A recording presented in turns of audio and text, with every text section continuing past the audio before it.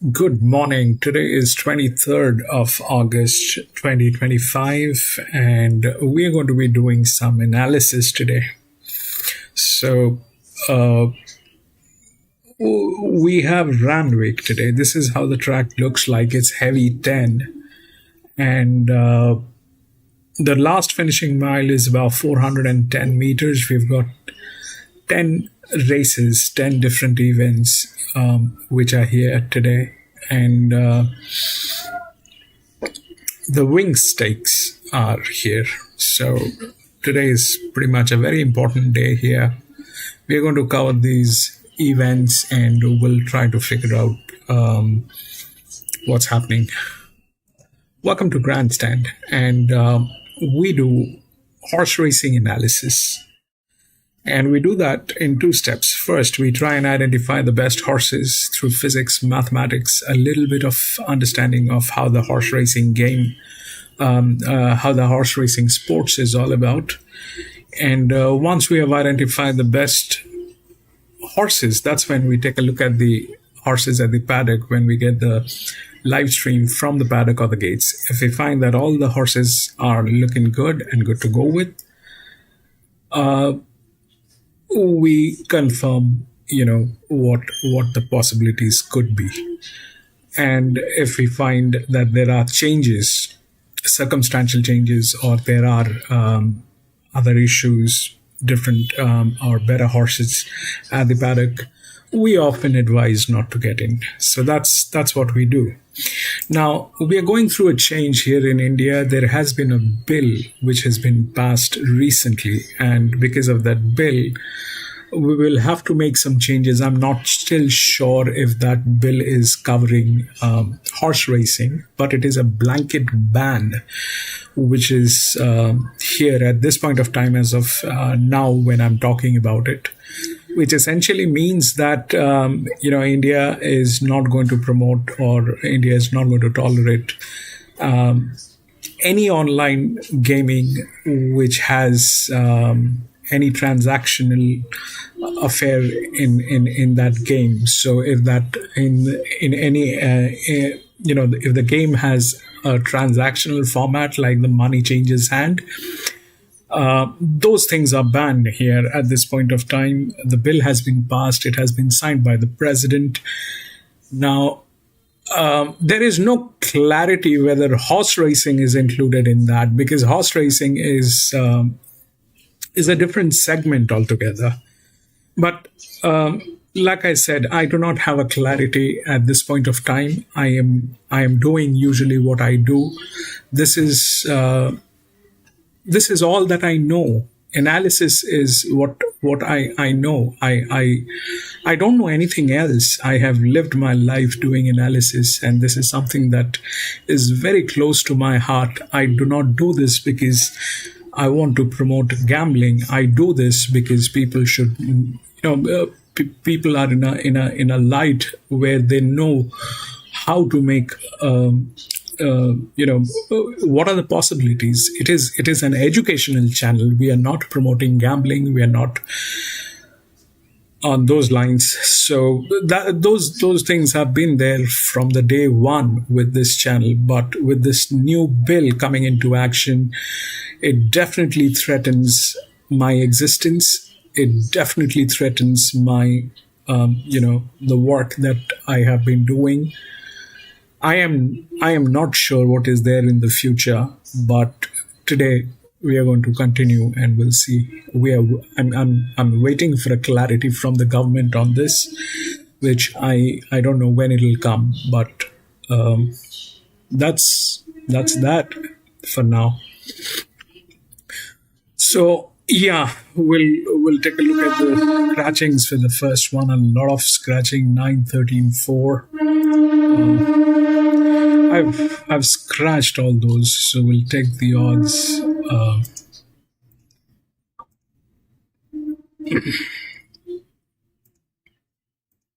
5, 12, 8, and 3. For the first one, 5, 12, 8, and 3. Okay. Let's see if we got the feed. I've got a feed. I don't know. How long will that work? But into second position. I guess the query is he remains at 900 metres and can he be any closer in running? I'm not too sure. Sean White, but as we know here at Newcastle, it's a beautiful long John, welcome back. Really strong late third up into the campaign. So I've got him on top of Fanciful is the horse I'm very wary of. This filly, she's having her first day at the races. She trialled at Gosford on a heavy track, and I don't know if it's by design. They took her right back to last. She circled the field, but she really ran through the line nicely to win that trial. She draws okay today with a claim. Interested to see how they ride her. I'll be surprised if they go right back like they did in the trial. If she settles in the first few with a claim, she could definitely take running down, and she looked to have handled that heavy track when she trialled. The Lady Talia, she's been placed to last too, and you could argue she should have finished closer in the same race as the Warrior here last start. She was in that scrimmage just before she lost ground. John, Mickey might have to go underground. He's returning for he's had two trials. Underground is not going to work. It is still going to be ground up India. So I don't know. I think they're going to take a reasonable action on this because as we talk, it is a topic of conversation right now.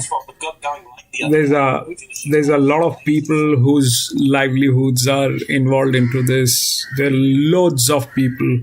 Some of the biggest companies might just go out of business overnight.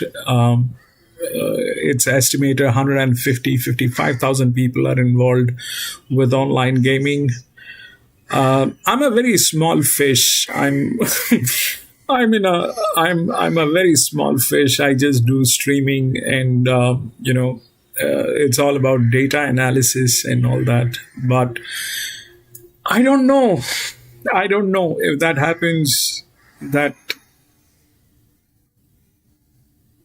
will not be good. That's all that I can say. If that happens, it will not be good. But that's what we are looking at. Unpoliced. Yeah. So here is what's going on. If you look at the first one, the top ones are 5, 12, 8, and 3. Okay. If we look through the rails, we get 5, 12, 15, to all that here. Okay. Now, that 5 is the one which is it's a benchmark 72 third up. So the 5 is kind of is one with the highest leverage, which is here.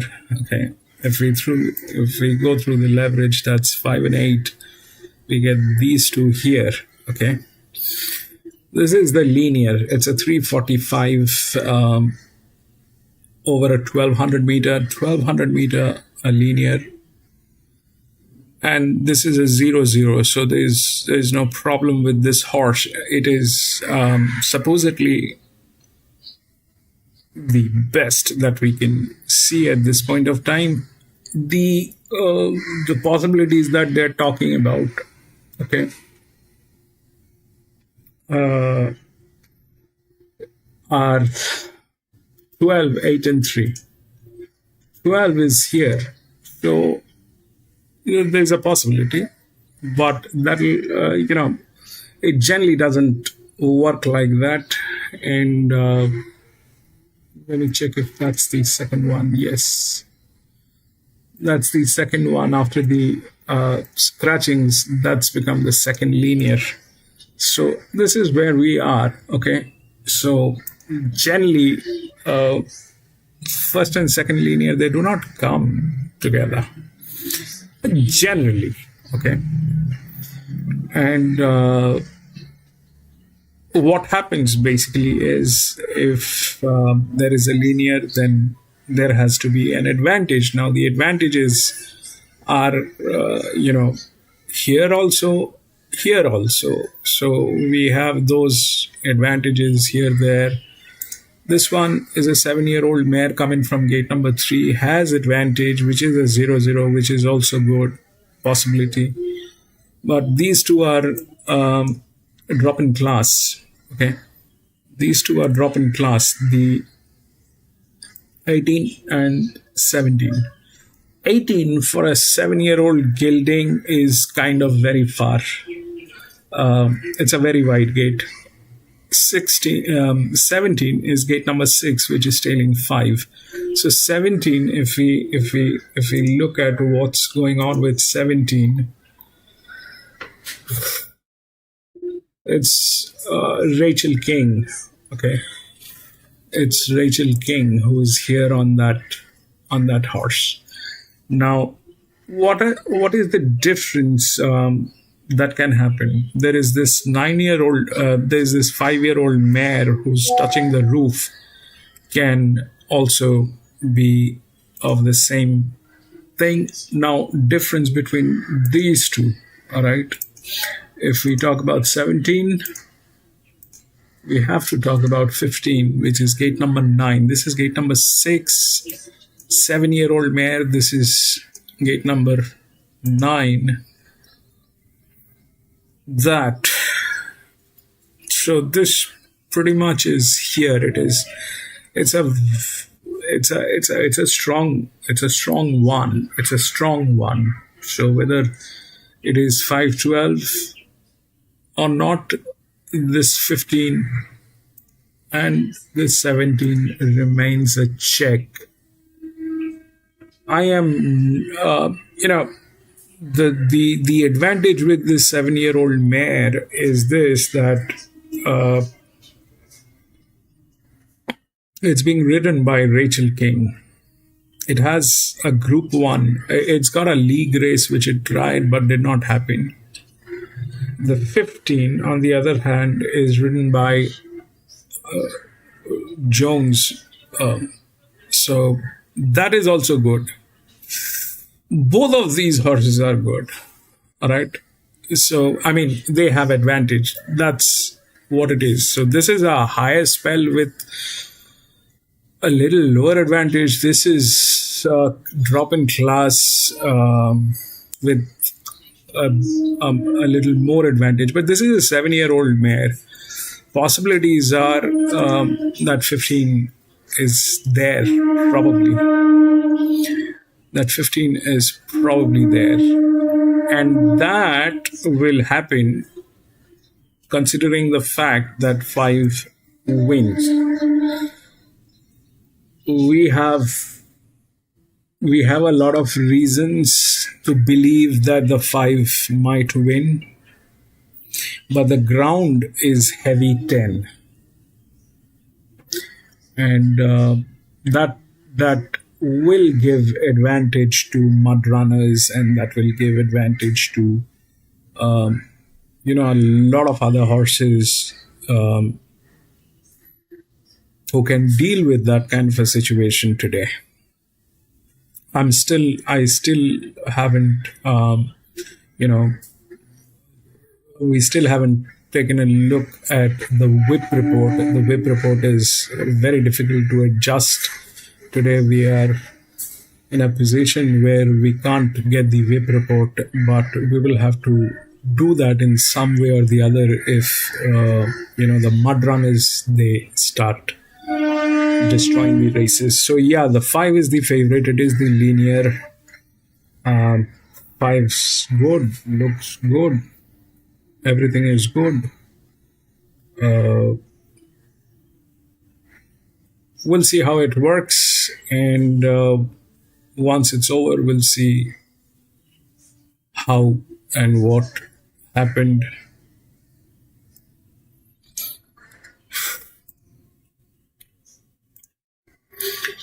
Lee, swimming pool.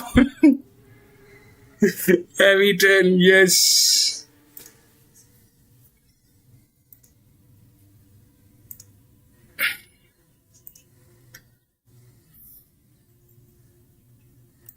Blinkers are on today and she handles rain-affected ground. This will be her biggest test today, so keen to see how she measures up. Laurel Hill is a 4-times winner. She's been going around some strong races this preparation. She's well placed with the claim. You could argue she should have finished much closer to their last start on the Acton track. Spiritualistic won by a very big margin at Kembla last start. Just needs to take the next step, and Serene Nick is never far away. 2-1, 5 and 3. All right, Mel, to the last we go. You attend at 5, Class 1. Over the mile to wrap up Newcastle and Alabama Blitz for Denim White and Sable going great guns with a small team. Favourite here, 280. Should have got the replay up of this. Well, 60 about, was it about Alabama Blitz? It's well called.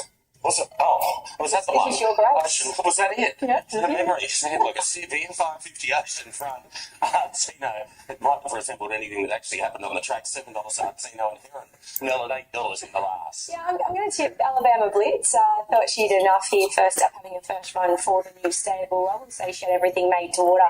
Up on top of the speed, they went at a pretty steady tempo. She gave a good kick and she was just running down late, but zip on by. They really fought out the finish. So out to the mile, blinkers are coming off, and I just feel if this mare gets her own way up in the first few, she'll take a power of beating. I do think Linwood can challenge her though. She went around the same race. Now she was 7 weeks between runs when she come here last start. I think she just felt the pinch late. She loomed up and she just got a little bit tired. She'll be, like she needed it. Yeah, she'll be much better here today. And out to a mile will suit. She enjoys getting her toe in the ground, and she's a Metropolitan winner on heavy ground. The 3 Ocean Front probably should have won at Tamworth first start, but I think I wasn't too far away there last start. Will make his presence felt here, and obviously Heron is rock hard fit, was a runner-up there last start. But I think the top two in the market fight this out, 4, 2, 3 and 8. Okay, best bet time on an 8-race card. Just the one best bet.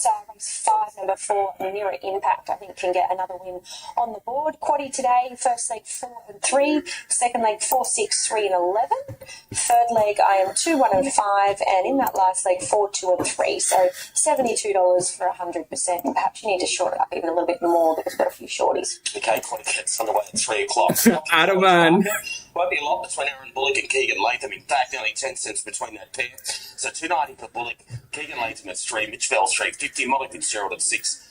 And Gibbo is at $21. And of course, as we've been reminding everyone, that the Cosy tickets are on sale, but they won't be for a great deal of time longer. So get involved with those $5 tickets. Yeah, that's exactly right. $5 a ticket for the richest race for country trained horses here to be run on Tab Ever SA. With $2 million overall. Okay, let's look at Newcastle. So we're going ahead.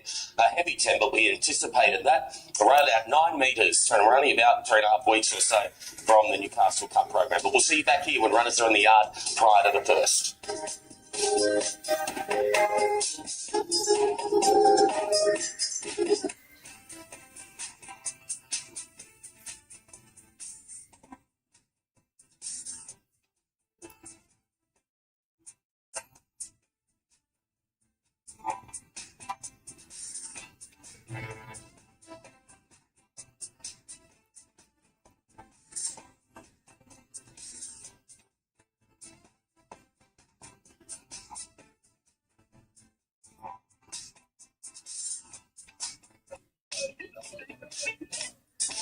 Well, the fact that we are even here and racing this afternoon is some sort of miracle. We have had over 200 mil fall here at Randwick alone. 42 of that has been in the past 24 hours. Now, there's a strong southerly wind. We are on a heavy 10. The Penno, probably the highest we've seen in some PC, welcome back, PC. True spot. We have not raced in the True for many, many months, so it will be interesting to see if the jockeys utilise that fresh pad of grass. First Group 1 reading of the carnival, and we can't wait to dive into it. I'll be floating between the barriers and also the horse stores, catching up with some of our trainers and also having a look at our stars that are back in action. It's Group 1 racing, and we're back. Racing about to get underway here on Winx Stakes.Day at Royal Randwick. The first is fast approaching. The Winx Stakes today, race number 8. Plenty will be watching from the Winx stand for our feature with the Winx banners around the course fluttering in the wind. The stewards have been out walking the track along with track manager Michael Wood, and the jockeys of course have been out there having a good look at the track from inside to out. We've seen Pollard out there, Tom Sherry, Molly Burke's been out there, Rich Jones and also Zach Lloyd. They've been walking the track, and you can see that wind pushing over the leaf, and it's pretty prominent, Ronnie, that breeze out the front. Well, we'll be definitely drying the top of the track. Look at that. That leaf's really loose and blowing now, and that tailwind, as we said earlier, that's probably why the on-pace runners in these short races have been well tried in early markets. And Tim, you said they've kept that grass pretty long. Yeah, it's the longest I've seen it in recent memory. I guess they probably haven't had a chance to cut the grass due to it just being so wet all week. So we'll just see how it plays. But I definitely think that breeze pushing him home here, especially in these shoot races. We've got a 1,200 metre race to kick us off. We'll get a good guide. Okay, Signor Tortoni is the favourite here, around $2.90 now. Now it's $3 chance. $3. So we're just on the push a little bit, leading the market. Actually, top odds anywhere in the market, $3 tab.com.au. Top odds $3 for the favourite. Here's the mounting yard for Harvey Norman. For all you need in furniture, bedding, electrical and technology. Number 2 is So Good, So Cool. For new trainer, Nassim Dilmi, Ash Morgan has the ride. Yeah, I think it might be in Sim's first Saturday runner, and geez, I reckon he's getting to big odds. I thought his trial was okay. He's got to be a back marker running on here, but the price he's getting to, he could well be worth a spend. I thought his trials are good, and I think his wet track form's acceptable, and he's presented in fantastic order. Yeah, he looks terrific in the yard, Ronnie. He looks really, really well. He's obviously never won first up before, but the condition that he's in today, I wouldn't be surprised if he run a blinder. He looks really fit. His coat's absolutely glowing, so he won't take long to come to hand at all. 3 African Daisy Brace knock on for Jason Dealer. Well, she was a month between runs, going to 1,400 last start on the heavy track. So I want to be a little forgiving for that. And now she's back to 1,200 on a heavy track where she's proven racing in the box seat here. I think we can forgive last time and judge her on a previous run, which is good form for this. She's another one, Ronnie. She looks like she's in terrific order. She's obviously had a good few runs around this time in, but still looks like she's in good condition. Number 5, here's the favourite, Signor Tortoni, Jason Collett and Ronnie Quinton. Yeah, months since a solid effort in this grade. He's an improver with wet track credentials. He's in good order. He just doesn't carry a lot of condition, but he's pretty fit. He looks terrific in the yard. He's right up in the bridle. He's quite sort of fresh and bright. So, no negatives at all. Looks really well. Los Padres, number 7, Alicia Collett for Mitch Beard. His wet track form's a little patchy, but he got the job done on the heavy last time, and he'll have some supporters. I couldn't find a negative for him. He looks well in the yard. He's another one. He seems to be up on the toes slightly, but looks good. Against the law, number 8, Zach Lloyd and Bryce Hayes. I thought he'd run well. His 3 runs back are more than acceptable. It's his stiffest test to date, but he's primed to run well, dropping a fair bit of weight here. He looks really fit. He's very athletic type of horse. His coat's very healthy, walking out very smoothly. Looks well. Number 10, Apache Breeze, Will Stanley and Wayne Sealand. Oh, he's one tough horse. He seems to have been up forever. He obviously thrives with racing, and his past few runs have been actually quite good. Deep into the prep. Another one that's had a good few runs, but still looks really, really well. Still nice and bright and fresh. Kryptonic, number 11, Tom Sherry for Jason Adhart. I can understand he's been spec'd at long odds here. He started favourite first up. I don't think he was disgracing, probably on the worst part of the track. So he should improve on that run. I think he can turn the tables on Los Padres from last time, and that gives him a little chance. Yeah, another one I couldn't really find a negative for. His coat's nice and healthy. He seems to be walking out very freely. Attitude's good. Divine Benet, number 12, Anna Roper and Adam Duggan. Yeah, well fancy with the claim and no weight here. He's got racing style. He's got ticking a few boxes, including a really good heavy tracker. So, hard to beat. He's been well tried since the markets went up. It's amazing the weather must have turned. Like every one of these horses in the enclosure here, their coats are really coming through. So he's another one. He looks really, really well. Seems nice and bright and well. So yeah, big tick. So Soiree La, number 15, Rhys Jones and Robert Quinn. Yeah, those race day muffs are coming off today. She's been racing in them. So quick back up from Sunday at Wyong, big drop in class. Not totally convinced, Kevin, but I'm a little bit wary of her. She's shown talent to win one of these races on occasions. There's not a lot of her. She's quite a lightly framed type of horse. Another one looks very, very healthy as far as coat-wise goes. She's got a little bit of a look around. No negatives. Close encounter, Andrew Atkins and Kerry Parker. I think there's too much difference in the price between her and Divine Benet. I know Divine Benet were too good for him last start, but he's been around the mark all preparation. He's 4.5 kilos better off for that run today, and I think he can finish a lot closer than he did last time. He's a horse, he doesn't carry a lot of condition. He's quite light-framed type of horse. Looks okay. Not that easy. Rachel King, Jason Coyle. Yeah, hard mare to trust, hasn't won in a long time, but she's one of them mares that just pulls a big run out now and again.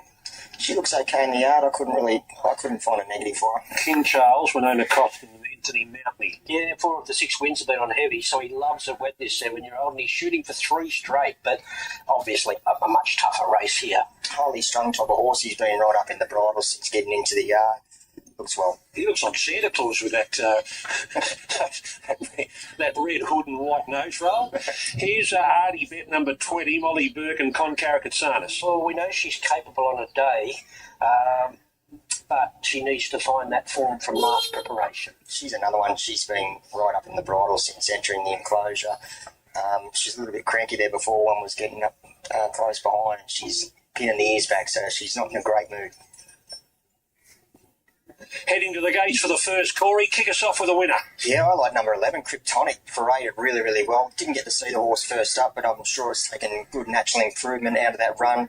Going to need a good ride by Tommy Sherry. He's drawn a touch awkward and is a back-marking horse, but gets any sort of luck, gets a bit of cover. I think this horse will be hitting the line strong. I am 8, 5, 2 and 11. I'm leaning to Against the Law here. I just think a sense of timing about him. Don't mind where he appears to map here, and there's no knocking him in the yard. I think Senior Tortoni goes in, although short enough. So Good, So Cool is a good long shot. I would have thought he's charging to the line here. And Kryptonic, I agree with Corey, is a big improver from starting favourite at Kembla last time, and he has captured the attention. The other one is African Daisy. 8, 5, 2, 11, tricky start to the day. Might be look and learn. Very keen to lay the favourite here at tab.com.au. Signor Tortoni been the subject of good support all week. $4.60 the opening price Wednesday. Got into as short as $2.50. We identified that too short, so we've been leading the market out. We sit there currently as a $3 chance. That is on a $2.90 NOP. So Tab offering you a premium on your price there if you want to back this favourite. Divine Benet's been really well supported. It is actually our worst way at tab.com.au. Holding about the same on Signor Tortoni and Divine Benet, but at the bigger price, Divine Benet, a worse result, sits there as a $4.60 chance. That's in from $5.50 today and $8 Wednesday. So Divine Benet, subject to good support today. Against the Law, rock solid as $6 chance. That's unchanged today, and that is in from $11 Wednesday. The horse that Corey found, Kryptonic, another horse that's seen good support, 17 into 10 today. That good move coming just after scratching time this morning for Kryptonic, and we did bet as much as $26 about it Wednesday. So it is another good firmer. Divine Benet, Against Law and Kryptonic, all good firmers. African Daisy's been quite easy. It was a horse I liked, but not $1 for it. 6 out to 12. Apache Breeze met with some support earlier in the week, 26 into 12, remains a $12 chance today. And Close Encounter. It is the first one, and we don't know how the ground is going to react, so it's better to watch the first one. It has been friendless all the way through. I think favourite before $3 tab.com.au, Signor Tortoni. Keen to lay this favourite. We think it's got in too short. Haven't moved in yet. Chantel Buckley is behind the gates. Hello, Greg, and good afternoon to everyone. Well, I can tell you it's a lot more calmer in terms of the wind over here. It's absolutely blowing the gale in the home straight, as you saw. Is the first one. The ground is heavy 10. Let's just see what happens. Unit hasn't trained off by any means. He's deep into his campaign now, but still maintaining really good muscle condition, which is positive. We saw Against the Law loaded in riderless. He wears a blindfold there. Zach just getting back in the saddle now. Kryptonic, Corey's on top selection. I can see why. He looks really good arriving here. Divine Benet, perfect. Absolutely nothing wrong with him. He made his way around with the pony and was nice and settled, nice and relaxed, has not turned a hair. And So Good, So Cool. I know he's first up and doesn't tend to do anything first up, but he looks really good, especially in the coat. He looks quite forward for this, so he might be able to show something. But no knock on any of these horses. They've all arrived in perfect nick, and as I said, nice calm. It's nice and calm. All of them are there. A few out, Tim, final let's- check on the market. Yeah, no late changes here. We're still sitting there as $3 now, equal top of the market there. Same price as the NOP for Senior Tortoni. Okay, Let's just watch the first one. Let's see what. Kicks us off. Race 1 on Winx Stakes.The, Darren Flindell. Yeah, thanks, Greg. Chunky size field here for the first. Artie Bet goes in. Big fields here for the midway and also the highway to follow. And the light is on now. Ready for the first on Winx Stakes Day. Sunny conditions, southwesterly wind, and we're ready to run. Stand by.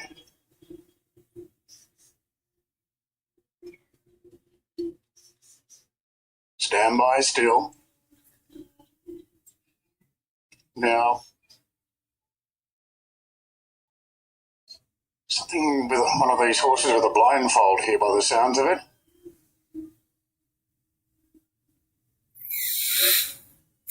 They're pretty windy today, coming from the southwest and a heavy 10 to start. Stand by, Chantel. Okay, let's go behind the gates to Chantel. What's the problem? Well, I can tell you that, Against the Law has the lead rope just tangled up with the blindfold. So I'm not too sure if they're going to back him out. I think that might be the case. They're just trying to manoeuvre a few little things here. So it's nothing too serious. He didn't go off. He didn't do anything wrong. It's just a matter of two little things getting wrapped around each other. So we'll be good to go in a moment. Okay. Against the Law, you can see Zach Lloyd out the back, waiting for this problem to be fixed up with the blindfold on the lead rope. So let's go back to Darren Flindell. He's just about to get back on board. Zach Lloyd on Against the Law. Onward Against the Law, the son of Lean Mean Machine. And we're getting closer. Stand by. This is it. Ready? Go. Racing. Senior Tortoni, the favourite, jumped out well. It's one of the leaders and a real clump there. Apache Breeze wide out together with Divine Benet push to go forward. Say Swarrella the outside second. Senior Tortoni third. Then Against the Law on the outside of African Daisy. Apache Breeze back in the field cast wide, followed by Not That Easy, King Charles, So Good So Cool easing back. Then came Close Encounter on the rails. Lost Padre third last from Kryptonic and Artie Better is the last one. It's Divine Benet and Say Swarrella the joint leaders. Senior Tortoni the big guy rolling to third and getting closer with every stride. African Daisy railing through against the Law. 15 is running, yes. Further back to King Charles, Close Encounter. Not That Easy and So Good So Cool. Coming around the turn and Divine Benet comes up the rise, a length clear. Now Senior Tortoni giving his head and putting in big strides, takes the lead. Say Swarrella Against the Law running on. Apache Breeze the outside. Close Encounter taking a rails run. Senior Tortoni 2 lengths clear. Coming down the outside, Apache Breeze doing the chasing. Senior Tortoni a length clear. And the first favourite will win by about a halfway. 5-10. To Apache Breeze, Divine Benet. Then Close Encounter, African Daisy. Further back to Not That Easy, Say Swarrella, Kryptonic. Then King Charles, Lost Padre, Against the Law, dropped right out onto the heavy 10. Then came So Good So Cool, and Artie Bet was always towards the rear of the field. Senior Tortoni, the favourite backers won't care what the track's rated here in this early part of the program. Now you tell me, Ronnie, does that track look too bad? They're getting into it because of that long grass. I think the time might tell us more, and we'll have a look at the replay a few more times. But Jason Collett was just happy to sit outside the leaders there, 3 deep, get into his rhythm, and he had a well-prepared horse there. It was a really tough effort, the second horse, who sat wide as well. Apache Breeze, who's been up forever, and Divine Benet seemed to have his chance up front, battles on well, but not a lot made ground there. We'll just assess that a little bit more after a few replays. As you can see, with that with a bit of a head-on shot now, they're throwing a few. They're happy to get 4 and 5 off the fence here, but the winner's in the middle of the track there and gets the job done. Yeah, I actually spoke to Jason before the first, Ronnie, and he said that the track walked actually a lot better than what he was expecting it to be. He said he couldn't really find a lane as such, but the right jockey's one to follow is Jason Collett. He's the best track walker in Australia, no doubt, but he gave that a terrific ride, set outside lead, looked great. Yeah, good ride. Numbers are up 5, 10 and 12, 5, 10, 12. Now, the time for the first has been posted as 1:12.95, 1:12.95, and that last 600, not officially posted yet, but the sectional breakdowns for that last 600 was 11:62, 11:7, and 12:01. No fourth number up yet. Race number 1, we'll hear from Ronnie Quinton and Jason Collett, and from all the jockeys when Corey ducks into the jockeys room a little bit.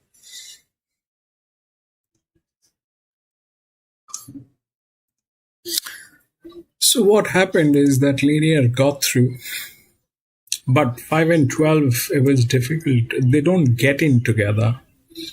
The 10 got in.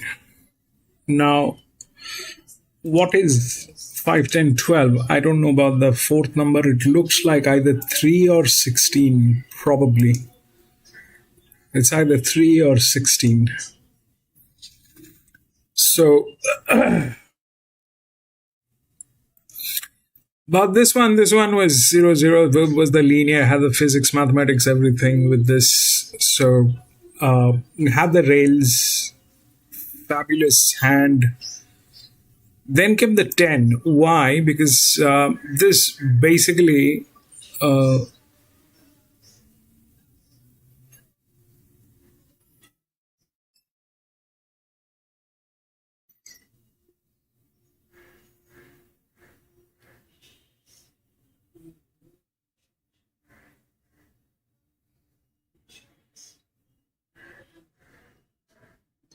this was a drift that was from gate number 16 that actually came through. I don't know if that gate number is right as of now, because 10 was gate number 17. So yeah, so that thing came through, and it came through. They were thinking about the 11, which was the horse, but with a better hand and a neutral and all that is there. They are identical horses. Okay. They're kind of identical horses. In fact, the 11 is a little better. But it's a horse, and it has a mind of its own. That 10 got through.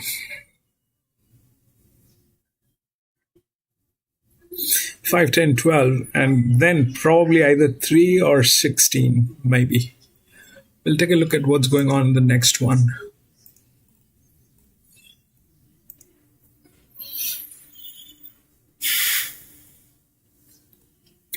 Six, 7, 14, 15, 6, 7.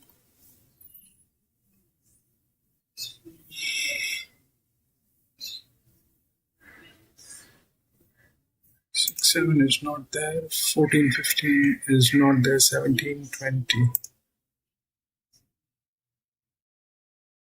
20 is here, 21.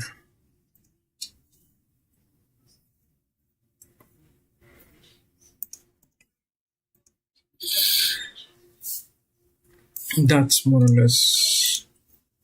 We'll take a look at the odds. 8, 2, 3, and 5.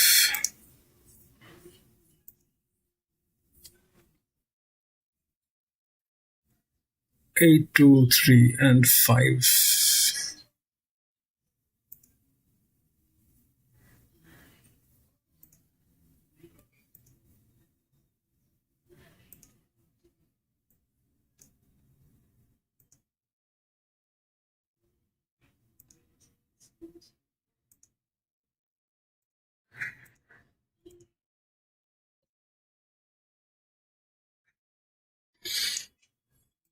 Okay, this is the second one. It's a class 2 1100 meter. If we look through the odds, it's 8, 2, 3, and 5. If we look through the rails, we get 8, 2, 3, and 5. So everything is here. Okay.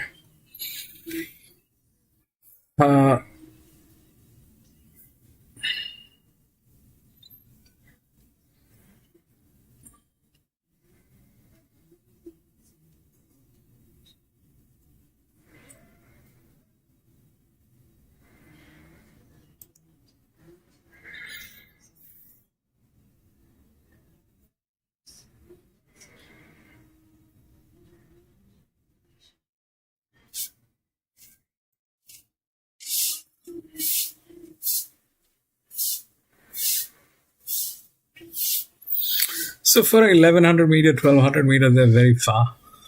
And this one is again back to a linear. If we look through the leverage, that's the highest. Then comes 12 and then 5. Okay. So this is the second linear. Now, if we look through the rails, it is here. It is here. Is it good? It is very good. But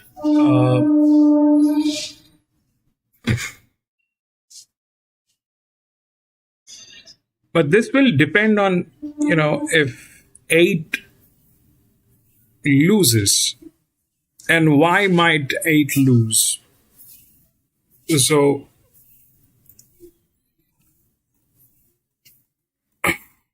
we look through.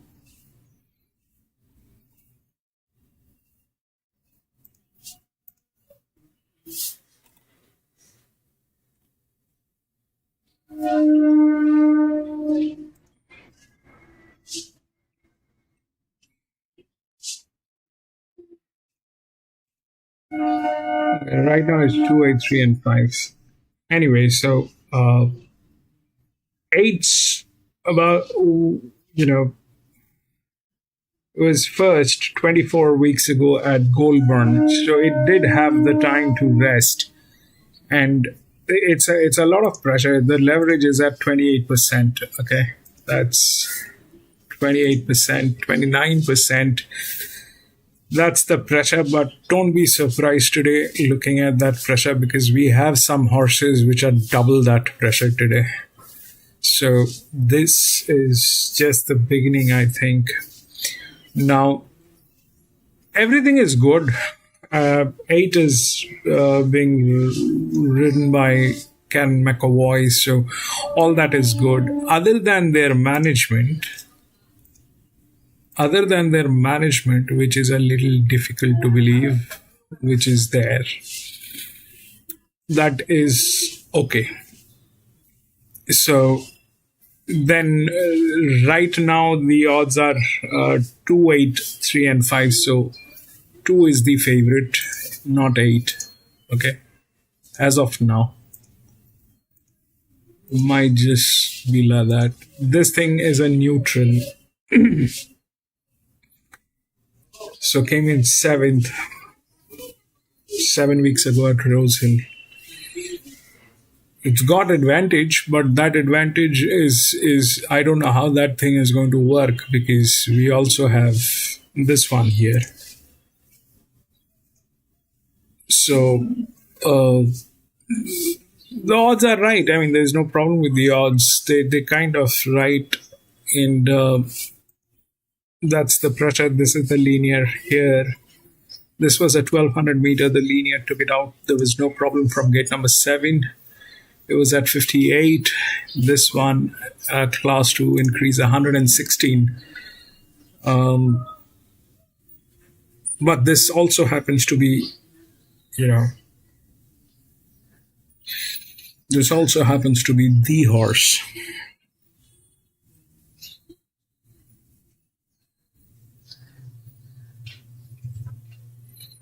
This one is too far. There's no jock. Here is a jock on 11.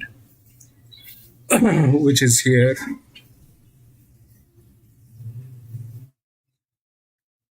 8, 5, 6, 2.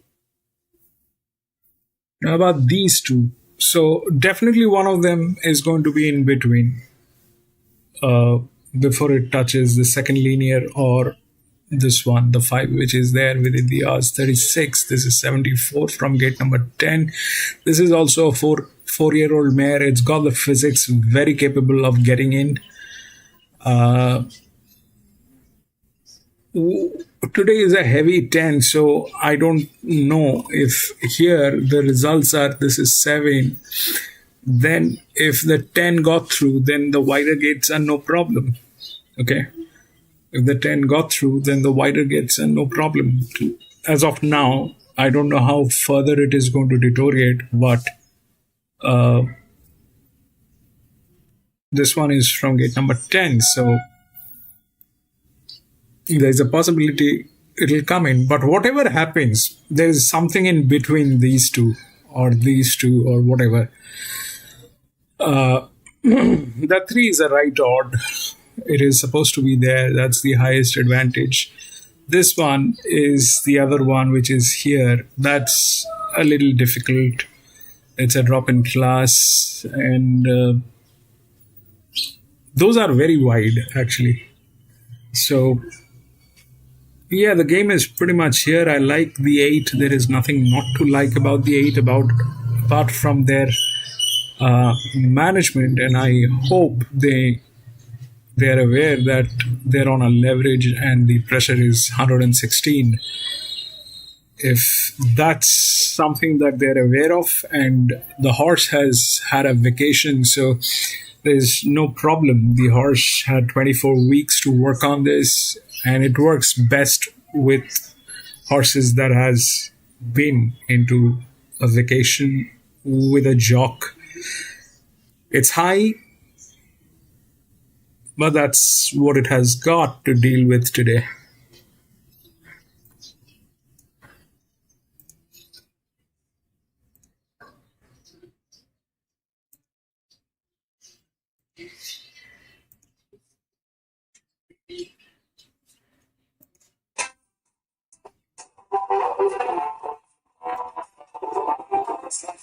Your tour, Tony, the big guy, rolling to third and getting closer with every stride. African Daisy railing through against the law of the outside. Then a Patchy Breeze closing further back to King Charles, close encounter. Not that easy and so good, so cool. Coming around the turn, and Divine Benet comes up the rise, a length clear. Now Sindor Tour, Tony giving his head and putting in big strides, takes the lead. Say Soiree La against the law, running on, and then a Patchy Breeze the outside. Close encounter, taking a rails run. Sindor Tour, Tony, 2 lengths clear. Coming down the outside of Patchy Breeze doing the chasing. Sindor Tour, Tony, a length clear. And the first favourite will win by about a half length. 2 Apache Breeze, Divine Benet. Then close encounter, African Daisy. Further back to Not That Easy, say Soiree La, Kryptonic. Then King Charles, Lost Padre against the law, dropped right out into the heavy 10. Then came So Good, So Cool, and Artie Bet was always towards the rear of the field. Well done, Ronnie. Did you have any concerns coming here today on a heavy track? Oh, not at all. Not at all, Greg. Not at all. Couldn't wait to get here. And I said to Jason, I said, they tell me you're the best wet weather track jockey ever. Go and show me how to do it. Did he let you down? No, he did not. No. What do you think of this horse? Yeah, I've always had a good opinion of him. I've always had a good opinion of him. Probably I could have even thought he might have been even better. But, he might still get there, because he's got very good galloping ability, You used to race on heavier tracks in your day here, didn't you? Oh, God, yeah. Yeah, I remember the year that Strawberry Ray won the Derby. My God, you couldn't even see where you were going. Yeah. It was unbelievable. So this track, they've done a good job, great job here. Well done, Ronnie. Thanks, Greg. Congratulations, Trace. Seems good form, this horse. He is, yeah. He probably come out of a better race, and it was a hard run race too. And he didn't have much left late. He was walking, and Clearest Moments horse looked very good doing so. So it was just more a case today, back 100 metres. I wasn't overly worried about the heavy. It's obviously felt known until we've ridden on it now. It is definitely heavy, but there's a very strong tail in this race. So it's got to make us look like we're running a bit better than we are. Did he get going through that going well? He seemed okay, and like I said, I had a really good hold of his head for the first half of the race, so I always felt like I was in control. And when I got over the rides and, out in the middle of the track, I was confident, but it took a long time.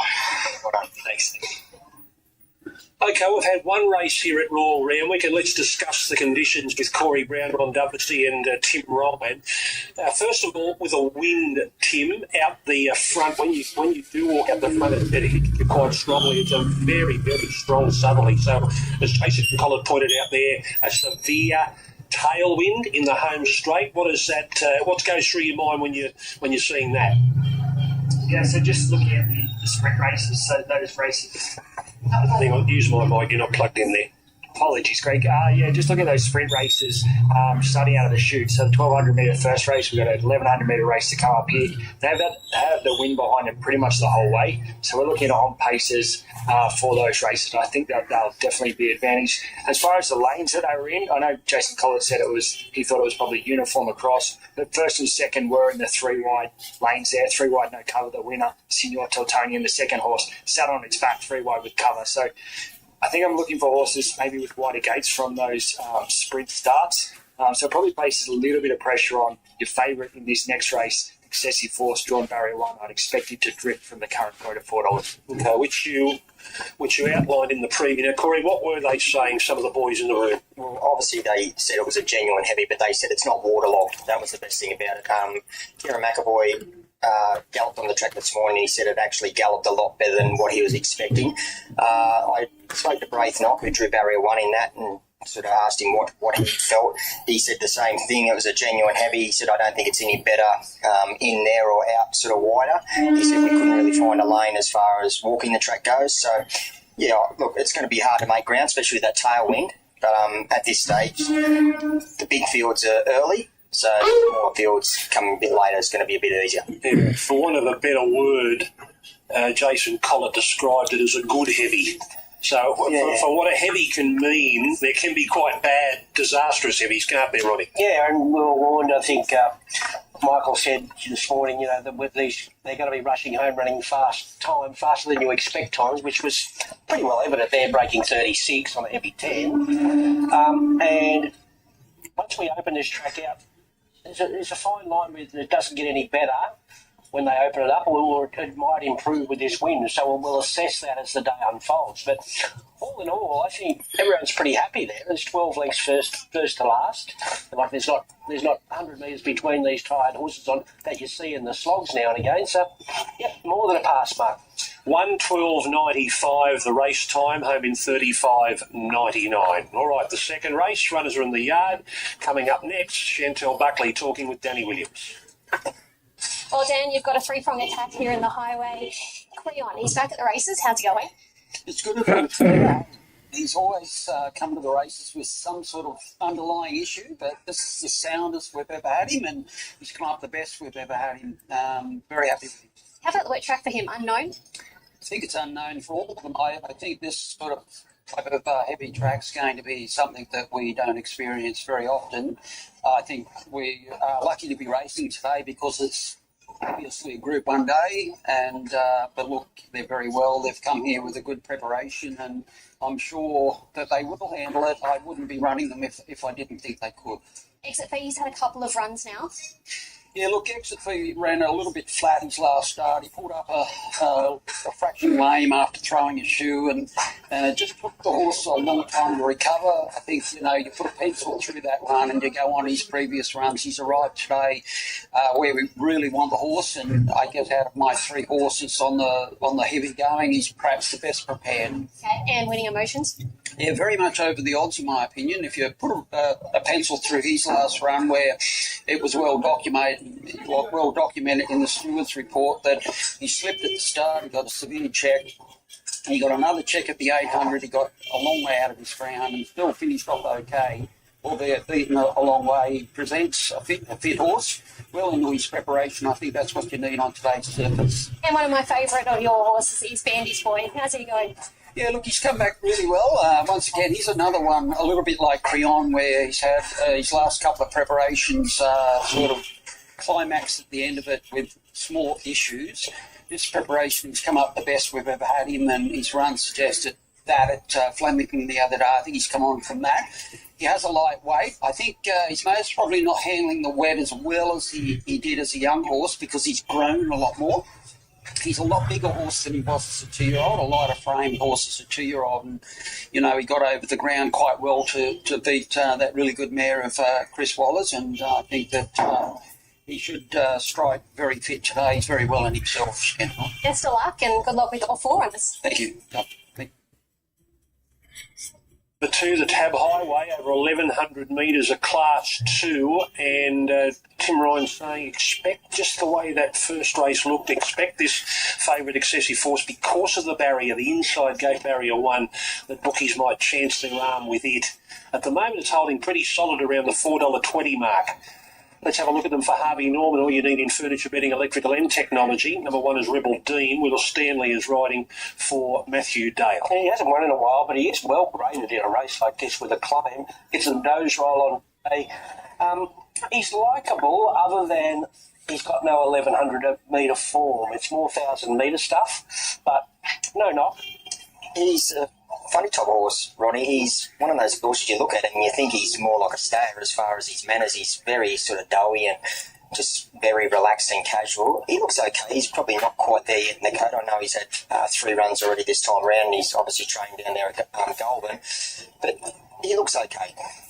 Number 2 is Exit Fee, 1 of 3 for Danny Williams. Zach Lloyd has the ride. I think he's got the best form. I mean, if you want to give him for the soft 7 defeat last start, it's $1.80 favourite. So they give him 49 days off since then, so maybe they found a little issue with him, or I don't know. But if he runs up to his previous form and shows his real ability, although there's no experience on heavy 9, I think he has to be a go-to horse here. He looks like he's in terrific condition. His coat's glowing, he's super fit.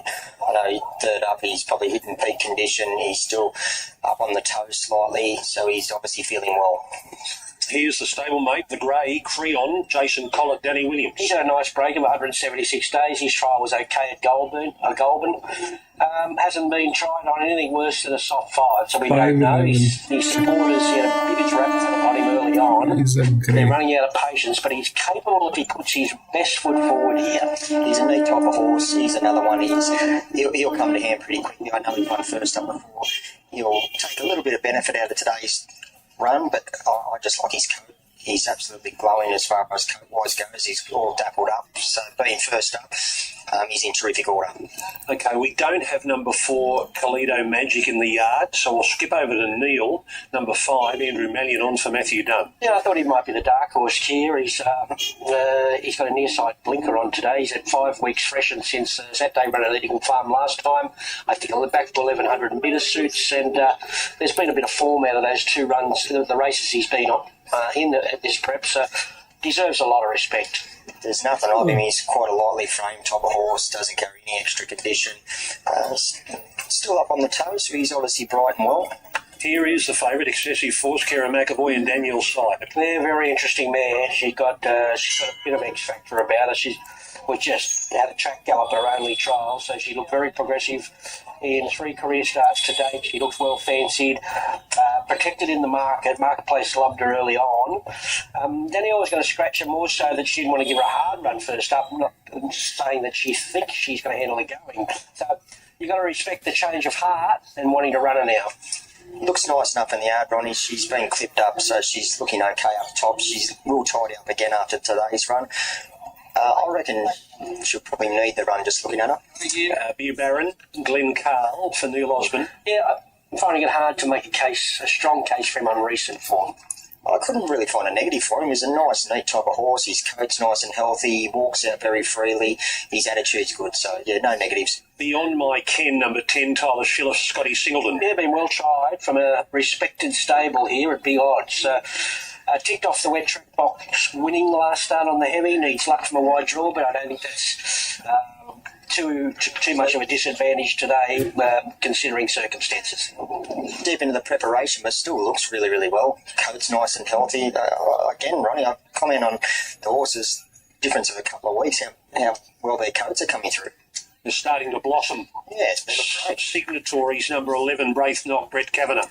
Well, a 5 lengths first up, winner on a heavy track earlier this preparation, reads well for a race like this, and he's building with speed from a middle draw, so he's ticking a few little boxes where he's going to find himself in the right spot if he's good enough. Yeah, I couldn't really find a negative for the horse. He still looks well deep into the preparation. He still looks like he's nice and bright, so yeah, no negative. Decadence, number 12, another one for Danielle, Side and Roper. Yep, won both runs back from a spell a month since that, so way up in grade now. That's the little question mark I've got.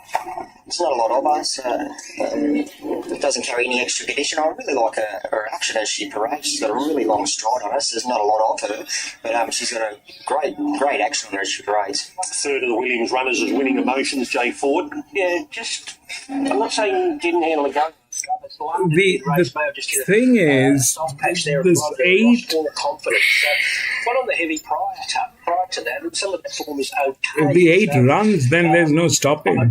If you disregard the last run, it's over the odds. Another one, Ronnie, I really couldn't find a negative for. He has been slightly up on the toe. He's not getting warm at all, but he's obviously nice and bright. Xanadu Miss, number 16, Andrew Atkins, Terry Robinson. Wasn't hopeless on a very heavy track there Is it last too start. much? Although well beaten. Not hopeless with no weight. Looks okay. Another one that I really couldn't find a negative for. Performing diva, Rachel King on for Pat Murphy. She's just out of maiden class, but this stable's horses have overachieved 1100 highway grade on numerous occasions. Another one that's been sort of brought up in the bridle since getting into the enclosure. A little bit of tidying up to do as far as coat-wise goes, but no real negatives. Okay, now where is... there's Toy Story at the front, going out through the tunnel. Reece Jones, Tony Ball. Yeah, hard to have on recent form or that first up run. I didn't get in, guys, sorry. That's right, and walking in front of you now, Corey, is Molly Burke jumping up on board Hoku. Liz Roberts. Yeah, 1 from 30. It's hard to make a case for this 7-year-old. He's a big, strong type of horse, holds good condition, got a little bit of tidying up to do as far as coat-wise goes, so yeah, no real negatives. Okay, they're going out. Daniel Sipes here. Oh, we're going to go back to Calido Music. Any comment there on the Karen and Matty Owen Calido Magic number 4, guys? Yeah, I think she looks probably a harder race for it today, and a little question mark on that wet track. Another one I didn't get, guys, sorry. Okay, Daniel Sipe has 2 runners here. The favourite, Excessive Force. Now, you had a few options this weekend. Yes, obviously we had a lot to weigh up. Golden was a soft earlier on in the week, and we got quite a bit more rain than forecast, and has ended up a heavy 10 as well. So we decided to come here and test her up in grade and on the heavy as well. What's your expectations then first up today on this heavy track? Look, she's very forward. Fitness is no concern. They all have to handle it. It's, she hasn't seen anything like this before, but every indication at home that she's given us is that she should get through it. You've got earmarked for better things. Do you think she's that good? Yes, I do. She's quite a progressive horse. What she's done so far has just been, on raw ability. She hasn't had to have much racecraft yet. So hopefully today she can handle herself well from barrier 1, and we get to see how she will stand up in better class. And what about your other one, Decadence? 5 starts, 2 wins, 3 placings. Yeah, she's as consistent as they come. She's obviously fit, in form. She's got a light weight, a little bit of a sticky barrier, but, all they can do is win, and she's been doing that this preparation. So she's also exciting. A hard filly to get a read on at home, so we'll see where she measures up today. Good luck. Thank you. Corey, who did you like? I really like them. Guys, I've got the sunglasses on and all. Beyond my ken, drawn very, very awkward. Tyler Schiller's first ride back for a while, so he'll need a bit of a pipe opener, but if he gives us a good ride, I think it'll run well. 3 and 11. I'm with Exit Fee here, just being very forgiving for that last run with a little break between runs. Prior to that, his form was really perfect for a highway like this. And the market agrees. He's very solid, more solid than I thought he'd be. Neil is one to watch. Mapping well just behind them here. Creon has the talent if he puts his best foot forward, and I'll throw in signatories and odds just riding the speed off the rail here. Although that's a very good push from Danielle for Excessive Force. 2, 5, 3 and 11. Yeah, strong move for Ronnie's top tip here. Exit Fee was $4.40 when we started the yard. Now a clear-cut favourite, $3.60, and that's in from $6 Wednesday. So good push for Exit Fee. As forecast, Excessive Force had to blow. Barrier 1 looks a concern. She's been $4 out to $5 today. Creon unchanged today at $5.50. Neil, a $10 chance.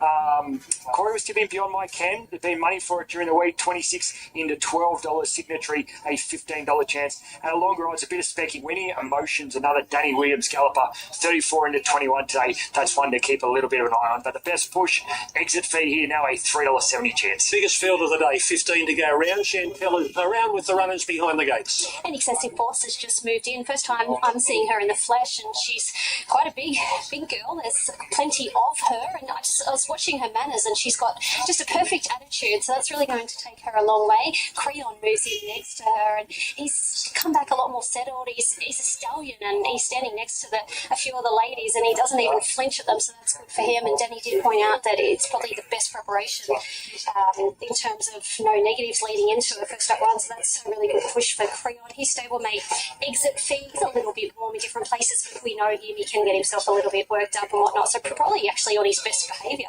to be fair. Neil is just moving in. He looks like he's travelled down nicely. He arrived here in a really good order. Signatories was another one that caught my eye behind here with a beautiful, healthy glow about Signatories there. So all these horses, actually, considering they're trained out in the country, I expected them to have a lot more coats and whatnot, but they're all really starting to, as Corey said, blossom. What price the favourite now, Tim? Yeah, still $3.50. I'm just hoping that they're prepared for this. Especially on the back of that good push. I'm just hoping they're prepared for this. So a little bit of a nibble for the once favourite Excessive Force late here. Forming Diva the outside, and Neil pushes her on the inside. Rebel Dean going forward as well. They're followed by Winning Emotions, one off the fence. The inside Excessive Force with Beer Baron. Back in the field is Exit Fee, the grey Creon, Rebel Dean on a wide path, then came Beyond My Ken, Toy Story, Kalito Magic, and Hoku's not travelling well. Neil leads to the turn from Decadence the outside. Signatories third, then Performing Diva. Excessive Force back on the rails, tracked along by Creon, and wider out is Rebel Dean and Performing Diva. So Neil leads up to the 300 metres. It's Neil by a length or so. The chasers are coming, but Neil still clear. From Signatories, Rebel Dean. Over on the inside, Creon and Excessive Force running on, but Neil with a good lead inside the 100 metres. An unbeatable lead. And Neil kept going, wins it by a length. Excessive Force chipped the margin back to a length. Bibel in the third, then Kalito Magic. Exit Fee next, followed by Signatories. Then came Toy Story from Decadence. Rebel Dean, Performing Diva, Beyond My Ken, Winning Emotions, Hoku, and Xanadu Miss. Neil for Matt Dunn up in Moorlambar. Andrew Mallion down in Sydney. Big day for Andrew Mallion, who we don't see down in Sydney. John! Has got the money here. Number 5, Neil, beats Excessive Force, who kicked back. And Beer Baron may be third. We'll stand by for the numbers to go up. Yeah, he's just a master of preparing these horses for these highways, isn't he? He just give him 2 runs in Queensland, Wednesday race, Saturday race, gets him here in the right race, in his right grade, and just picks the right ones every time. So Andrew's had 3 rides on him now for 3 wins. He knows him well. Could be worth following their Excessive Force. That first up on a heavy 10 is not always ideal. So a highway winner in the waiting. He rode the horse with confidence. He never looked like getting beat, Roddy. He travelled up the rise and never actually released the brake until about the 200 metre mark. So, yeah, great training performance, terrific ride. Okay, we'll be riding Yellow Brick later today in the Show County race number 9 down here for Tony and Matty Sears. Scored easily, 1 1/4 lengths, 2 lengths second and third. Now here's the time for the 1100, 106.43. 106.43, and the last 600 in 35.86. 35.86. The numbers are up, 5, 8, 9 and 3. Welcome back to Eagle Farm. It's time to take a look at the horses in the yard for the second. A cutest 3-year-old handicap. This one's over 1,200 metres. So what happened is that 5 went through.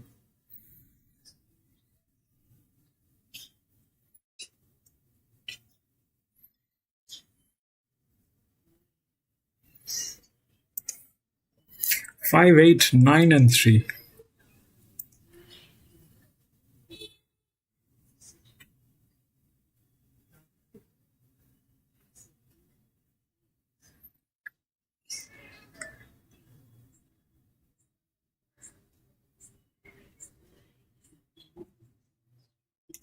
2 did not do anything. It was a neutral. It's difficult for a neutral to do at this level. But yeah, the 8 basically, I think I had apprehensions about this 8 because that's I don't know whether that is too much or not. I don't know, and we have seen horses winning with way more pressure than this one. It had the opportunity today. It had the jock, it had the vacation, it had the leverage and the pressure. But probably here, what mattered is the advantage a little bit on 5.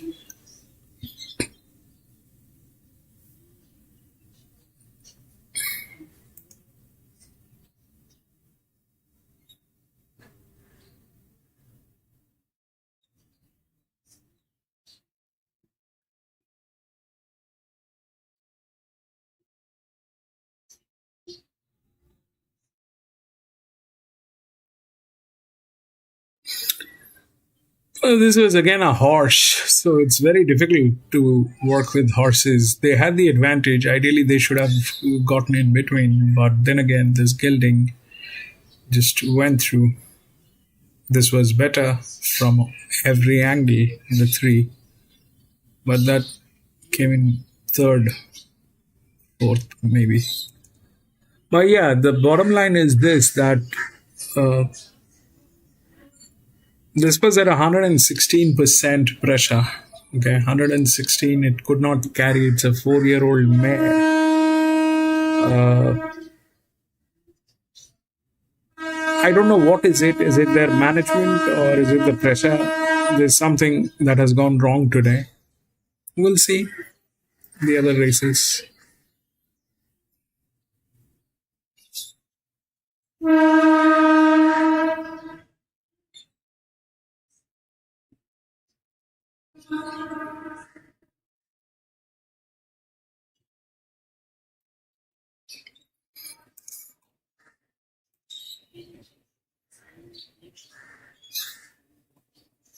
Three and 13 has been scratched.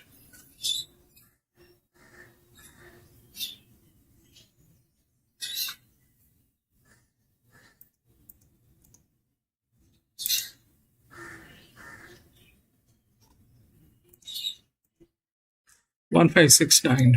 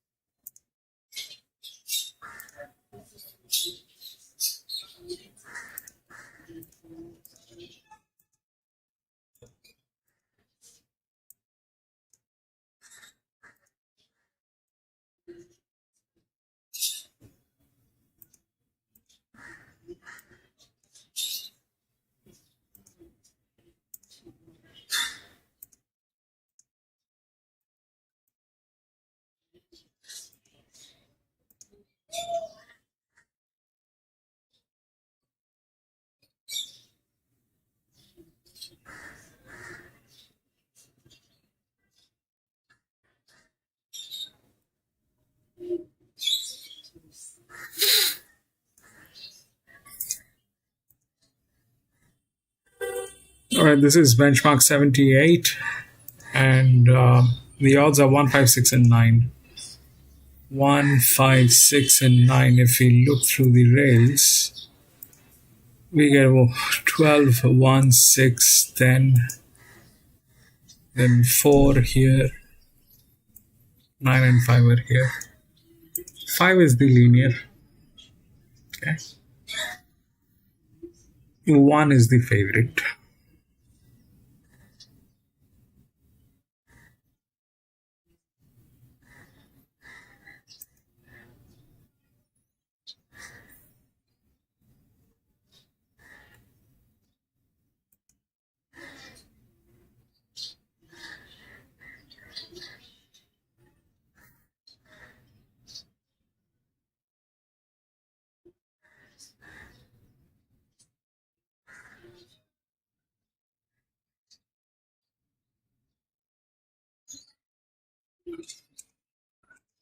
Should be leverage. That's the highest leverage.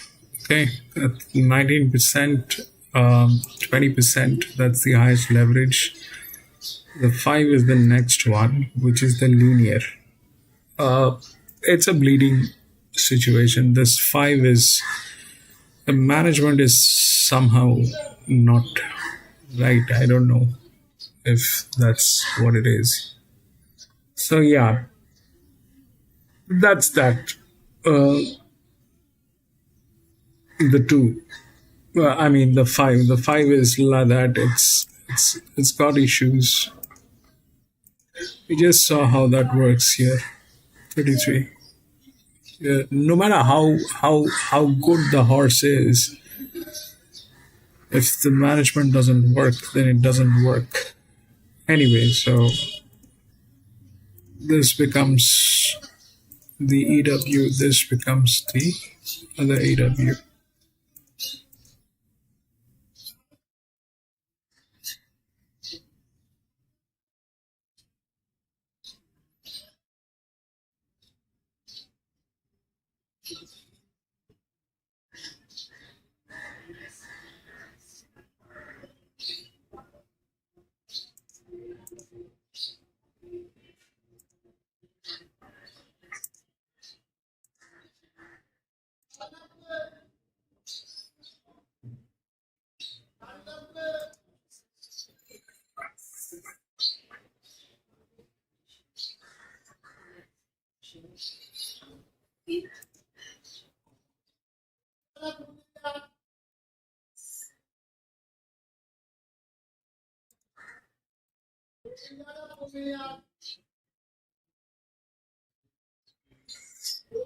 One five. Five is written by J Mac. Five is written by J Mac. Can this be a queen?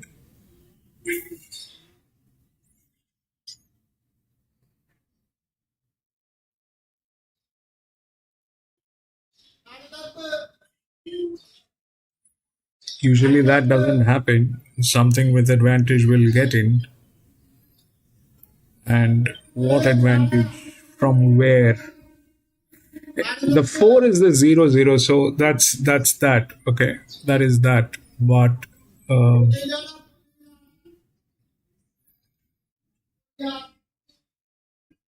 they kind of are good.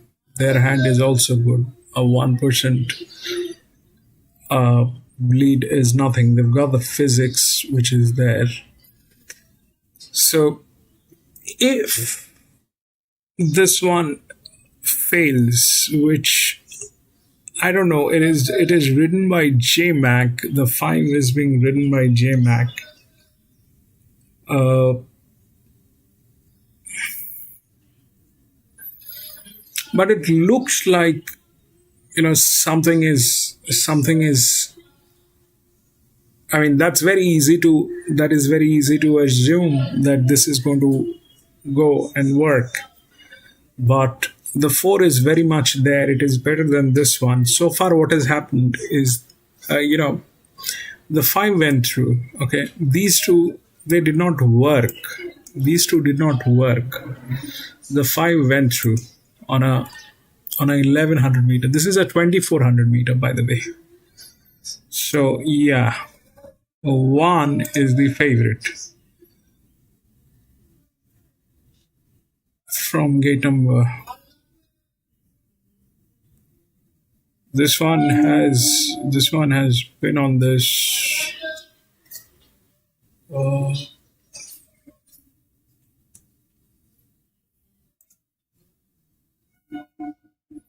27.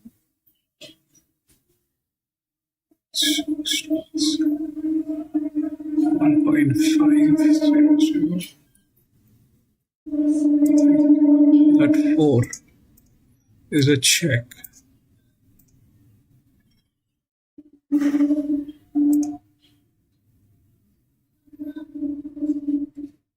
This is a 7-year-old gilding, which is the largest outer. The problem with this is the jockey has been set neutral on this, but it is like a dedicated jockey on this. So they generally don't work when they're there, but it is here. Okay, it is here. Is it possible? Uh,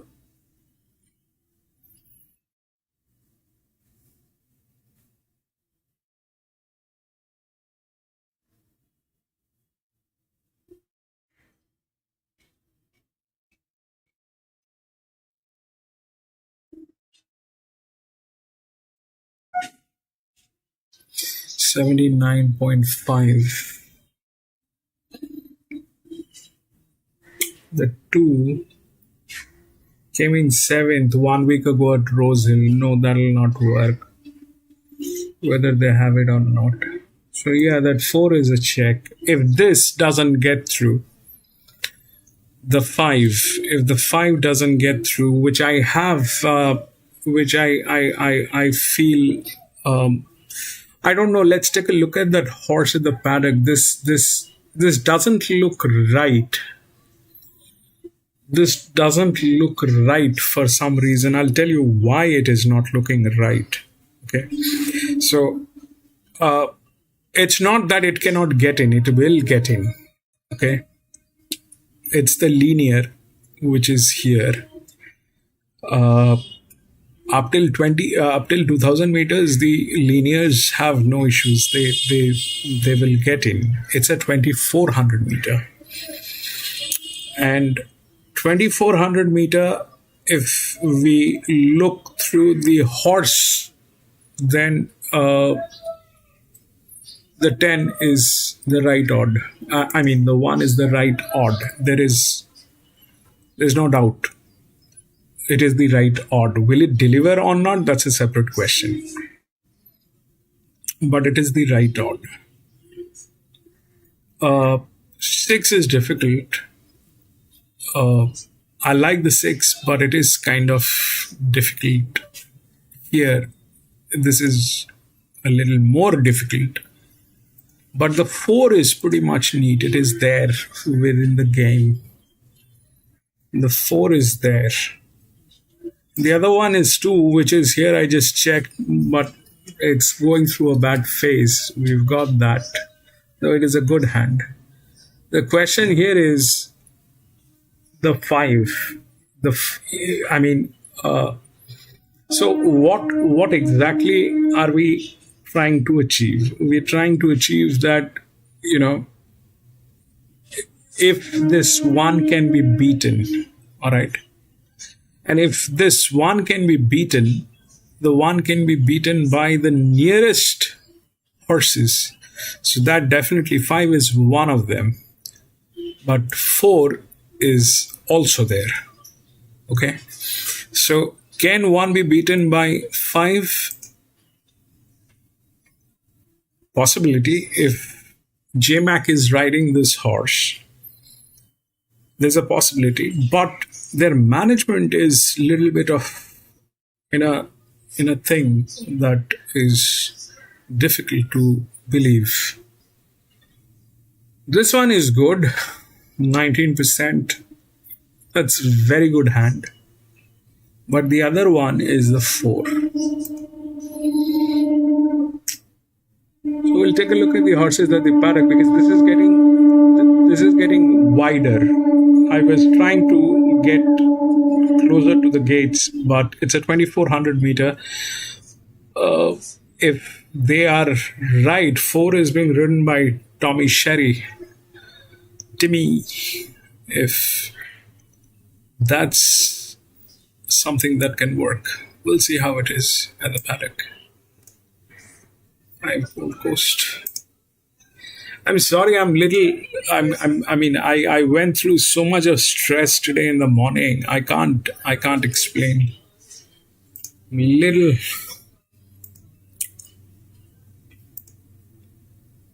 out of my mind.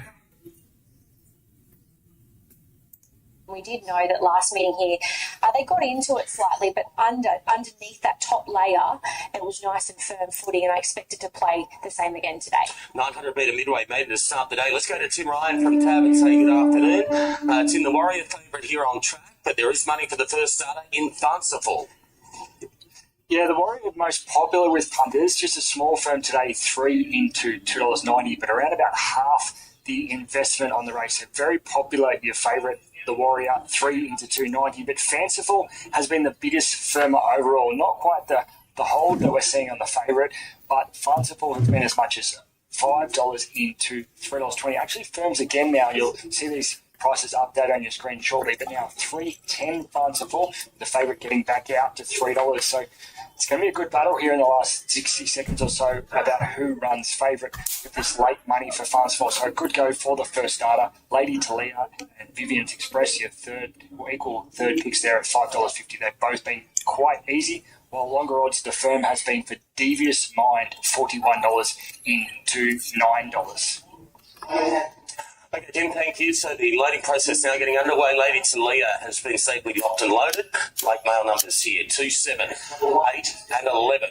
And there is mover at an $18 chance who is about to come up from Kembla for Kerry Parker. And great to see Adrian Late back here at the races today. I haven't seen him for ages. Yeah, and he's got a couple of nice rides. I don't know if he's rode oh yes, he has. I'm pretty sure he's rode one winner since he's been back. Hasn't had a lot of rides, but nice to see him back. Okay, so they're loading well. In goes Fanciful, the well-tried debutant, as we head upstairs and say good afternoon to Phil Roberts.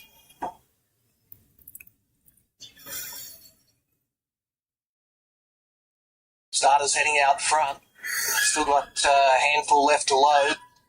Does Viva Sinista win today? That's one thing to watch now. Is Viva Sinista is in which race? Let me just figure out.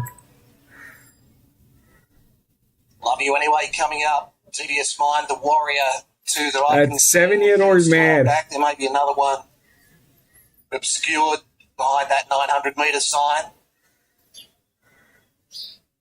Now starter back down off his ladder.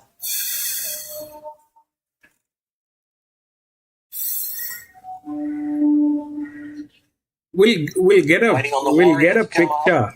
Dow's we'll get a picture. Starter heading back out front.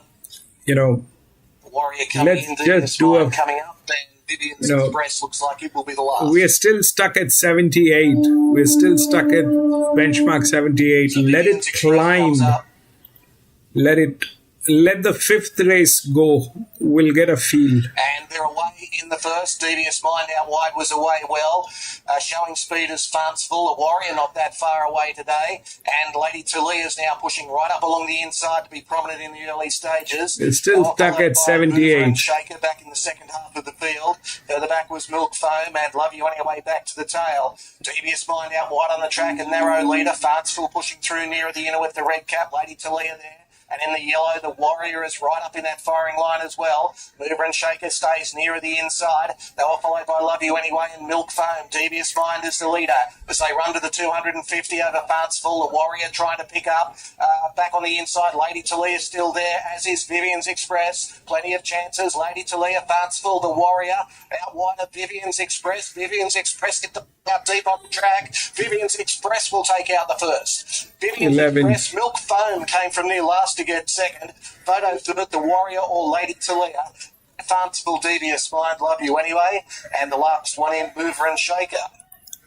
I think it's... Yeah, that was a clever ride by Keegan Latham, and that was terrific. First up win by Vivian's Express. He just kept her happy and comfortable in the run, and she's unleashed down the outside to go on and win. It will defeat Milk Foam, and I think Lady Talia will hang on back near the inside and wind up in third, and that has been confirmed. So 11, 9, 8 and 2, the numbers here. I think I might have a much better feeling in his preparation. He's got a beautiful ride. He's got 10 bar up in front. He's got a beautiful sit. Just in behind him, so it's a middle of the track, and she gets her first win on the board at start number 3. So 11, 9, 8 and 2 for Richard Winfrey, but Keegan Latham, they win the first as we head back to Randwick ahead of race number 3. And Shani's about to catch up with Ross Labus, who has Knights Palmer engaged in the next. Well, Ross, I think this is just a brilliant story. He's your only horse in work. He's your stable star, and he loves these conditions. Oh, he does love these conditions, yeah. No, we're hoping they weren't going to call it off today, so fingers crossed it goes ahead for us. He won 2 starts ago over 2,400. Then you gave him a little bit of a let up before last week. Was that by design? Not totally by design. There was 3 weeks between runs, and then they called it off the other week. So then we had to. It was going to be 4 weeks between runs. We thought it was too long, so we just popped him in a shorter one just to sharpen him a bit. So hopefully that'll help. And the association that he has with her breakfast is fantastic. I love that you put her on again, and he gets that extra little bit of weight off. Yeah, no, Rebecca's been great for him. She enjoys riding him. He gets on really well with her. She understands the horse, so it's made Look as to win. The weight by always 10 helps. lengths. Yeah, and especially in these tough conditions, the weight will help. So. He's showing you all signs that he's going as well as when he won a few starts ago. Yeah, he is. No, he's showing us all the signs. But look, it's tough up here. Like, we're not under any illusion how difficult it is. But you need a few breaks along the way. But if we get them, we'll be keeping them honest. And the fact that you've got a heavy 10 is just absolutely fantastic. Best of luck, and we're cheering you on. Thanks very much for that. Thank you. Let's start this mounting yard for Harvey Norman. All you need in furniture bedding, electrical and technology. Viewer Kibo is Braith Knock and Kieran Marr. Well, I thought there was a lot to like about the way he dug in when a deep winning last start. I think a big moment for him now. He gets his chance. If he can put another one on the board here with a bit of going up 3 kilos, he could probably stamp himself a real little lightweight Metrop chance here, and a horse coming through the Grange nicely. So, can he do it again? I think he can. I'm not going to bag him today, Ronnie. He's actually tidied up in the coat. I said he's no oil painting last time out there at Roseville when he won, but he looks like his coat's really tidied up. So, yeah, he looks great. Number 2 is Knight's Armour. Rebecca Bronnet Prag on for Ross Lavis. Yeah, Ross has done a marvellous job with him. He loves it wet. He won his only start at 2,400 metres 2 starts back. Can't say no at all. He's just he's racing so well. Looks great in the yard. Really healthy coat. Love his action. He walks out really, really smoothly. So, yeah, big tip. Number 4 is Cormac T, Annabelle and Rob Archibald and Tom Sherry. He's had a 5-week freshen and a set of blinkers put on him since last start. So nothing wrong with a couple of his heavy track lead-up runs in his career. So I'm just wondering why he's been scratched a few times on heavy tracks of late. Maybe he's had a little setback. He's going well enough to put his number in the frame somewhere. He looks really, really well. His coat's very healthy. He looks terrific. There's no knock on him whatsoever. Bluestone, number 5, James McDonald and Michael Kent. Yeah, he's an honest, tough Victorian. He's very fit. McDonald takes the ride. The stable, good travellers of horses, and the marketplace says he's a great winning chance. He's a big, bold horse. He's a beautiful type. Holds really, really good condition. His coat's very, very healthy. He's another one. He walks out really smoothly, so attitude's terrific. Big tip. Okay, second favourite with the tab Bluestone, currently due Kibo. The tab lay of the day at 3.10 and Bluestone at 3.40. Here is Piggyback, number 6, Natural Willer on for Kieran Marr. Honest mare. She's on trial this distance, but she loves it wet. Make it her own luck. Maps well. Man should give a big side again. She's had a good few runs this time around, but still looks really, really well. She still looks nice and bright and alert, so, yeah, no negatives. Impunity, Chad Schofield, John Thompson. 5 weeks since a bit better run at this distance last start. Would have preferred probably soft over heavy for him, though. Couldn't find a negative for him, Ronnie. He's nice and healthy coat-wise. His attitude's good. He walks out well, so, yeah, no negatives. Funambulist, Ash Morgan and the Archibald. He's a strong stayer. He's won up to 2,600 metres. He got his confidence back, went up in distance on the heavy at the midweeks last start, and probably stronger than most late here. Thick set type of horse, holds really, really good condition. Another one that's sort of up in the bridle, nice and bright and alert. So, yeah, it's okay. Next is Woods, number 9, Tim Clark and Henry Dwyer. Yeah, another good Victorian stable. He stays well. He loves it wet. He's raced well at this track in distance back in May. Can't say no. It's a really fine, light type of horse. Doesn't carry any extra condition. Coat's okay. It's good though. Investment, Joe Pride and Andrew Atkins. Yeah, 2 starts back he won well on the soft 7, and then he really floundered on Wednesday. He's backing up from Wednesday, so where she didn't do a lot. So I don't know what to think of her. Her coat's absolutely glowing. She's got dapples up over the hind quarter. Horse that holds really, really good condition. Big, strong type of horse. So, yeah, no negatives. Style Bender, Jay Ford, Christian Buchanan. Honesty and lesser grade. Hard to go forward type of 8-year-old. Hard to knock the form he's in, but he has to take another step here. Yeah, he looks okay. Deep into the prep, so still looks well. L. Hudson, number 12, Alicia Collett and Joe Pride. He's been toughened up with some hard wet track racing of late. He's got another horse that makes his own luck, and he's got a place chance. Here's another one. He looks really, really well. He's nice and forward. He's very fit. They couldn't have him looking any better, to be honest. So Sleek, Reece Jones and Terry Parker. Blinkers off, lugging bit on him today. He's hard to have on recent form. A little bit woolly in the coat, up over the hind quarter, but no real negatives. Jua Kibo runs the favourite from Bluestone as they get around towards the start in front of the Winx Stand here on Winx Stakes.The. Corey Brown, who do you like in the third? Yeah, I hope I haven't missed the boat, but number 1, Jua Kibo. I've seen him in the enclosure last time out, and he had the real wintry, woolly coat about him. He's no all painting, but he's got a big heart, and it looks like difficult. Yeah, like I said, I mean, the 5 definitely has problems. The 5. Like I said, he gets a chance to the 4 is there, but there's a lightweight chance at some of these staying races. it looks difficult. It's getting wider and wider. The 5 is from gate number 2, but a lot of confidence about Bluestone here, number 5 from Mick Kent stable. Surely deserves attention just through consistency alone and his wet track ability. The other big wet tracker from Victoria Woods goes in there. And number 6, Piggyback. She's genuine, she's honest, and she makes her own luck. I'm 1, 5, 9 and 6, Tim. Yeah, I'm looking to oppose both Corey and Ronnie here with Jua Kibo. It is the tab.com.au. 4 is a danger, but it doesn't look like 4 is capable of doing this. You know, back to that 310 quote, and that's on a 2. Doesn't look like 4 is capable. In the market by a long way there. Key to take it on. We thought it was If they chase it like a win, they will lose. Tougher today up in the weights. If they chase it like a win, they will lose. If they chase the second place, they'll probably get it. Today, Bluestone, the second pick, has been a subject of great support all week. $6 taken Wednesday, $4 this morning, now a $3.50 chance. Piggyback's the horse we like in the race, and it's been really solid. $6.50 into 5 today. We think it can get a soft run up near the pace and was quite gallant last time behind Jua Kibo. Woods has been pretty solid today. It's a great wet tracker. $10 unchanged. They were up to $17 or longer. Of the roughies, best supported probably L. Hudson on the 6-day backup from Weil. It's been $26 into $17. The other quick backer-upper Investment on the 3-day backup from Warwick Farm. It's just been a bit easy, $15 out to $21. But $3.10 the favourite. Plus, it doesn't have.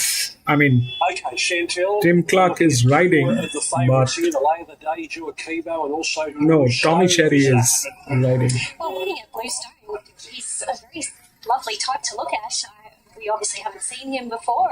He's got a beautiful attitude. Nothing seems to really faze him. I watched him do his prelim, and he counted round beautifully, actually. So I'm quite taken by the Victorian galloper. And Jua Kibo, I actually haven't seen him in the flesh before. He's a big boy. There's plenty of him. And just listening to Corey, obviously he's improved with each run. Always come on from his last win at Rosehill last start. Investment, I was keeping a close eye on her because she's on that quick 3-day backup, and she was full of bounce behind the gates here, which is positive for her because that's exactly how she can be. So got the physics, everything. 3 days ago. Piggyback is just about to move in, and she's nice and fit. So sleek. We might see him do something. I know he's at massive odds, but he's nice and fit. He's had a few runs now, and he loves these wet conditions. And then, of course, you've got Knight's Armour for Ross Davis, who is only horse in the stable. We'd love to see him come out and do something here today. Cormac T. The last time I saw Cormac T was actually when he got caught up in the barrier barriers at Gosford quite some time ago, so hopefully he walks into the gates and he's all okay. He's been up for some time, but he's still holding a really nice condition. Of course, Hudson is another one that's at the absolute top of his game. They're just about all locked and loaded. Yep. What price is the favourite now? Yeah, still 310, over 50% of the total tab holes. We've got it for plenty. This is the lay of the day, Juakibo, so you got what you wanted. Here's Darren for the third, a mile and a half slog coming up. Now in the rough and the staying race, and Cormac T was very sluggish out. Investment jumped well, so did the Grey Hill Hudson, being sent forward with the intention of leading. Stylebender handy in second, and Cormac T after the ordinary start quickly zips up into third spot. Followed by Investment. Bluestone's pretty handy to the grey. Then came Piggy backsliding in one off the fence around So Sleek. Then Knight's Armour from Impunity. Watts as well back. Now the favourite Juakibo's easing back to second last, one off the fence. And the inside there is Funambulist as they start the run to the 1,800 metre mark. It's 2,400 metre lead. Clear from Star. 2,400 metres. It's okay.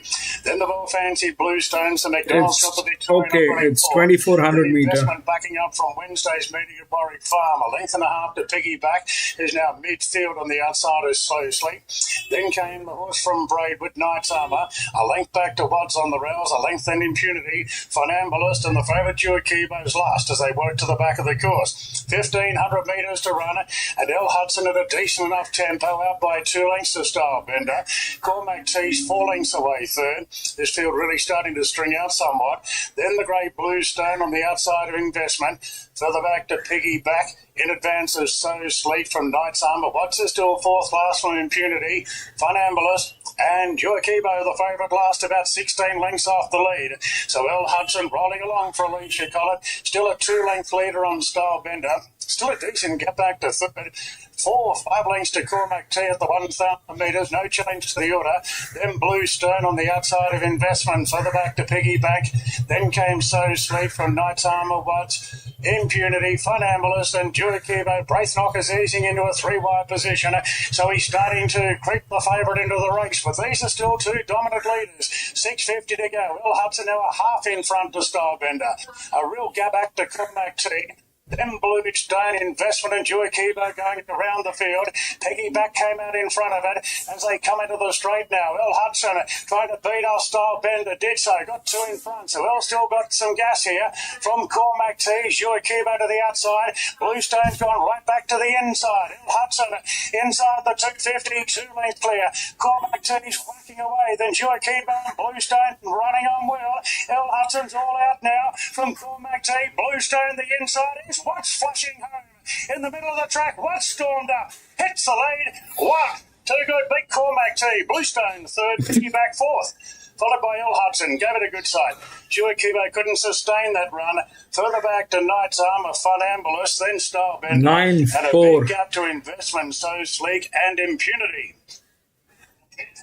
Can it get any better for Henry Dwyer? As Furrer on the other side of the world. Woods, Timmy Clark has got the money here in a mile and a half. Slog it ended up. It will beat Cormac T and Bluestone. Yeah, great foresight, knowing the wet weather's here, getting him in this race, and he got a fast run race to suit him. We know he's a strong, staying mile and a half horse who's very fit, and he just ate up the mud there late. Really good effort from Cormac T with a 5-week fresh in between runs going to that race, and Bluestone just a bit one pace but battled on strongly. Favourite had a lot to do, but he was within striking distance straightening up, but still had a bit to do, so jury's had a little bit on him moving forward. All honest, the winner 9-4-5-6. and outstate. I was pretty impressed with his turn of foot. I know they've got that tailwind and it's probably exaggerated a little bit as far as time-wise goes, but he was sort of electric on that.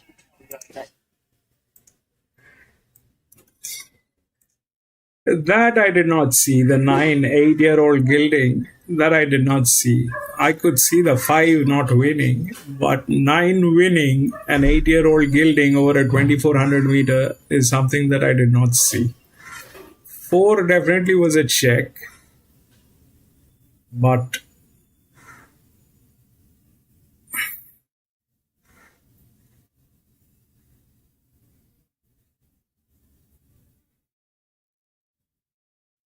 nine four 5, then 6. What was he doing? What was he doing?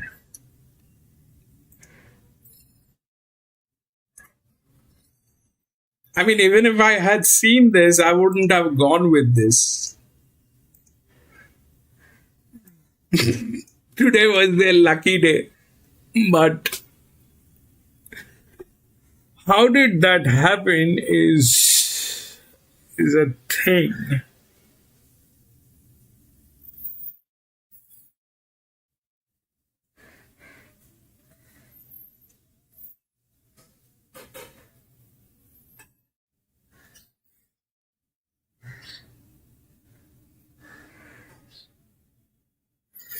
It has been here at Randwick. That's the only difference. But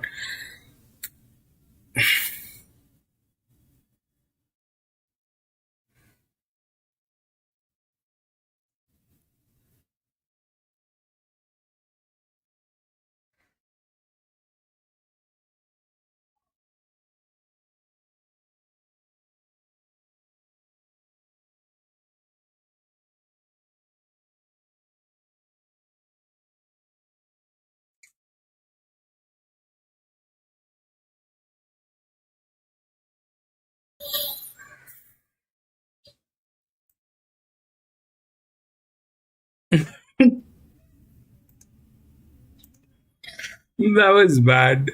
That was bad. Anyway,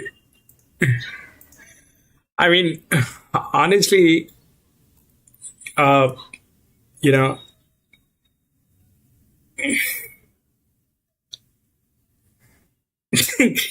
I did not see that 8-year-old. That is, I mean, even if I had seen that, I don't know, over a 2400. But this is Randwick. Things are possible. At Randwick, the 9-year-old, 10-year-old, 11-year-olds, 358 has been scratched.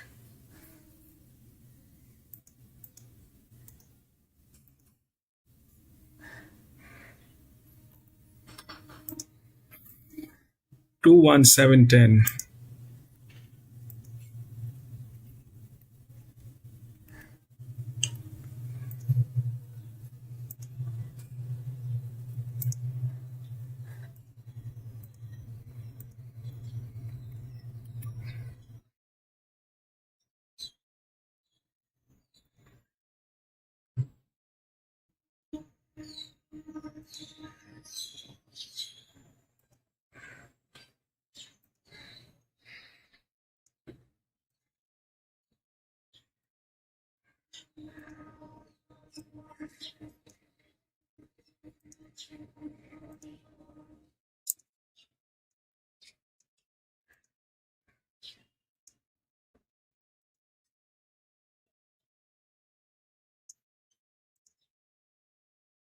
This is the fourth one again, benchmark 78. This was a 78. This is again a 78, but this is a 1200 meter.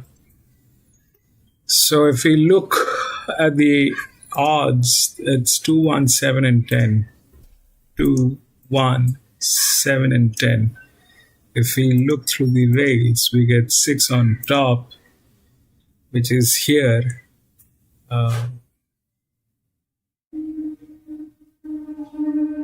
Then 1, 2, then 4 is here, then the others.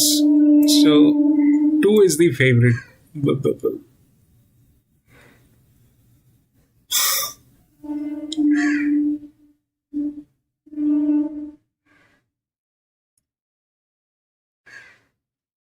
2 is the linear.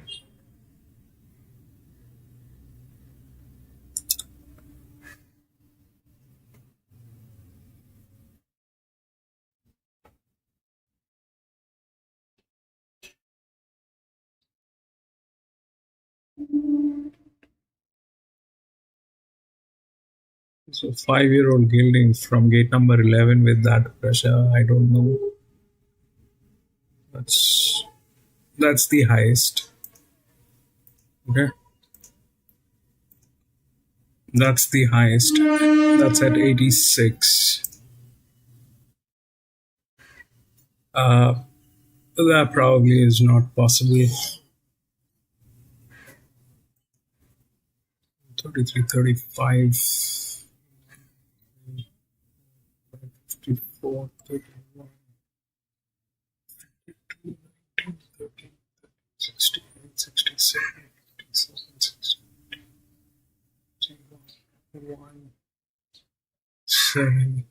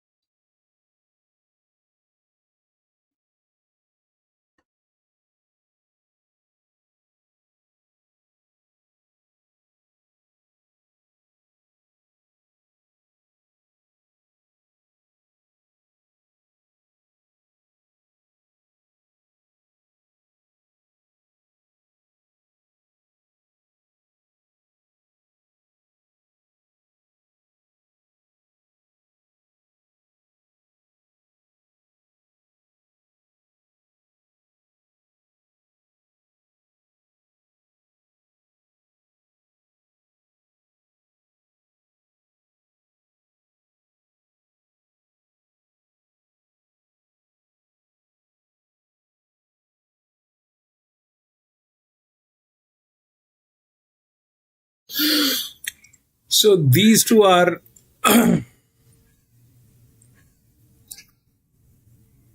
these two are identical. The 7 and the 6. The 7 is at 86. So let's just understand what happened here. Okay. So the 9 went through. Why? Because the pressure did not work on a 2400 meter. The 4 was the next, and then 5 came in here, but the somehow it just did not work on this guy. Here, if we have to see what's going on, so the 2 is the favorite. Okay, the 2 is the favorite. It is the linear, got the physics, mathematics, everything, but the 1 is a better horse. The 1 is a better horse. Then it is 2. Can 1 and 2 be a queen? They never are a queen. There's something in between that'll play. And what that might be is was something with advantage. Something with advantage. So this one, this jockey has never played here, the 12. All right. That is not. This becomes a drift because it's a 4 figure. If this was a 3 figure, I would have taken it as a EW, but it's a 4 figure. That's not working. So we'll have to look at these 0 ones. Okay. And since 6 has the rails, so 6 is a check. Quite capable of getting in. How this might work.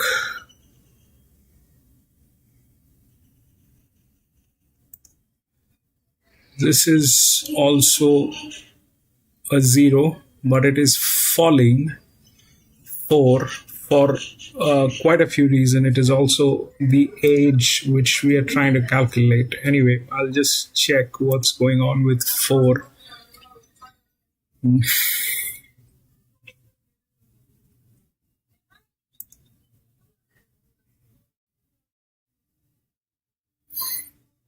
Come on.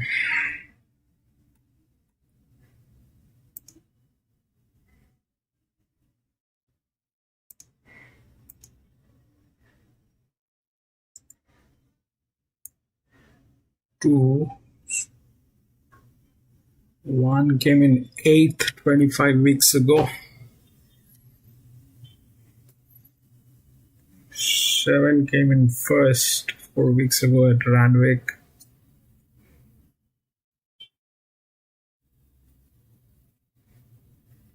4 Anaropa.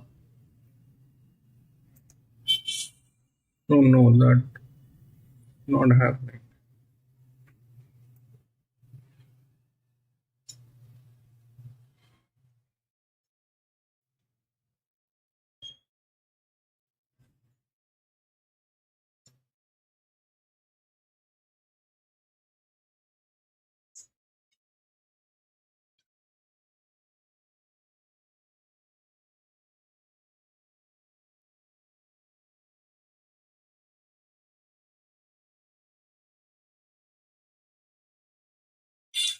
Here it is 8%, 40, 44. That's about 8.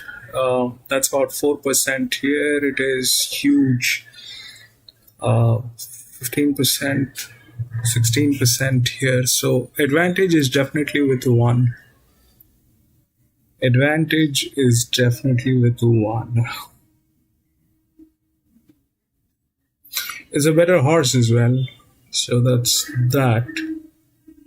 And I think it's being ridden by who? 1 is being ridden by J Mac.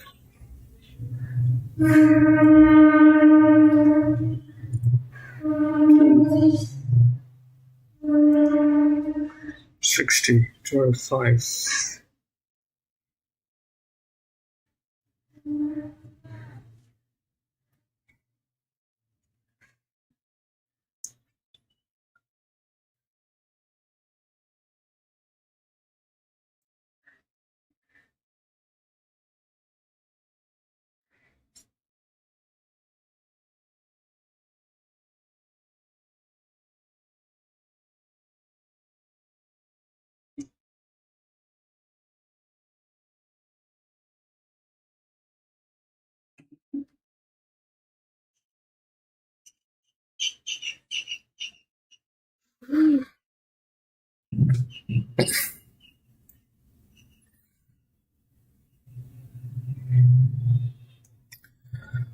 So what is my point that I'm trying to figure out is this, that there's a pressure which is here.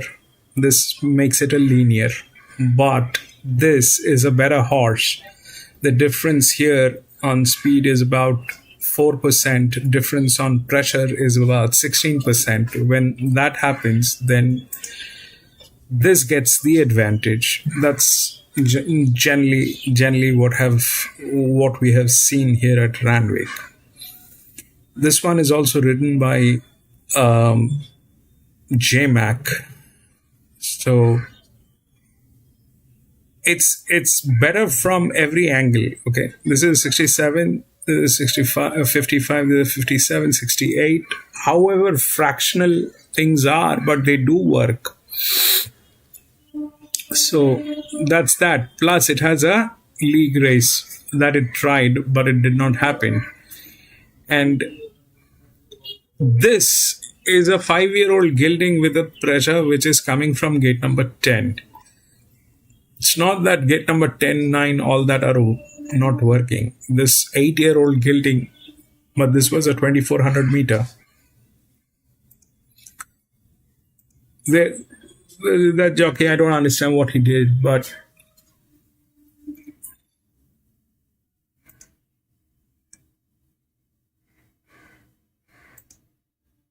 four is not happening.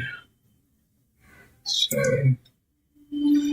this one is on a leverage. This is a huge leverage. 7 is being ridden by Tommy Berry, which is good. It's on a leverage. It's gate number 11. That's, that is also contradiction, but this doesn't have the physics to win this. It doesn't have the physics. The physics is here with these two and 9.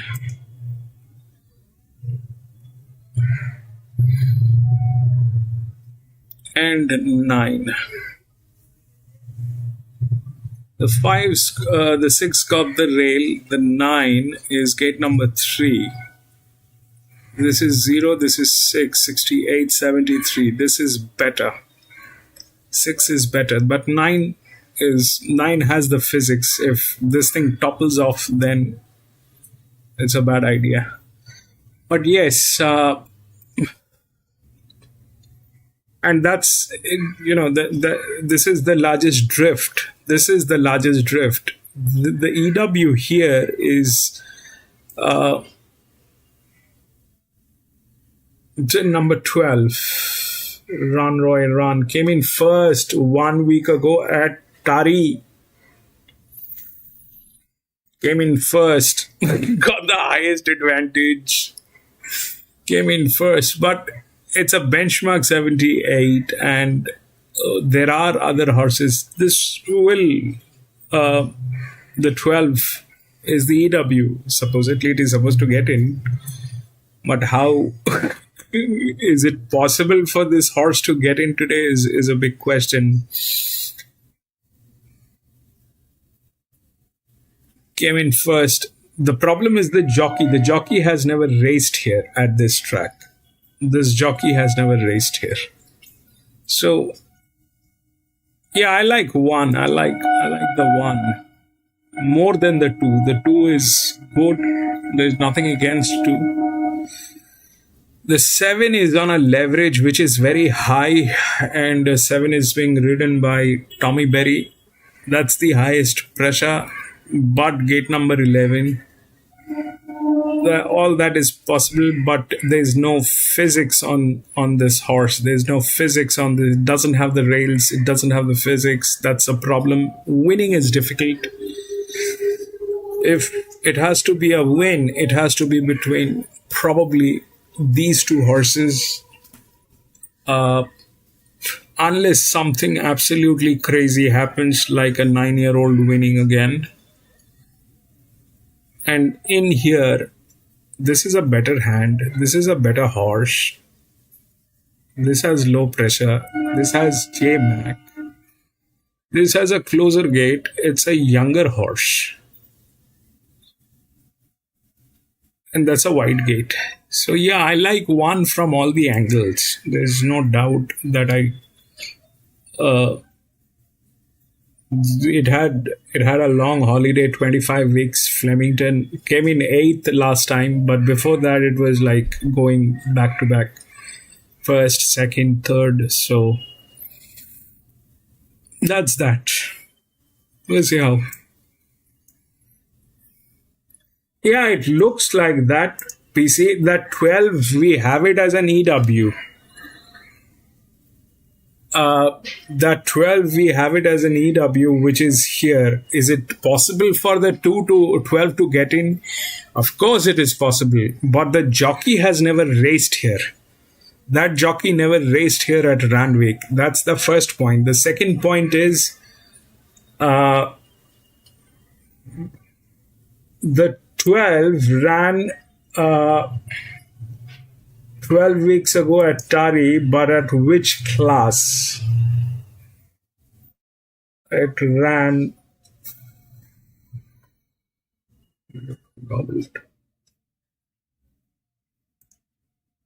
at which class?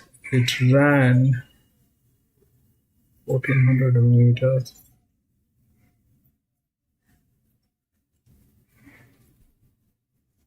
More cup. It's probably an open race.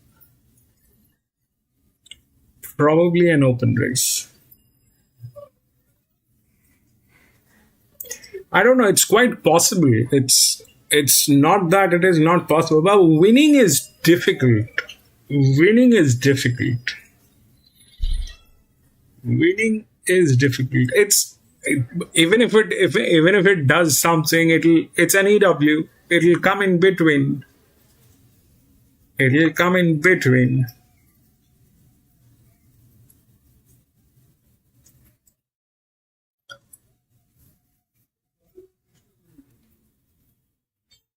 What feed? I just have what I have. I mean, the one which is on screen. This is what I have.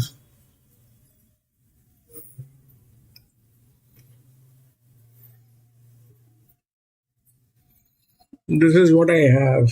My mind's all effed.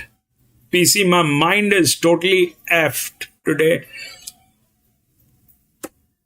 Yeah, they're showing the Eagle Farm as well, I think, in here. They're showing the other tracks, but yeah, I don't have anything else.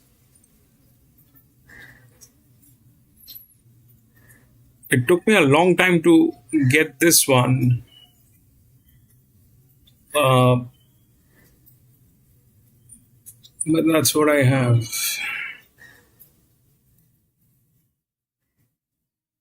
The first thing in the morning today was the news that, what I shared with you, PC, in the morning. It took me, I got a jolt in the morning that this is probably the end.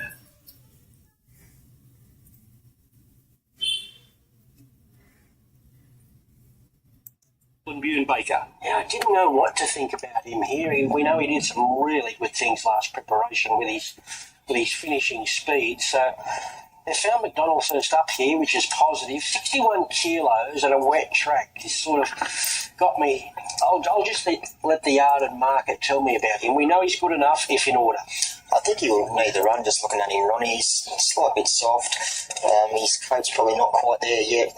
But he'll take natural benefit out of today's run. But yeah, I think he'll need 1 or 2 runs. Terguela number 2, Chad Schofield, and first start for new trainer Joe Pye. I just hope so, PC. A month and a trial for the new stable on Monday, where he was given an easy time. We know he's got, well, I think for sure the best heavy track form in this race, and he has to be hard to hold out. Just whether he can carry the big weight, so that's the only little dampener. He's a big strong horse, Ronnie, so I couldn't see it being a problem. He's a beautiful type of horse. Very healthy coat on him. He walks out really well, and he's got that terrific demeanour. He's a nice horse. The Great Houdini, number 4, Anna Roper and Greg McFarlane. Yeah, wet seems okay. It can be a little hot and cold, and might run better than the price suggests. Couldn't find a negative for him at this stage. He's nice and bright. He's been up on the toe. Nice healthy coat. Man, number 6, Adam Hieronymus and O'Rourke. Yeah, busting to win another race. He's racing consistently, just without win. Place chance again. Very relaxed and casual since getting into the yard. Walks out well. Great demeanour. Here is Luke. Tommy Berry on for Kieran Maher. He looks untapped. There's a bit to like about him. He's stiffest test to date, but a good-looking winning strike rate now. No knock, third up, off a win. Slow track winner last start, and has to be a threat.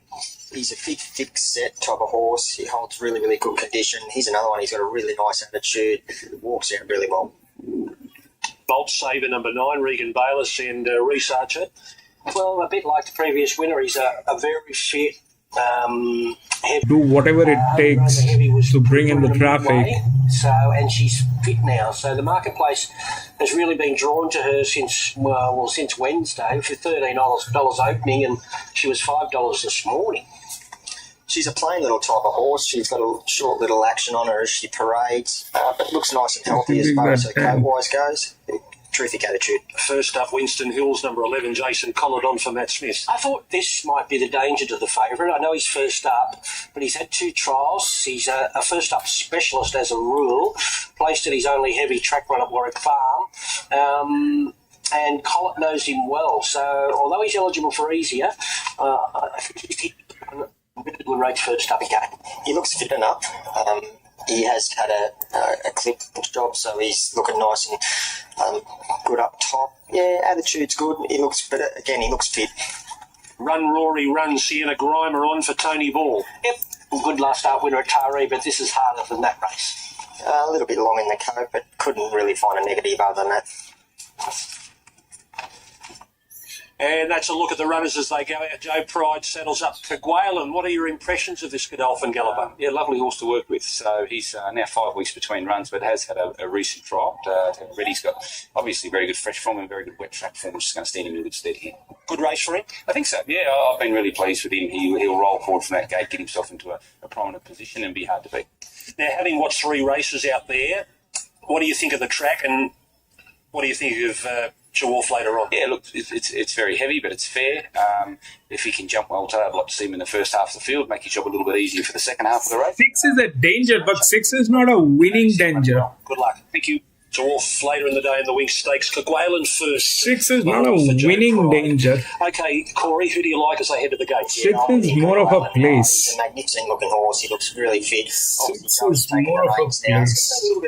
I don't know what that 7 is going to do. The 7, it doesn't have the support to win, but the leverage is huge. The pressure is more than the linear and the second linear. There's nothing doing, but he'll be.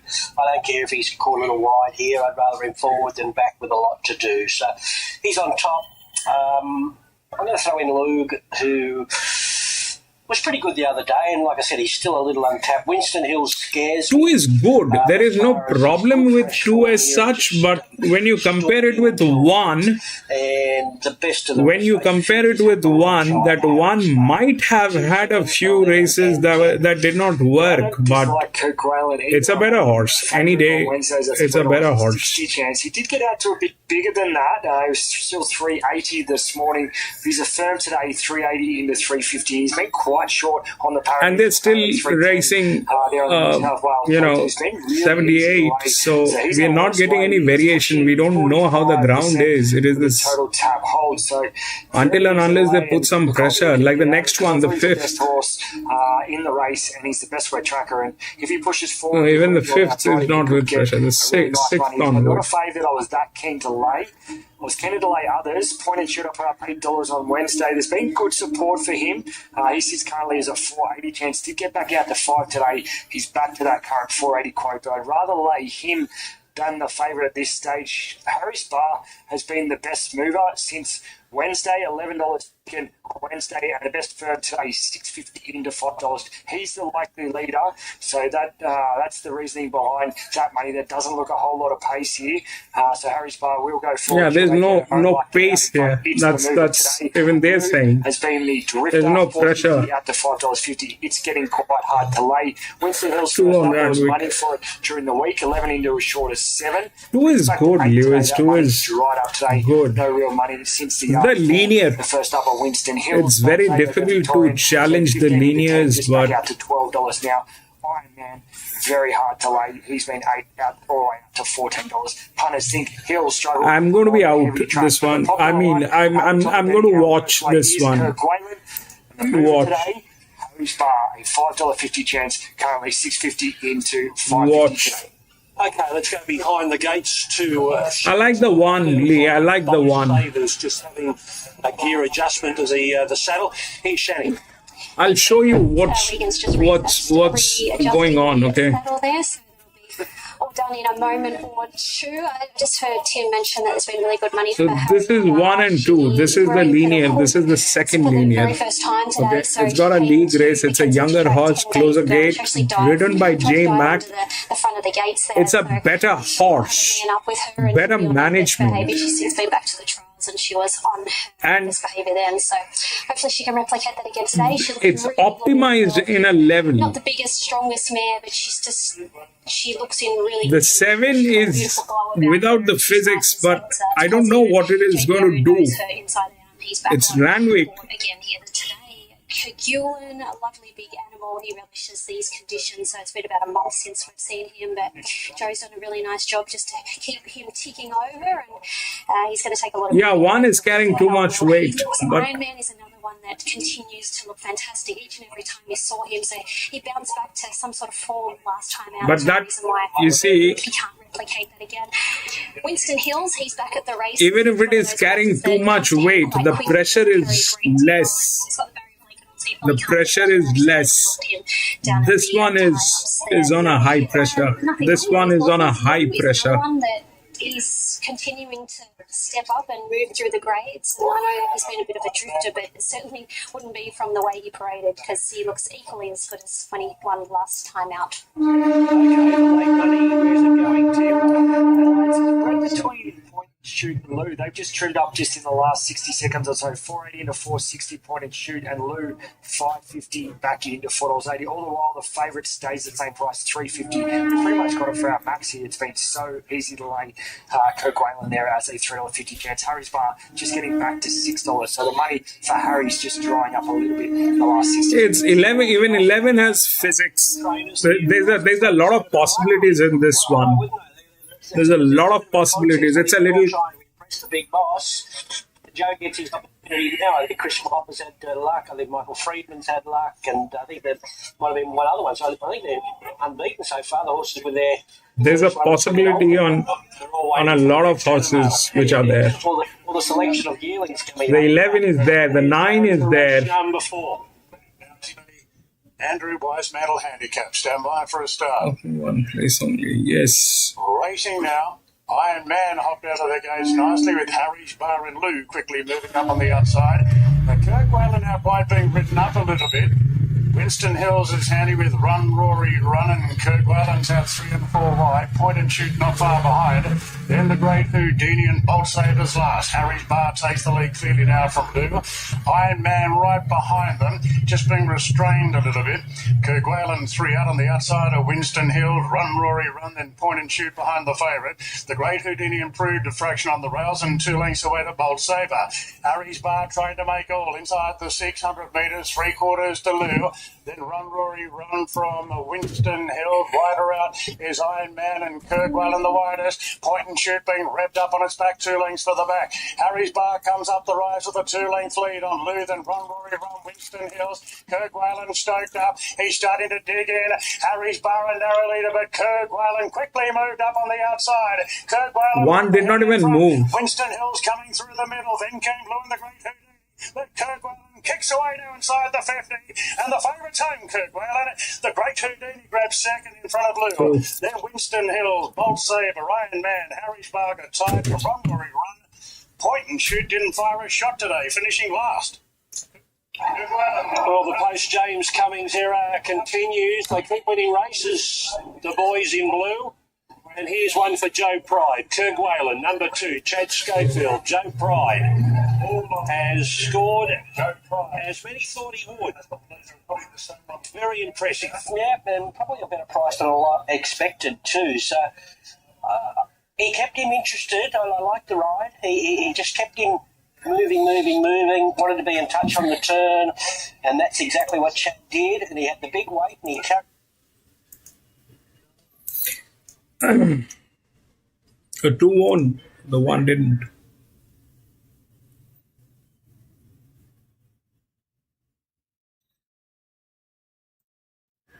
Two, 4, 7, 11.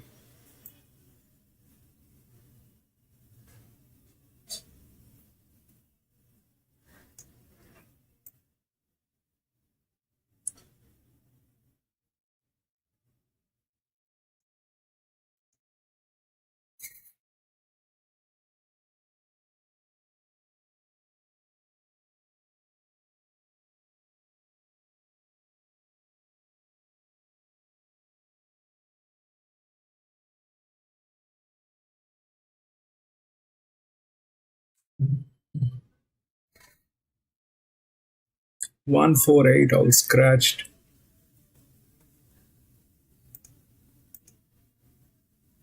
2, 7, 9, 6.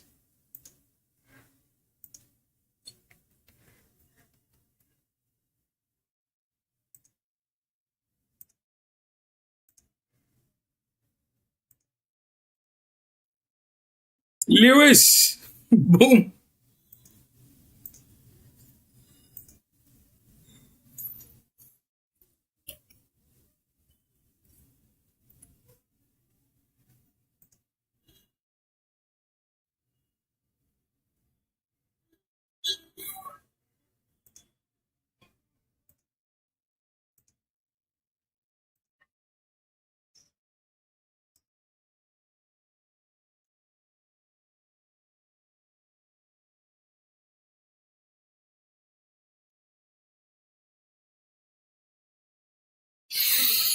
This is the fifth one. It's a 2000 meter Group 3. So if we look through the odds, it's 2, 7, 9, and 6. 2, 7, 9, and 6. If we look through the rails, it's 2, 6, 9, and 7. So 2 and 6 are the two linears that will not come together.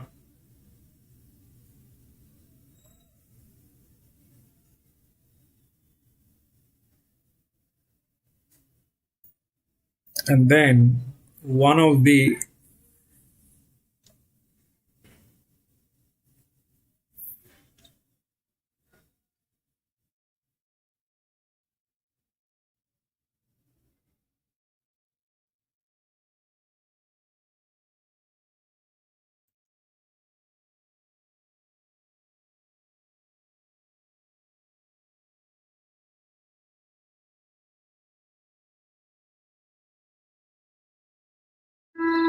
now this is a problem.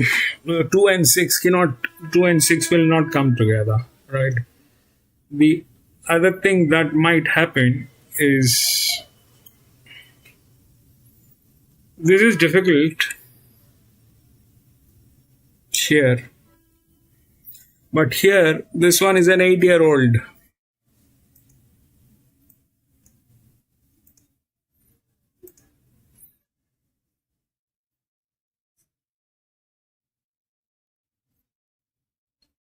This one is a 5-year-old, but that becomes a drift. Is it possible? Because this is under pressure, this is under pressure, this is not happening. This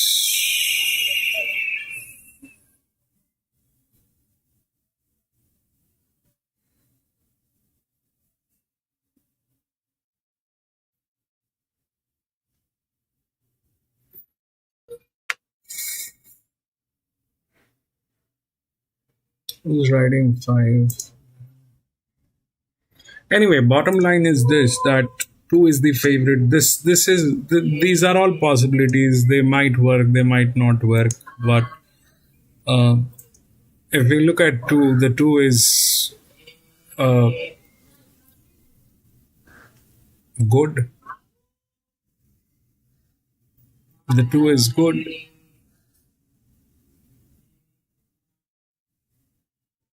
It's the linear, it's a Group 3. Up till 2000 meters, it has always been the linears. So that's that. And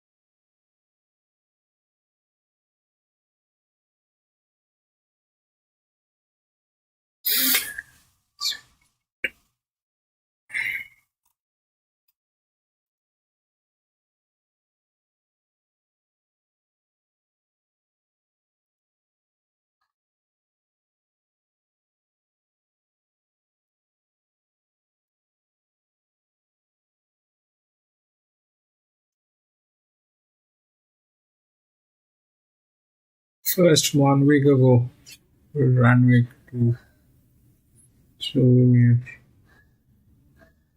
7 came second, 9 came second.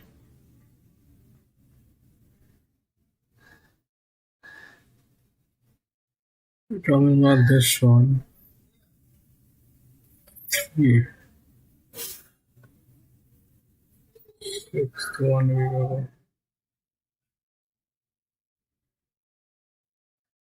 And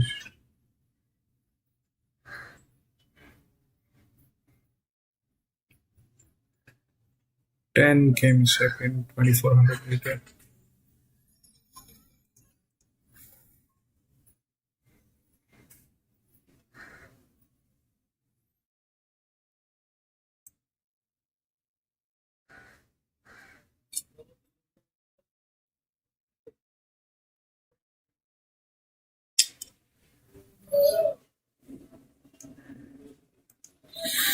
So 2 is 2.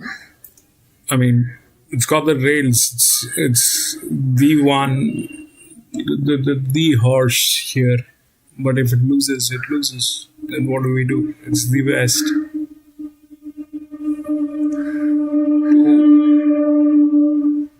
is the best. 6th came in 11th 5 weeks ago. 9 came in second. That's there. This one came in second. So this is all of them are EWs because they hardly have any difference. Okay, the 568. I cannot put this as a larger drift. This has to be a linear. They're kind of very close. The 9 came in second. So yes, they are in possibilities. The 9 is with that kind of a leverage. I mean, with that kind of an advantage,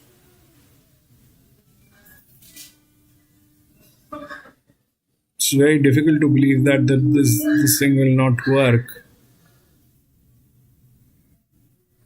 This thing has dropped. The 10 has dropped. So 9's in there. So yeah, I mean, if this 8-year-old gilding gets on and destroys, then I don't know. If this 8-year-old gilding gets up today and says, no, today is my day of racing and you guys shut up, then it is game over for 9. But 2 pretty much looks safe apart from their management, which is here. This is like, you know, it's there. This is something that is a part of all this. So that's that. It doesn't look like to me that it is going to. I mean, this one also looked like that the 1 is going to win. The 1 came in last. Here it looks like this is the 1, but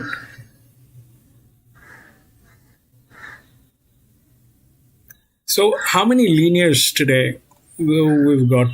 This is the 3rd race. This one did not work. Here the 8 lost. Here this one lost because of the thing that was going on. We had a feeling. This one was a 1200 meter. The linear went through. 1200 meter linear cannot stop. This is a 2000 meter. Up till 2000 meters, linears win.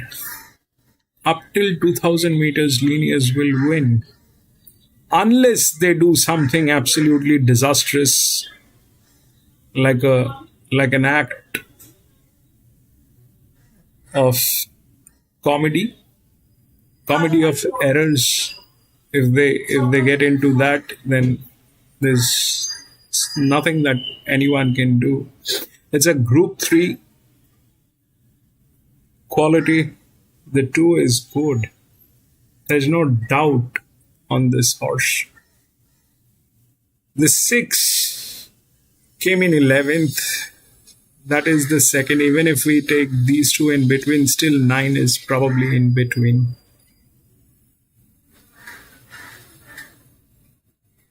7 came in second. 7 is falling here as a neutral, doesn't have a jock. If these two are the same, then the advantage will kick in.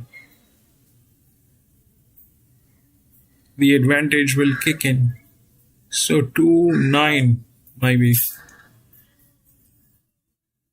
If the 3, this 8-year-old doesn't get in. I doubt the 10 will get in. I doubt the 10 will get in. That's very difficult here. But is it possible? Very much possible. 2.5, but it's an 8-year-old gilding. This is a 2.5, but doesn't have advantage. These, they're all 3, okay? So 9 has advantage, but if this is 3 and that is also 3, then this has more advantage. So yeah, all that can happen, all that can work, but here it is a better horse. It's got everything. This one also has the rails. It doesn't need the rails, but it has the rails, this number 2. So the second position can go anywhere. I don't know. 6 probably is not. 7 probably is the neutral. So 7 is the neutral. 7 came in second. That if that happens, then that happens. But generally, that is not the scene. Something with the advantage will get in. Something with the advantage. Everywhere it is like that. So here the 2 won and this one lost, and after 2 what happened is it went to 7 here. 2-4-7, sorry, 2-4. See, advantage. It'll go somewhere. This one was not able, the 12 was not in a position today, but here it is like that. It will go to one of the advantages here. The chances are this one is an 8-year-old with a strong advantage. I don't know if that's possible. If it gets in. This one is difficult. It has fallen badly. But the advantage is there. The chances are 2 and 9. Probably 2, 9, and then anything else. 2, 9.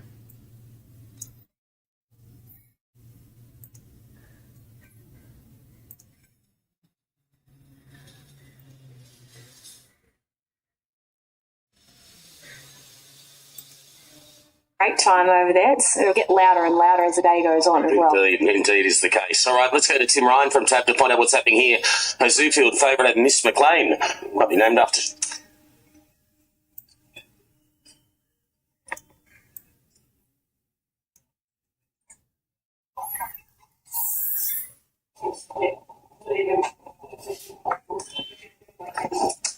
Okay, so we've got a riderless one here behind the barriers gap. Not sure who that is. Who is that? Listening to see a rider. Yeah. So one of them's coming out, so 5 will become 4 very shortly here. I don't think who had the pre-race earmuffs on. That could have... It's what Gary Portelli's colours there. Yes. That's not Parfumer, it's the other one. So Artistic Flair is the one. So it's obviously going to come out. So, yeah, 4 of them will now do battle. Obviously a problem over there behind the gates. Yeah, and that probably gives Zoofield a very, very easy lead here. It's going to be a race void of tempo. Zoofield looks the out-and-out leader here now with the claim. Small field, it's always a battle of tactics. With the 4 coming out now, Artistic Flair, who I thought could have perhaps pushed forward from the inside gate. It's Billy Bowleague about to move in, so we will go without Artistic Flair here, just waiting for this market to update. But nonetheless, let's go upstairs. Here's race 3 with Phil. We're back to a field of 4 now. Red light. A away, and Zoofield was last away. Soon after, Parfumia goes back, and Zoofield starting to muster now. Will go forward and hold out Billy Bowleg. Parfumia now rushing up on the outside, and this relegates Miss McLean to last of the five. An Artistic Flair, the late scratching at the gates. Zoofield found the lead as they leave the back straight, heading to the 900 metres. Led by a long neck over Parfumier. They're 2 lengths in front of Billy Bowleg. And Miss McLean, back on the inside, is last of the four. Down the side of the track proper now, Zoofield with an uncontested lead, led by a half length over Parfumier, who sits a close second now. Billy Bowleg a length back in third, looking to work to the outside, and Miss McLean back on its inner is last, but only a length and a half now off the leader, who is Zoofield, as they run to the 450, and they run into the home straight, and Zoofield drifts about 5 off the inside. Parfumier immediately under pressure to go after it. They've got away from Miss McLean, who's 2 lengths away and being put under pressure. They've dropped off Billy Bowleg at Zoofield, though, going for home. 200 metres out, led by a length over Parfumier. Miss McLean trying to pick up late down the outside, but Zoofield is coming away the last little bit. This Zoostar Colt wins on debut, and Zoofield eased up, wins by 3.5 over Parfumier. In third spot, Miss McLean. The last one in was Billy Bowleg. There he goes all the way. Done a good job, this Colt on debut. It's all a bit new for him, but first at the races, we can certainly be very forgiving of that. But one thing he has got is some talent. Zoofield is on his way at start number 1 over Parfumia, who tried hard but was no match. Miss McLean winds up in third spot, and last of the 4 with the late scratching was Billy Bowleg. Yeah, it was easy watching if you were keen on our favourite Zoofield. He got an easy lead up in front. He got a little bit lost coming down the running without in front of his own for a long time, and he gets his career off on a winning way. So 3, 7, 5 and 8, he does so effortlessly there in the end. He's put a margin on the Colt by Zoostar. So that was the third done and dusted. The late scratching at the gates was number 4, Artistic Flair. A break. Back to Greg at Randwick right after this.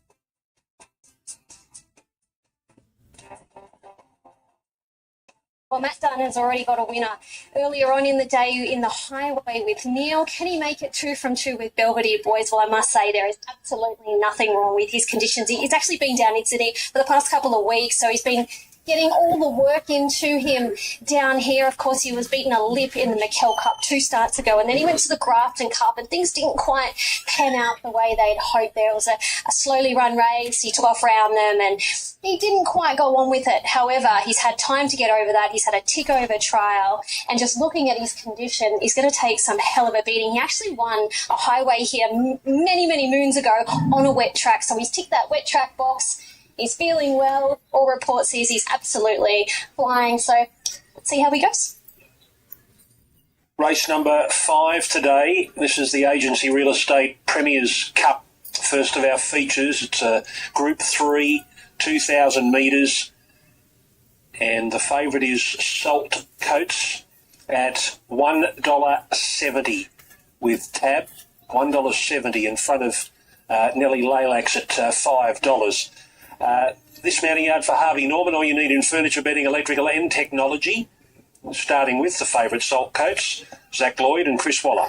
Yeah, he's very likeable. Whether he's a $1.70 chance is a different story altogether. So he did it well, winning last week on the heavy track. He appears to have turned the corner now. Hard to beat again, but every horse has got a price, and that might just not be the price you want to take. But hardly tip against him for me. Yeah, he's in good condition, Ronnie. Obviously expected as well. He's 4th up. He's He's had a clip job, so he's looking very, very healthy. He's very relaxed and casual. I'm not sure he can all that. I thought he was.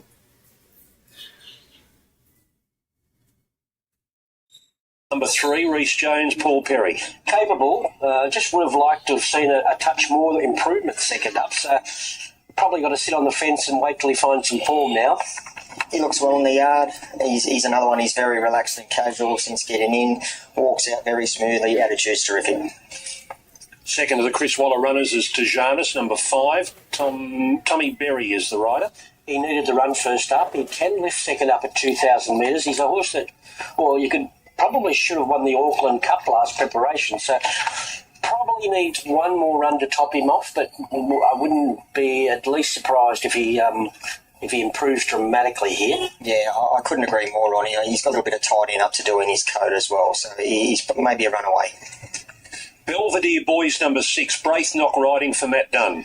37-day freshen and a trial since not himself at Grafton, where he was in the market there, and that's in the Grafton Cup, so you go back, and I know it was only a highway, but he's only running a heavy track. He was explosive, winning by 4 or 5 lengths. So looking a real mudlark that day. So I don't think there's any problem with him getting through the conditions here, and maybe a little bit of stable confidence there as well. He's been turned out in terrific fashion. He looks really, really well in the yard. Another one, he walks out really well.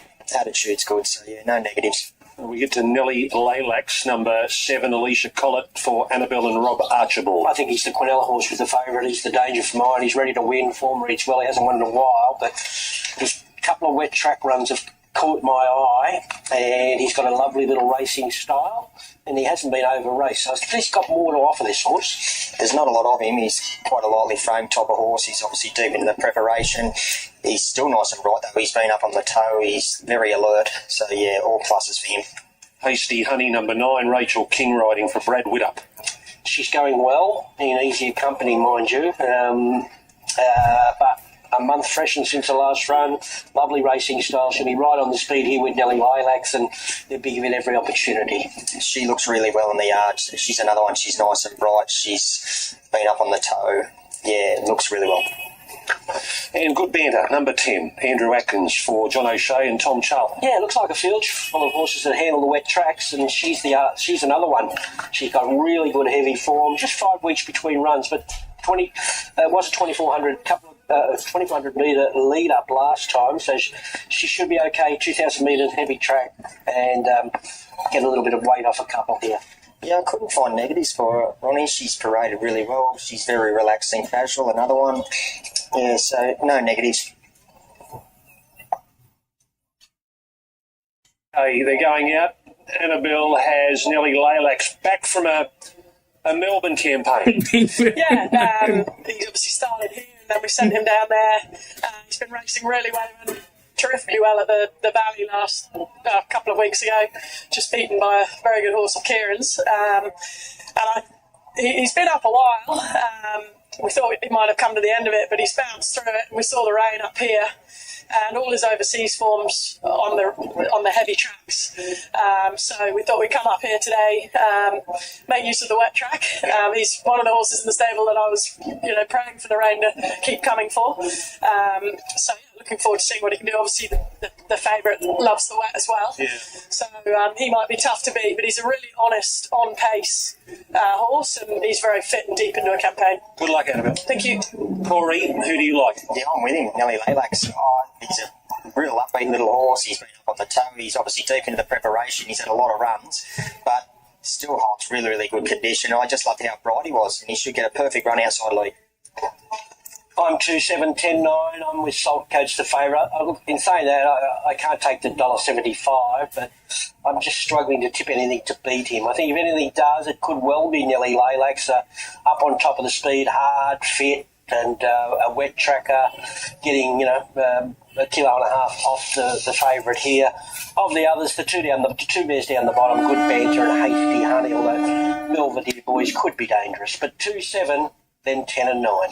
There's been an avalanche of money for Salt Coach today. It was still $2.10 after scratchings this morning. Sits now with tab.com.au a $1.70 chance, and he's over 70% of the total hold. He's really the only horse in the race we can lay. I agree with you, Ron. I think he's too short of the 170.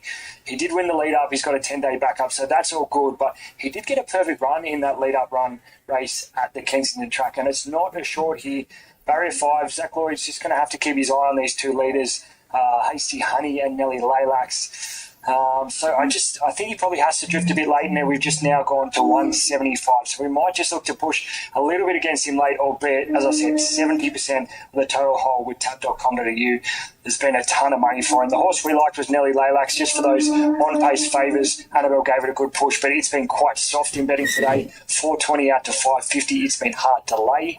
Hasty Honey, we saw support for it early in the week, 15 into 650, but it's been 650 out to 8 today. Belvedere Boys also drifted today, 7 out to 850. The only horse outside of the fave that has firmed today is Tijanus, who has been $13 into $11. So a little bit of money around for it. Good Banter's a big drifter. It's out to $13 from 9 this morning at $34 about Skylab. So Salt Coats, still the 175 with tab.com.au, but maybe we might just see a little bit better than that late on in just this last 3 minutes of betting, because I just think he's just getting him just a little bit too short here, this hot favourite.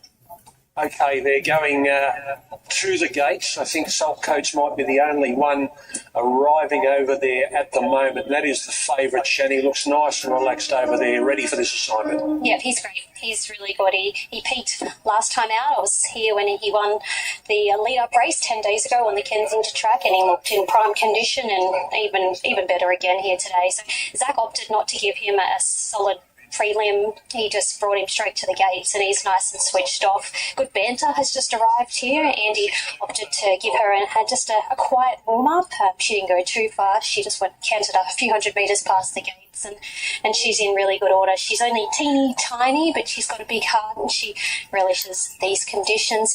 That's all I've got for you. Belvedere Boys isn't too far away, so maybe give me about 30 seconds to a minute, and I'll have a little bit more for you. Well, I'm going to have a chat to Holly Julius here, who's representing Matt Dunn, and we might be able to get a good shot of Belvedere Boys getting over there. Just listening to Matt on radio this morning, the stable have just said the Grafton Cup was completely forgettable. Yeah, that's it. He couldn't sustain that run from having to be so far back in the field and taking off a bit too soon. He just peaked on his run too soon, we believe. He's had a tick-over trial since then, and we're really happy with him coming into this. One thing we did see from him is relish the heavy track conditions when he did get that one day. Yeah, that's it. He knows this track and he knows these John conditions, 6'9". and he's raced on them before here, so we're coming in very confident. All right. Hopefully it's a double. Good luck. Thank you. Of course, they won the highway earlier, the Dunn stable down from Moolumbar, when Neil took out the highway over 1,100 metres, and here they are saddling up Belvedere Boys. Has now won 6 from 17. Tim, what price is Salt Coats now? Mark is putting a bit of a lie to what I just said. The 175 is now gone. So we've seen another rally towards the favourite, 175 back into 170. And it's just the absence of any money for anything else in the race. We just can't lay anything else. Nelly Laylax still sets there as 550. Belvedere Boys, since you spoke to the camp there, it's got back out to $9.50. The one that has just come back in a little bit now is Good Banter, who did get from $9 this morning all the way out to $14. It's just trimmed back up a little bit back into 11, but it's not big money. All the big money's on the favourite, and we're just trying to make a book here and try and get something out of these other runners, and it's just not working for us. So we've had to turn off that 175 about the favourite Salt Coats back into that 170. I suggest that is the price he will start now. So the punters are singing "I Only Have Eyes for You" about Salt Coats. So Shani, just talk about him. The punters don't want anything else. They don't, do they? Well, I cannot fault him. He's in perfect condition. Probably one of the best I've seen him, to be honest. Usually early on his preparation, he takes a couple of runs just to look good, but he's been looked fantastic when I saw him here week and a half ago, and even better, more so today. So he's just moving in. He's absolutely perfect. Favourite aside, Shani, who was the pick over there behind the gates? Belvedere Boys, I went and had a really good look at him down at the tie-ups. He's just moving in now. He looked outstanding as well. Okay, one out, that's Skylab. So from behind the gates, Belvedere Boys looking great. Stable sound confident. Punters sound confident with the favourite Salt Coats. $1.70 now, Tim? Yeah, still 170. That'll be the price he jumps. Here's Darren. Premier's Cup Group 3. They're all in. Stand by for a break. Light is on. Racing now. Hasty Honey jumped well off the inside and is going to lead for fun. Nelly Laylax is going forward into second spot, and the favourite Salt Coats 3 wide rolling forward. Good banter over on the rails from Tijanis. And then came Belvedere Boys, and a length and a half. Last is Skylab. Hasty Honey shows the way, and Nelly Laylax has bagged the spot outside the leader. This has put Salt Coats up into third. Good banter fourth, the rails. Then came Tijanis, Belvedere Boys, and the roughy Skylab is last of all. So Hasty Honey in the hands of Rachel King leads to the back. 3/4 of a length on Nelly Laylax, and then came the hot favourite Salt Coats parked on the outside of the wet track, a good banter. Further back then to Tijanis on the outside of Belvedere Boys, and Skylab on the field is sevens last of all, and about 7 lengths off the front runner. Hasty Honey just rolling in the lead at her own tempo. Hasty Honey by a half length to Nelly Laylax. Then came Good Banter parked on the inside as Salt Coats. 2.5 further back to Tijanis. In advance of Belvedere Boys, and 2 lengths last of all is Skylab. No change to the order. 1,000 metres to go there. At the halfway mark, Hasty Honey still 3/4 in front to Nelly Laylax. 2 lengths then to Salt Coats, travelling pretty strongly on the outside of Good Banter. Then came Tijanis, Belvedere Boys, and Skylab is last of all. Still nothing to report here. Hasty Hunter, the front runner.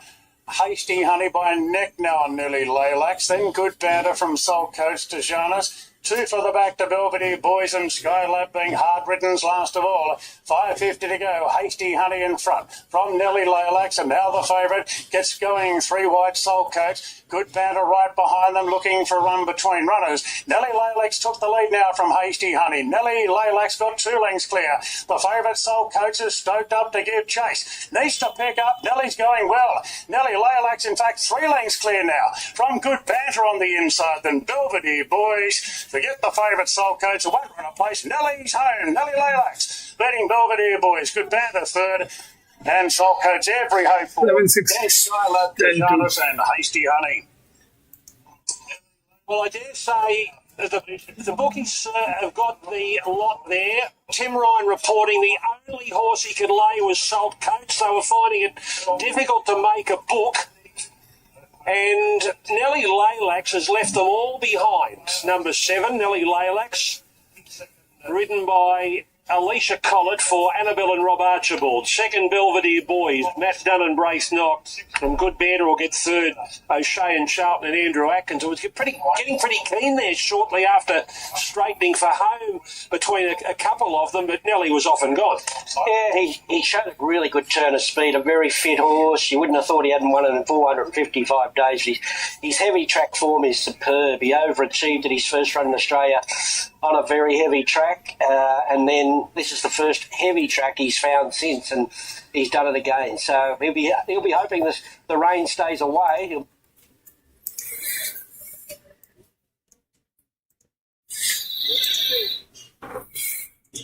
7 neutral.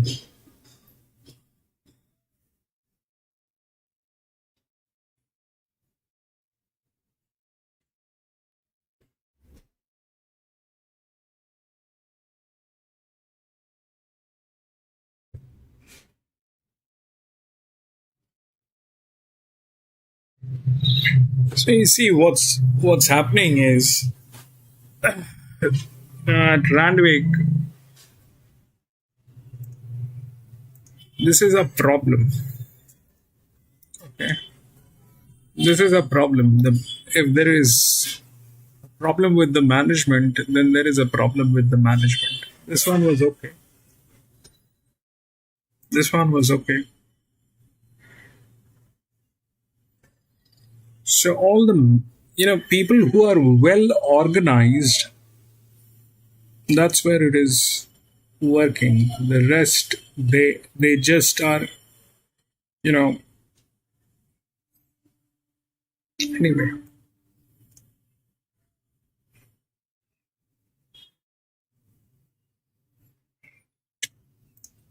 Yeah, PC, that's that. But the the thing is, at the end of the day,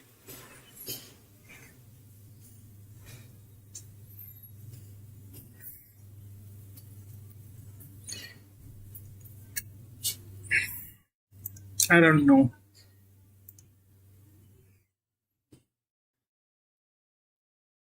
2 and 10 has been scratched.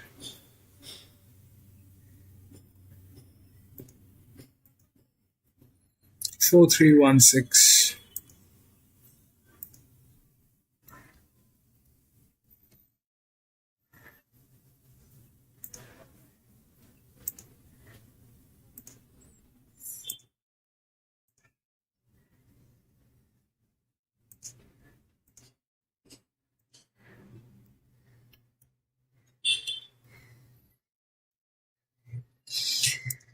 It's also heavy today. It is also heavy. The that's also something that needs to be addressed anyway. 431 and 6.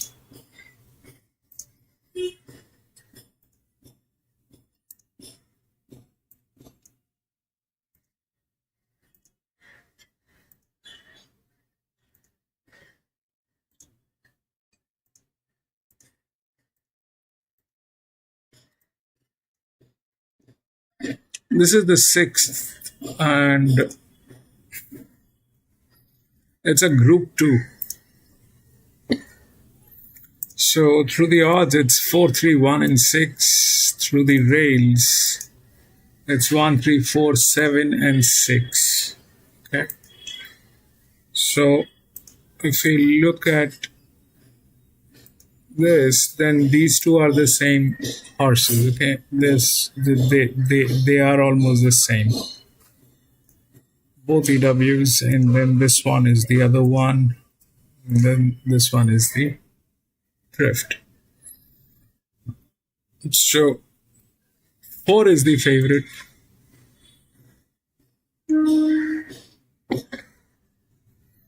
Is the linear.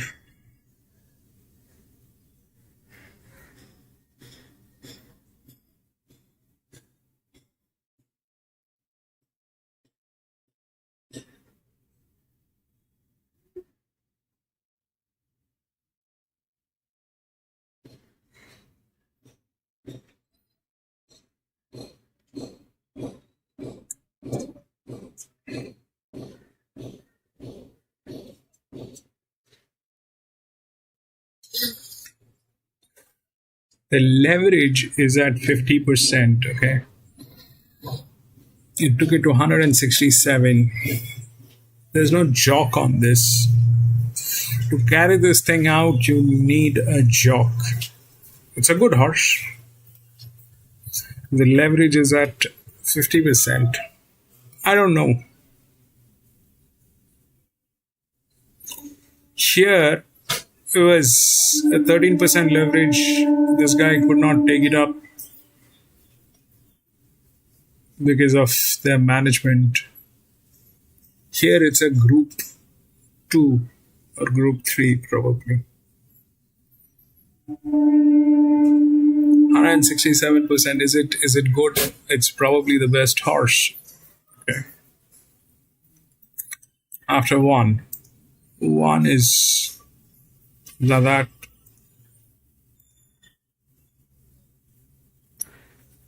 So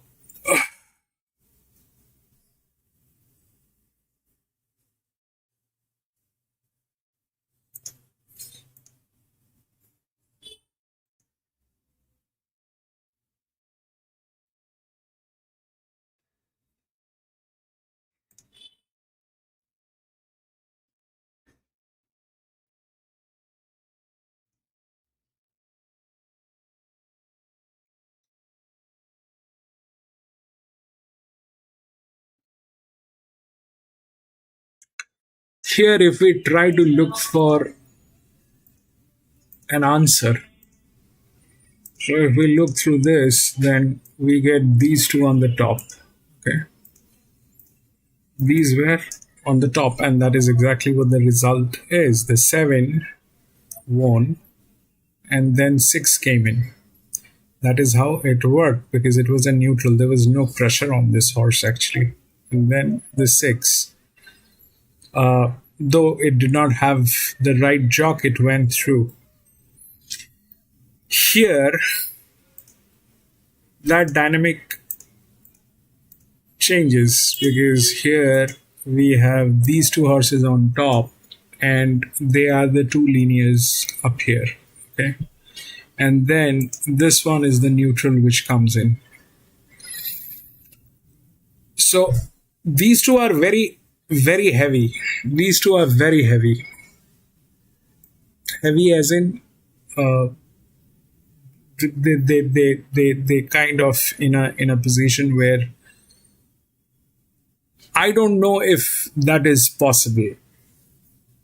I don't know if that is possible. With just 2 races, and then you climb up to 167, 129, 2 of the linears are here. I don't know if that is possible. I don't know.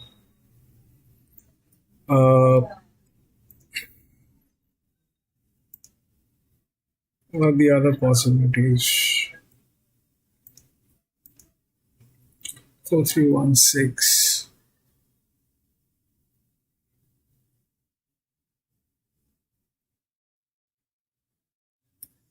Six is being ridden by J-Mac.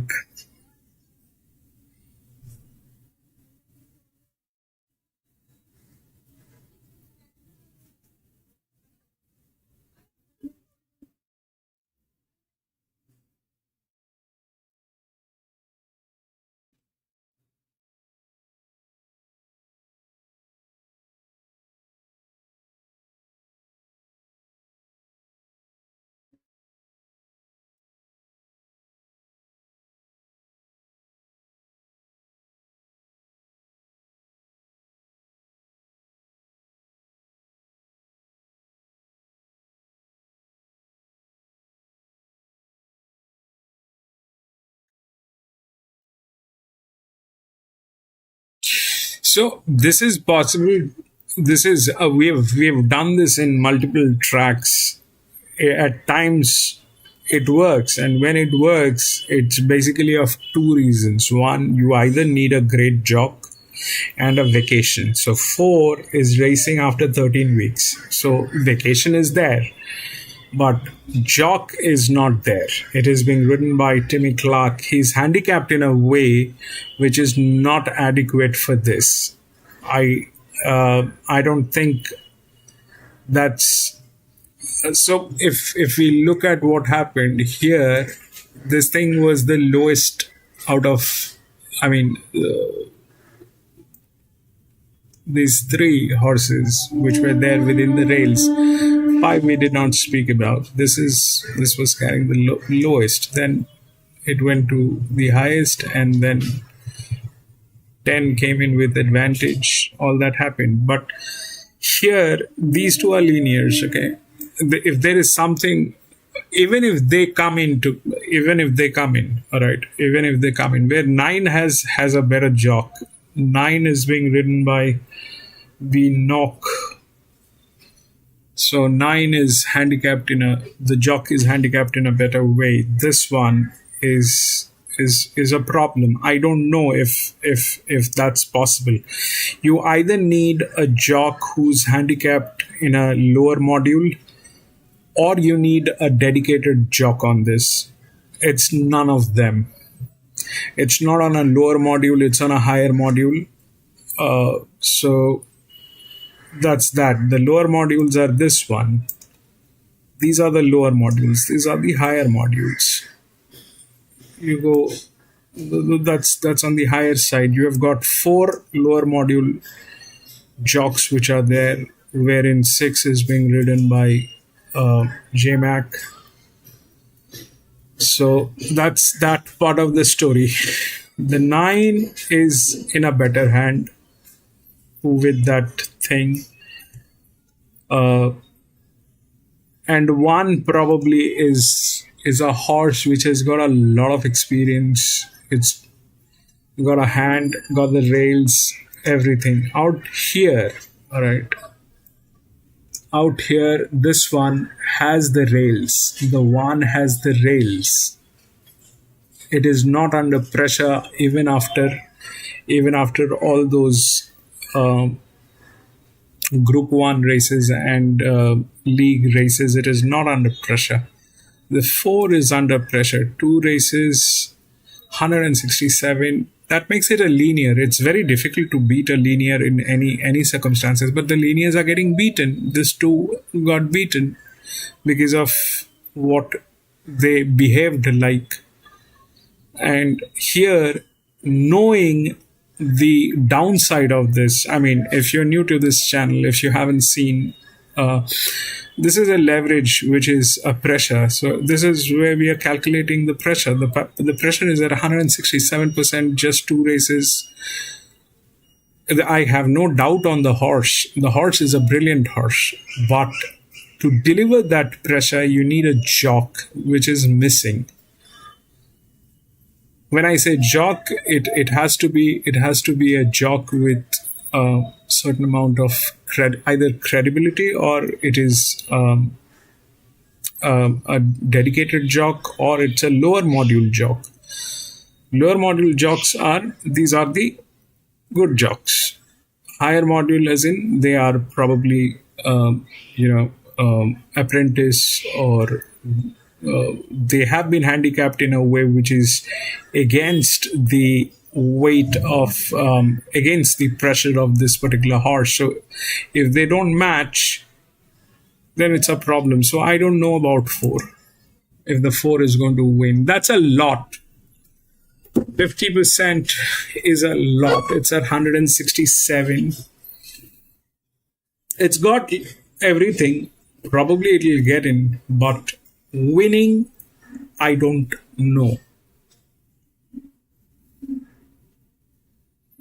I don't know. This is the second linear. The second linear is also like that. This one also has the physics to get in, but it's also like that. This one has the rails, which is the third linear.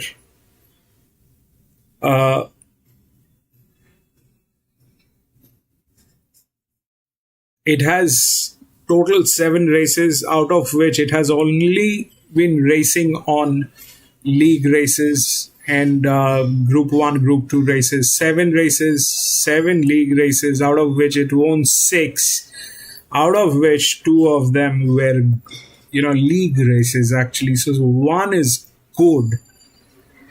1 is good. There is no doubt.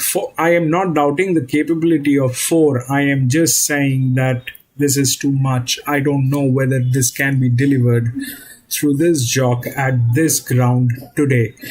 We had a similar situation here where the 8 was a favorite at a 28%, 116.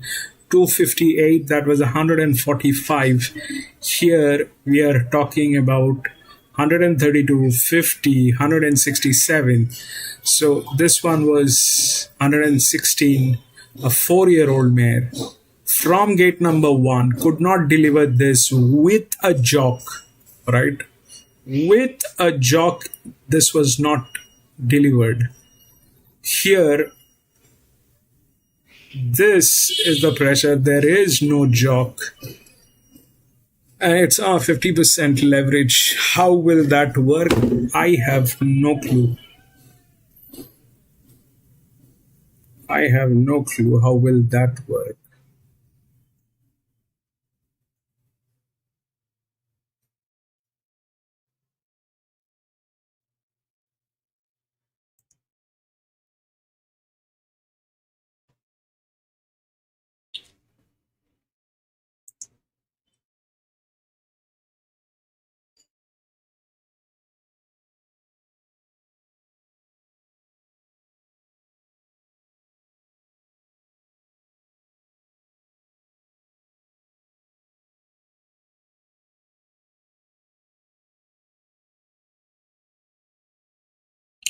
This one is a dedicated jock. The one has a dedicated jock. Okay. The one has a dedicated jock.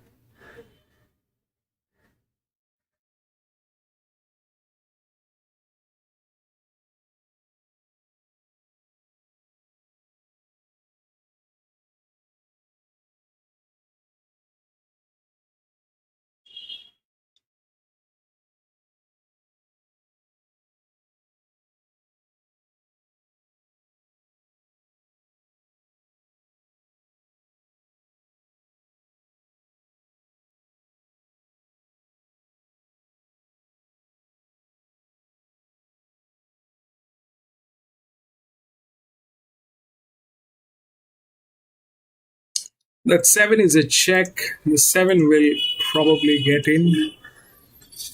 in some way or the other.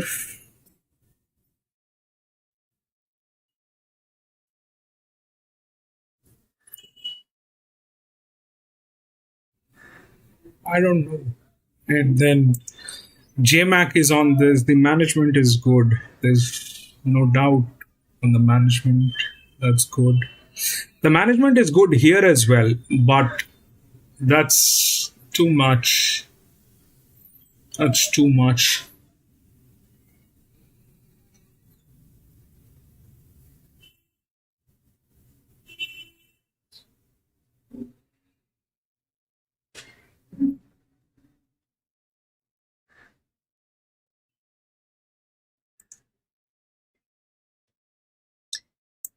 I don't know.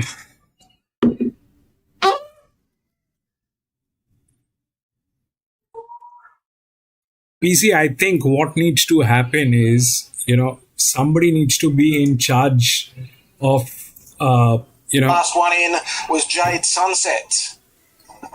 Somebody needs to be in charge of rounding them up. If they are not briefed properly, if they are not, we spoke about this, I think, a lot of times here on this channel. Whatever industry you work, even if you're a bricklayer,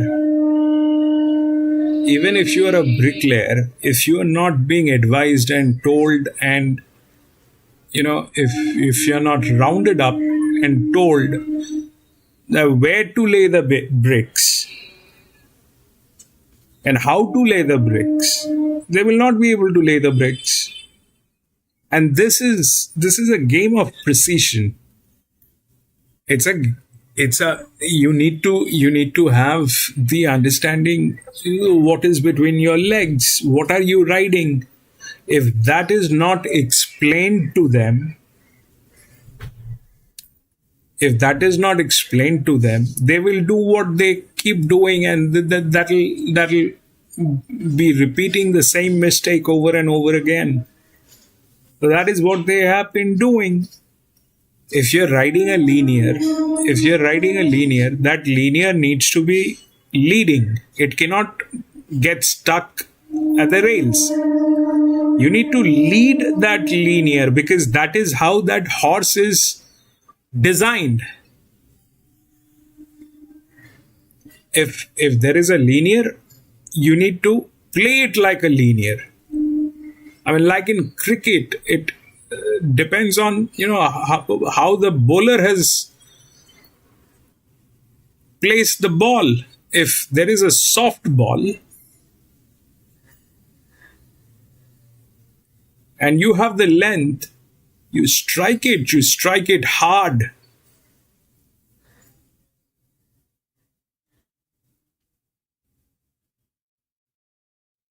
But the problem is here that either they are not explained rightly.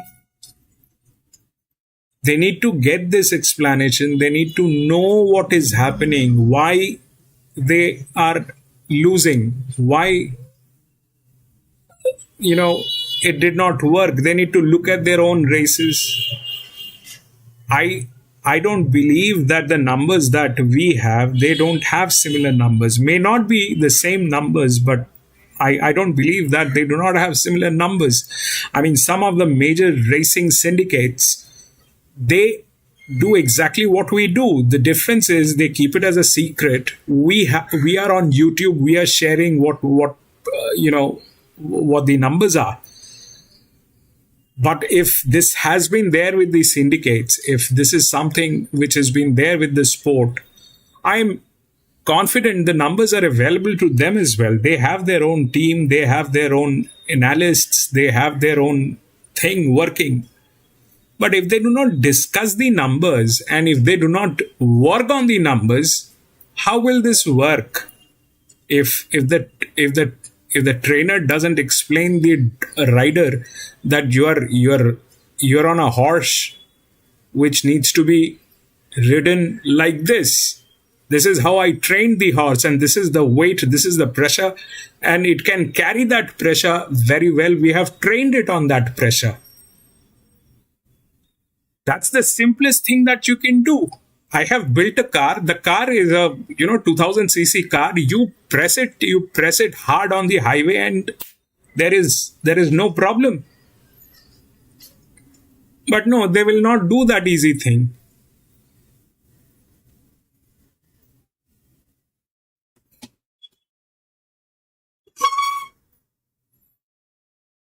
Absolutely, PC. That's the key. That is the key. And I don't get it. I mean, seriously, it breaks my heart. It basically gives me a lot of pain to see that, no matter who the jockey is, they don't behave the way they should be behaving. It's not only here in Australia, it is the same thing in anywhere you race. All they teach them is how to get on a horse and how to whip it and how to make it run. Some of the smart guys, they might be doing something extra, but that is the ballpark. There's no education that is getting into it. People are not learning from their mistakes and they are repeating their mistakes time and again. They don't even know what they are riding. Yesterday we saw, the day before yesterday, yeah, probably. The day before yesterday, that horse, that number 7, was a linear. This guy took it behind a horse that can never win. So you're riding, you have a winning horse and you're putting your head inside the rear of a horse which can never win. What kind of a judgment is that? And what kind of a strategy is that?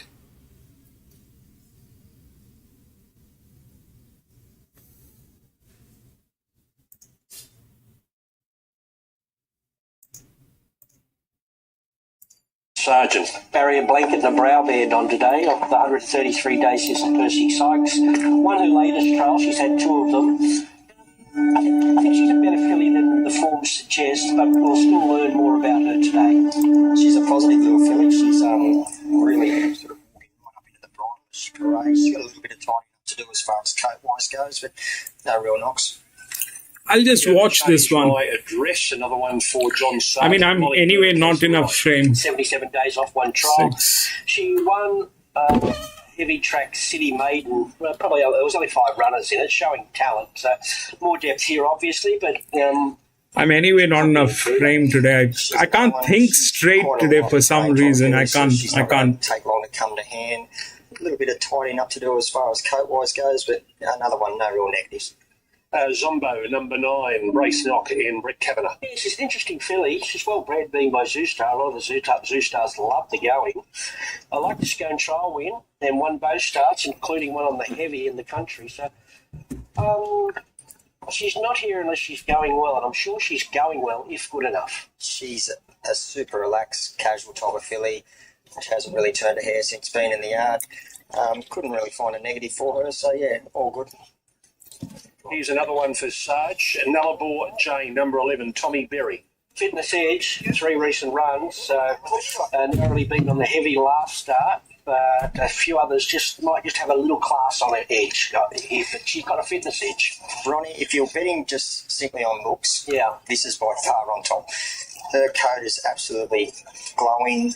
She's got dapples. She's clubs 11. Well. She's not getting hot at all, but she's just... That looks like a drop in class. Terrific. Probably yes. Okay, Adrian Bott has Agarwood resuming and thrown into the deep end today. Yeah, she has been to an extent, but Huge she's been advantage. very aggressive. What we're seeing from her only 2 starts to date, she's been quite dominant in both of those victories. So happy to test her against her own age and sex here at this point of her career.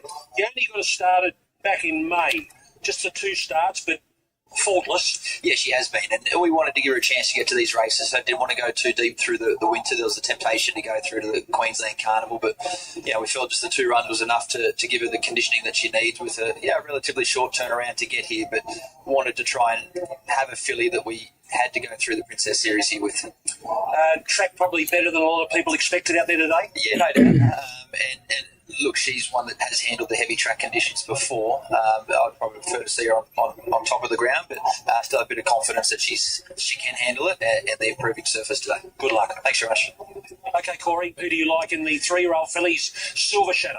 I'm going to have a stab in the dark here. I'm going to go with number 11, Nalabor Jane. Just an absolute standout in the yard, was absolutely glowing. Drawn a little bit awkward. It's going to need a bit of luck for Tommy Berry, but if he gets the luck, I'm sure this horse will run terrific, just on looks alone. I am 3, 4, 1 and 6. There's plenty of love for all 3 favourites here, but it's just an intriguing little race. But I like to set up for Savvy Halley personally. Hopefully she can just travel sweetly, maybe up outside of Agarwood here, and then get the better of her late. I think Agarwood is the one to run down here. And if they overdo it and look at each other a bit early, then they're probably a sitting shot for the other horse that's fancied here within the law, who just knows how to savage the line. If there's any weakness in these on paces late here, and expect good work from Queen of Clubs late. I like 3, 4, 1 and 6 tip. Yeah, I quite like the favourite here in assessing this race on Wednesday. I put it up probably a little bit short of the 2:30 mark. She had been a bit easy during the week. She got to 260 around about 15 minutes or so ago, but 260 back into 240. There's been a rally for the favourite. She's around about 40% of the total hold, around about a chop out in our book, so about break square. So she's popular enough. Ronnie's tip has been the big firm all week. Savvy Halley, I put it up probably a bit too long with the favourite too short, at $6 on Wednesday. She firmed into 340 this morning, just getting back out a little bit today, 340 to 370, but she's popular. Within the law had been the soft one of the 360 out to $4, but she's just trimmed up a little bit, fall back into $3.80. So look, as Ronnie said, good interest in all 3, but I have to mention Queen of Clubs too. J-Mac on a double figures chance, 11 into 10. She runs a loser in our book, so there's some interest in her. And at longer odds, Zumbo 51 into 26 is the best back to the roughies. If you like Corey's tip, Nullarbor Jane, it's been $26 out to $34. But top of the betting, Agarwood, the $2.40 chance, not a fave. We're that keen to push against. We quite liked it. We'd rather lay Savvy Halley and within the law, who are $3.80 and $3.70 chances in the Silver Shadow Stakes. Exciting time, Shani, to see these 3-year-olds now come back for the first leg of the Princess Series.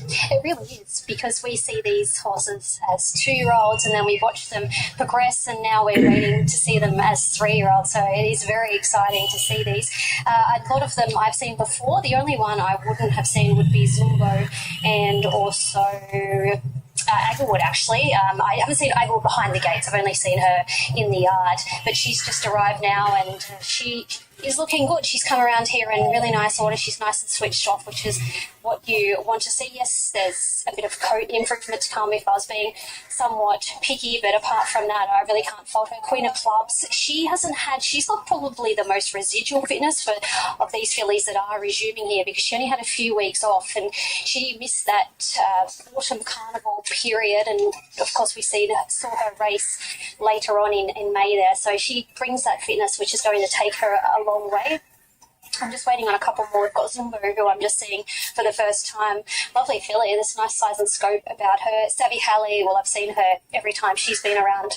Didn't see her at Newcastle, but went down and had a really good look at her in the tie-ups. And I wouldn't say she's furnished a great deal. She's not one of those fillies that carries a great deal, but she's just got a beautiful attitude about her, and that's certainly going to take her a long way. Within the law, Jason just took his time getting out here, let all the other horses arrive behind the gates before he actually walked around. And she too, we saw what she did as a 2-year-old, so she's come on from that and come back even better. Than it's going to be scary what she can do, especially what she did in her very first campaign. Open Secret is a really nice filly. She's probably a little bit disappointing first up, but she can certainly bounce back off that. And I'm just looking for Nullarbor Jane. I'm not too sure where she is. Actually, she must be the one with the pony, so making her way out here a little bit slowly. We are a little bit behind starting time, so they will jump a few minutes late here. Yeah, Wooden Lass with the pony still getting around. Let's go back to Tim Ryan for another update. How's this market looking now? Yeah, there are some changes here. We're starting to see some good support for Within the Law. It's probably the most notable move late here. From a high of $3.90 today, it's back now into $3.50. And Savvy Hallie, after getting out to $3.80, it's back into $3.60. So the market's starting to swing back towards those two. Just forced us to push Aglewood just out a little bit. It's now back out to $2.70. Also seen a little bit of support for Wooden Lass there at the $23 mark. But yeah, the favourite just starting to get a bit soft, with the market trending a little bit more towards Within the Law and Savvy Hallie. Actually, further support for Savvy Hallie sees it back into $3.50. So just the favourite getting a little bit soft. Lee, the 7 is getting tailed. Donald chased this ride on Queen of the Clubs, didn't he? Yeah, But I think she might it's a have 3-year-old filly, shouldn't be a problem. He'll get a feel of her. I don't know if he'll get through the flight station with the Chris's firepower, but yeah, it's always nice to have a couple of little emergencies that might pop up. That's right. To put your leg over. It's called keeping your options open. That's right. Race number 6, Wooden Lass about to move in for this Silver Shadow Stakes, the first leg of the Princess Series. Okay, Shani, is there issue with barrier 3? Yeah, it's Signatrice, and she is trying to go down under the front of the gates. So the minute she got in, she panicked. Just seen Braids just trying to jump out of the way. They've actually unloaded Within the Law. So which one was it, Zumbo? No, Signatrice. Oh, sorry, it was Zumbo. Signatrice is others. Is Fred Cavanagh's other horse that raced earlier. Yes. Yeah. No, Zumbo. It was the one, was it? It is the one, yep. So Braith's just about to jump out the back. I think they'll unload her and check her and see if she's A-OK. But Within the Law was the first to come out. We've got to keep an eye on Wooden Lass. She's not in the barriers, but she's had issues in the past that have kept her out. Okay, so Zumbo was drawn in 3. Within the Law was in 2. Right next to Within the Law. That's Zumbo being one of the reasons those things are a little haywire here. It's out. I think she might be. Yeah, she's out. Yep, she is out. The vet has wasted no time here, taking Zumbo out, unfit to run. And which one is Zumbo now? For the Silver Shadow, Zumbo a late scratching. The Silver Shadow Stakes. Ready to run. Racing, and Eagerwood in the centre jump well, so did Savvy Hallie the outside, and the 2 favourites are at it early, and Within the Law is poking through on the rails. Change My Address the outside, further back to Wooden Lass and Open Secret, Queen of Clubs, and Nullarbor Jane is the last one. Eagerwood went up the inside to hold out Savvy Hallie for the front. They're 2 lengths clear then from Change My Address, Within the Law a handy 4th, 2 after Wooden Lass from Open Secret. Queen of Clubs and Nullarbor Jane is the last one. Eagerwood a neck in front, 650 up from Savvy Hallie. 2 after Within the Law from Change My Address. Open Secret back on the insiders. Wooden Lass is out deeper. Further back to Queen of Clubs being roused along. And Nullarbor Jane is the last one. They round for home now on the Silver Shadow Stakes. And the unbeaten Eagerwood a length and a half. 2 in front now to Savvy Hallie. She's sticking on though. She's got gas in the tank. Within the Law on the insiders being hard ridden. It's Eagerwood a narrow leader from Silver Hallie on the outside, and Hallie went past Steigerwood there. Within the law, the last shot of them. But Savvy Halley a length in front. Within the law is chipping away. Savvy Halley still in front, and Savvy Halley wins the Silver Shadow 3-1. Stakes by 3/4. Within the law second, a gap back to Queen of Clubs getting up to run third. Open Secret changed my address. Hagerwood got a real stitch. We can ride out from No, Woodland 3-1-6. and Nullarbor Jane. Savvy Halley wins the first leg of the Princess Series, breaking her maiden just 9 days ago at Newcastle, having been runner-up in a Bailey and a Percy Sykes.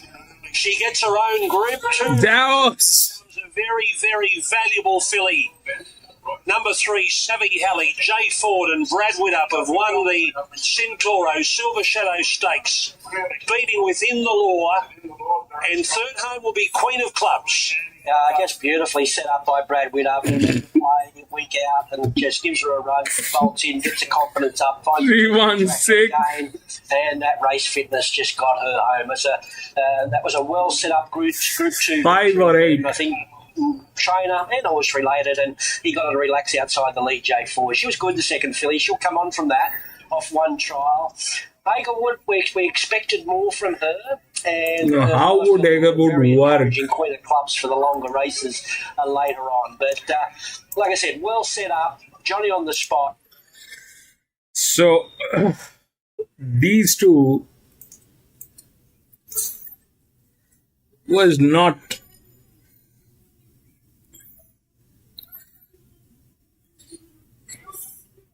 there.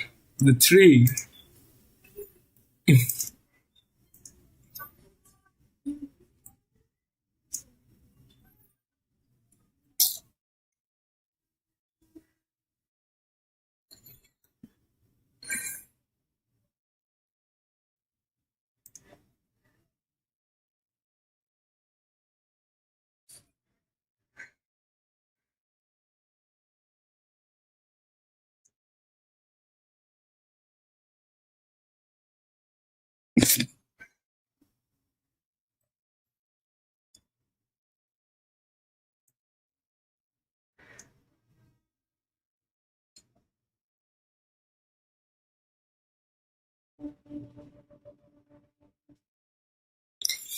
Somehow the pressure is not working. I think it is the ground, because it is so heavy. I mean, I can understand these two, they were very heavy.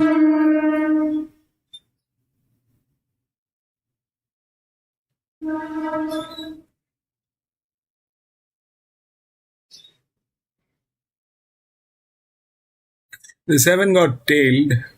The 6 got through. 6 and 5, both the EWs got. Both of them got in.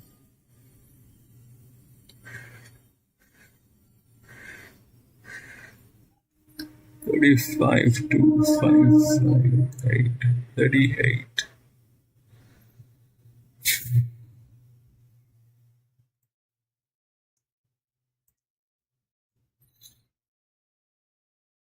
J-Mac today is in trouble. 1, 2, 3, and 9 all scratched.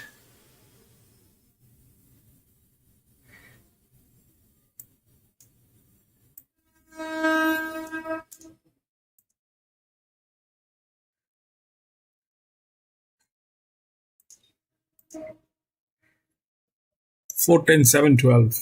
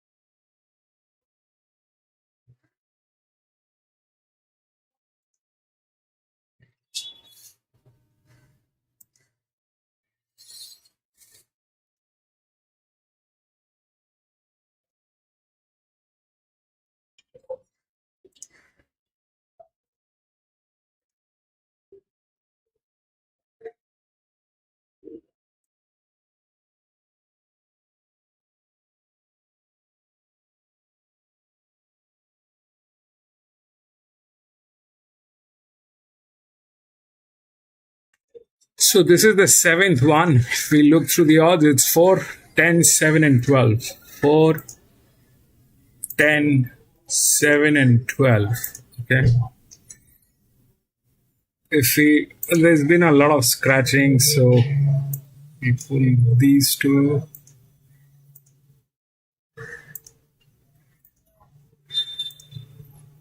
This one.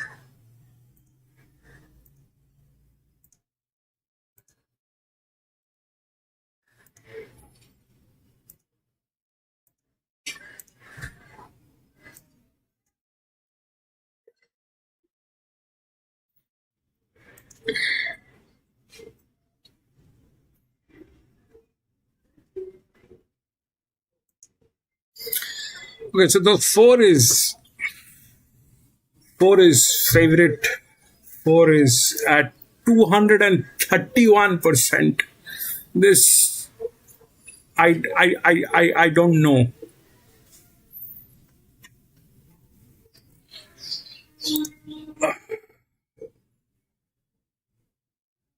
It's JMac. It is JMac. JMac has done a couple of races with this.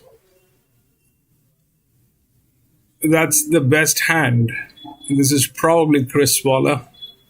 This is at 70%. I think what is happening is, uh,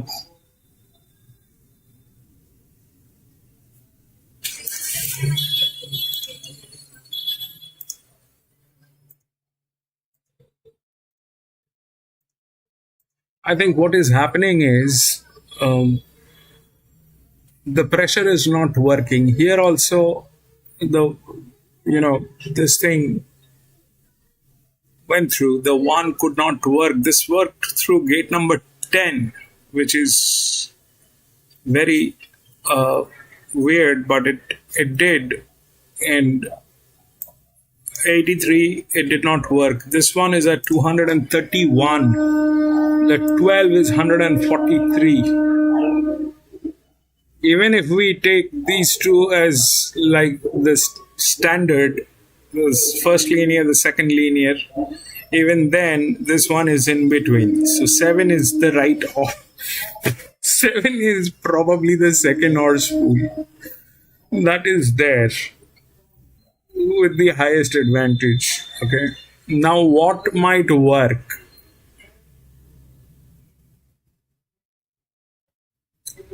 In the current situation, it is difficult. I think, this one is a 6-year-old mare.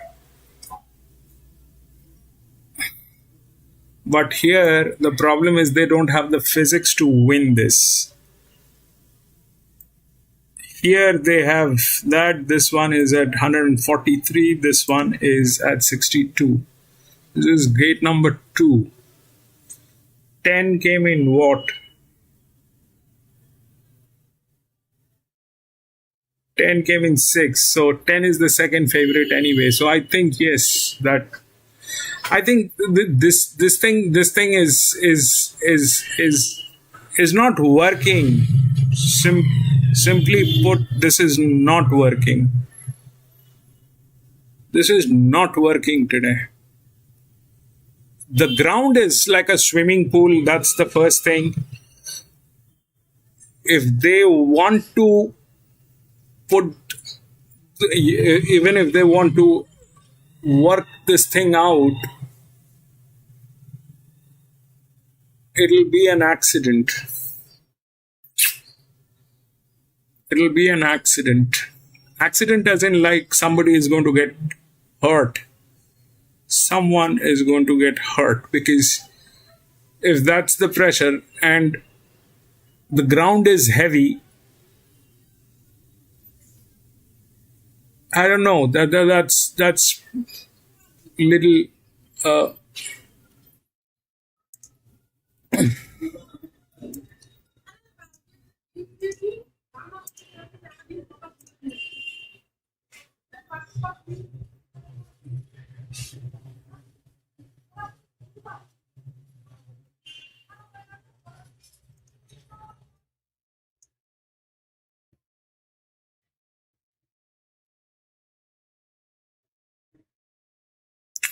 I like the 5, but it doesn't have this side of the rail.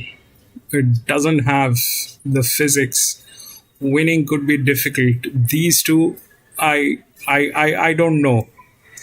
They are again like that. This one though doesn't even have a jock on this. The 12 doesn't even have a jock to carry this thing out. If we take a look at what, then this is where you stand.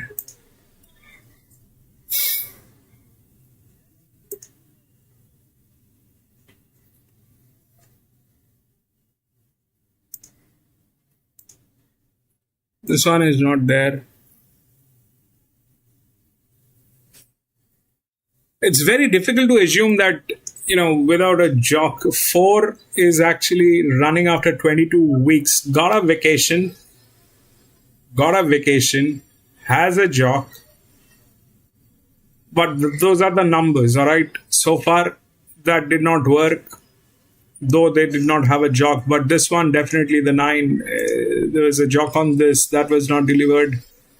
So that's not working. It's a heavy ground, so it's probably not the best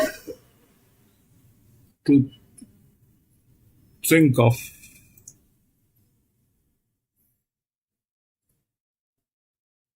I also like this one, but this is a 6-year-old mare out of gate number 11. Is it possible? Maybe. I don't know.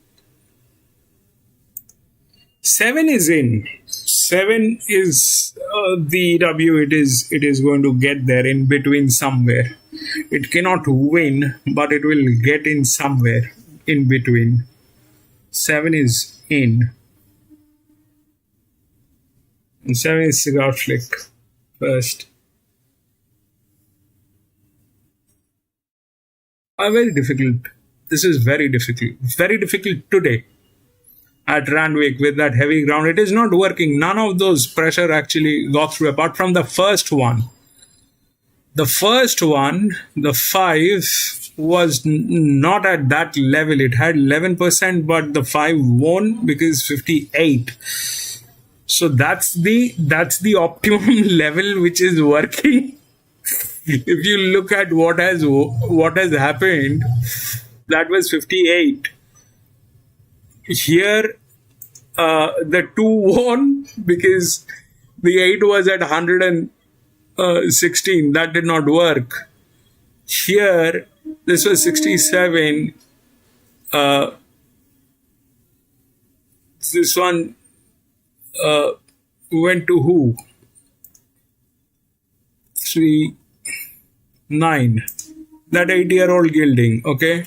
So here also it was above 50. So failed.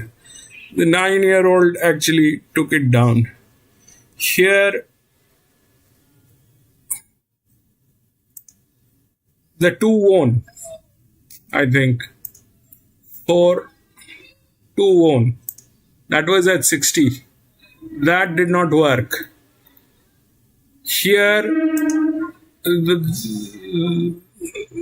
that was to, I think, 5. No, that did not happen. 7 won, which was at 28. So again, at 2000 meters, that did not work. Here, there was not a possibility. We were not even looking at that. The one actually won was 3, which was below 50%. And now here we are doing this. So this one, I like the 5, which is about 50%. I also like this one, which is about 41%. They both are capable of delivering, but both of them have the problem. They don't have the physics. The one in the middle, which is at 62%, is like that, and they are also like that. They have a problem with their management as well. I don't know. 10 EW, probably. I mean, 10 is the second horseshoe. 10 is the second favorite. 7 is your EW. Both of them are like that. 7 is the EW. 7 is third. It's probably here. The game is here. It is 10-6, and then see, this one is not going to win. They cannot win, but can get a place. All right. Without the physics, it's a problem to win, but can get a place. It could be 2, 7, 5. I don't know if they will come in.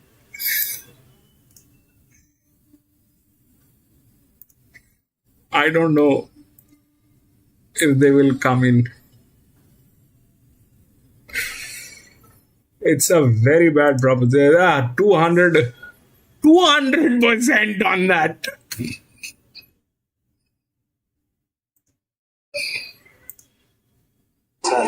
So Mirror Impact favourite here at 260. There has been support the Danish Prince. Been a while between drinks, but he has been racing well. He's 380 into 310. Third line of betting occupied by all Machiavelli and 550. And the I'm going to be back from the washroom in a jiffy. Smart Jazz, the one down the bottom, just firms up a 0.8 into $7. So Jan Bowen with Ollie's Secret here down from Musselbrook. Grandson Justin is on track today. He's out there with Melinda. Justin, this fella, you've been a model of consistency this campaign without winning. Were you happy with him here last up? Yeah, really happy actually. He probably needed the run. We just ended up with the space between runs and a lot of wet weather around at home. So he just lacked that bit of sort of race fit, I suppose. But that run's brought him right on, and he looks better for it today. So he's here to go. He's been up on the speed his past few, soft barrier, small field. Does he just let him roll to the top here today somewhere in the first few? Yeah, we just hopefully camp just outside of the leader if we can find one, because we just don't want to be that vulnerable out in front again. So if we could be parked just off a leader and give him the sort of last crack at him, we should see the best of him. Although all 4 of his wins have been right up on top of the ground, he seems to be getting through these heavy tracks okay his last few. Yeah, definitely. It was not a complete shock to us because he's built like he'd get through it, but his form didn't reflect it. But the last 2, as you said, have been really good. So last time, a bit confident setting him today that he'll get through it again. Perfect, thank you. There is Justin Bowen speaking about Ollie's Secret as they get around to the start. So we're over 3 minutes out, Mel. We'll grab your late mail and also have a look at your quaddy. Who kicks it off? Late mail 4, 3, 2, and 7. I've got Mirror Impact on top. He's on the drift. I thought he was one of the better bets on the card. He's only got to run up to his first up run to be winning a race like this. He obviously handles the heavy track and in Strict Fitty. He's second up into the campaign out to 1,400 metres. The Dangerous Danish Prince, he's a 5 times winner. He's been promising to win another one all campaign. He's been placed his last 2. There's a runner-up here last start, and he possesses plenty of fitness. The 2 on Machiavellian, he's another one that's at the peak of his condition now, third up into the campaign. He's one that probably wants a further track.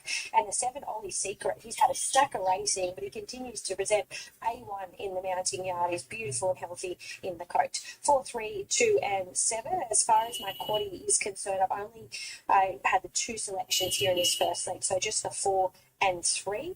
In the second leg, I've got 4 selections, 4, 6, 3, and 11. In the third leg, I've included 3 selections, 2, 1, and 5. And then the last leg, I am 4, 2, and 3 for the quaddy. So just the 2 selections here in this first leg. And the small field sometimes tactically can be a little bit tricky. Yeah, they can. And that probably doesn't really help my on-top selection, Mirror Impact, because I expect him to be in behind a few here. He probably needs good tempo up in front. We've got the likes of Danish Prince and Ollie's Secret that have got tempo, and also Smart Jazz. Okay, so 290 on track, Mirror Impact favourite, but they are part of me backing Danish Prince. Let's find out a little bit more about what they're doing with the 5 runners in the upcomer as we head to Tim Ryan from Tab. Yeah, Mirror Impact, the story here in the betting, it actually lost favouritism at one stage. After going up $1.80 this morning, did get to a high of $3, but we're just now seeing support for it. Danish Prince did get into favourite at $2.90 with Mirror Impact there as $3, but they just flipped back around. We're just seeing a little bit further support for Mirror Impact, so back into $2.70. A few signs of life. Yeah, Danish Prince had been the better backed of the 2 after going up $4.20 this morning. It's currently a $3 chance, so he is the best back runner in the race. Danish Prince, all Machiavellians, it's a $6 chance. It's been out to 6. It's been a big move for Smart Jazz. Went up $11. All right, I'm back. 9 o'clock this morning when we first posted our markets, and it's now a $6 chance. So More 11 6 is the second best back runner in the race. Smart Jazz for the Jeremy Sylvester stable. We're out to Ollie's Secret, who's is a $7 chance, and he's unchanged. So actually just getting out now to a $9 chance. So a little bit easy late in betting Ollie's Secret. The money's continued for Mirror Impact. Big drift, 180 up to 3, but just in the last 60 seconds, $3 back into $2.40. So good signs for Mel's on top selection. Yeah, best bet of the day coming up. So got out, but then they pounced again into 235. Now on track, there's the favourite going in. With the 5 of them, not far off the start. Here is Phil Roberts. British Prince comes in. Starter in position. Red light. Set to go. And they're away. Now all Machiavellian out the back early. Smart Jazz away nicely. Danish Prince shows speed. Ollie's Secret is in the centre, just being restrained and allowed to go back to third. 2 lengths away, Mirror Impact second last. And a length and a half back to All Machiavellian, who's last of the 5. Smart Jazz holding the inside and is making Danish Prince work if it wants to cross down to the rails. Not doing so at the moment. And it's Danish Prince about a neck in front over Smart Jazz holding that inside running. They're 2 lengths in front of Ollie's Secret. Lengths back on the inside, All Machiavellian. A length back to Mirror Impact back at the rear. So Smart Jazz does maintain that inside running and holds out Danish Prince as they run down the side towards the 700 metres. So it's Smart Jazz leading narrowly over Danish Prince. They're 2.5 in front of Ollie's Secret and 2 lengths away, All Machiavellian on the inside of Mirror Impact, patiently ridden back at the tail. Up to the bend they run. Smart Jazz is the leader, and it led out by next. Second on the outside, Danish Prince immediately under pressure. Ollie's Secret to the outside, All Machiavellian next. And here's Mirror Impact starting to charge down the centre. Smart Jazz has a margin as they run to the 200 metres. It's 2 lengths in front. Mirror Impact is picking up strongly now. Right down the outside fence. Smart Jazz in front. Mirror Impact is trying to reel it in. Smart Jazz. Mirror Impact is going to it. Smart Jazz and Mirror Impact, they hit the line. Mirror Impact. Last ride. Favourite gets in. Mirror Impact over Smart Jazz, Ollie's Secret, Danish Prince, and All Machiavellian. It'll get up in the nick of time. Perfectly timed run by Mitchell Bell for Peter Certain. Mirror Impact, who wanted to race just a little bit ungenerously in the early part of that race. Eventually, he came back underneath of the rider, and he gets the timing bang on over Smart Jazz, who was off and gone. So 4 will defeat 8-7, will wind up in third spot, and that was Ollie's Secret. And fourth went to Danish Prince up on the speed. He gets the timing bang on there, does Ed Bell. I think there might have been a bit more merit to that win than what it looked. They went at a very steady tempo, and this horse had to settle back in the field off the steady tempo. It just took him a little while to get top gear, but he's done enough to defeat Smart Jazz. Ollie's Secret's run his usual honest race. They're kind of funny. They're kind of funny, PC. There's nothing much. I mean, back to Randwick next with the toy show quality. In the slightest, it's happening now, and it's always been like this, like this, like this, like this, like this, like.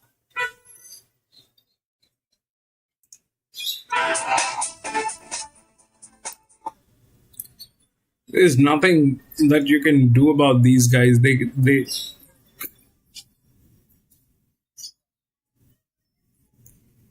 if they don't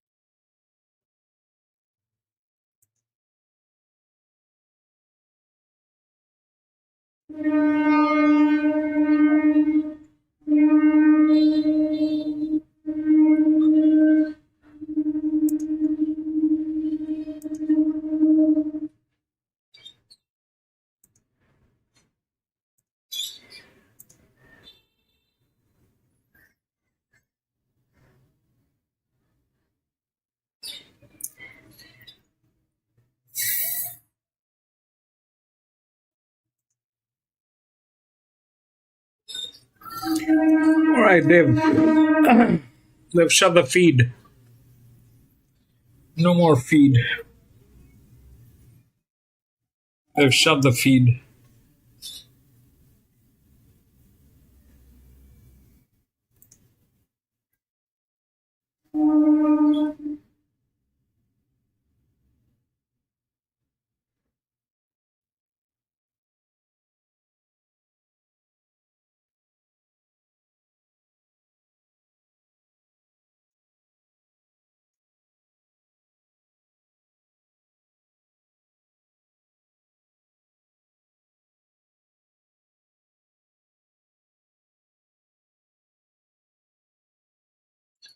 It's a bad day, that's all.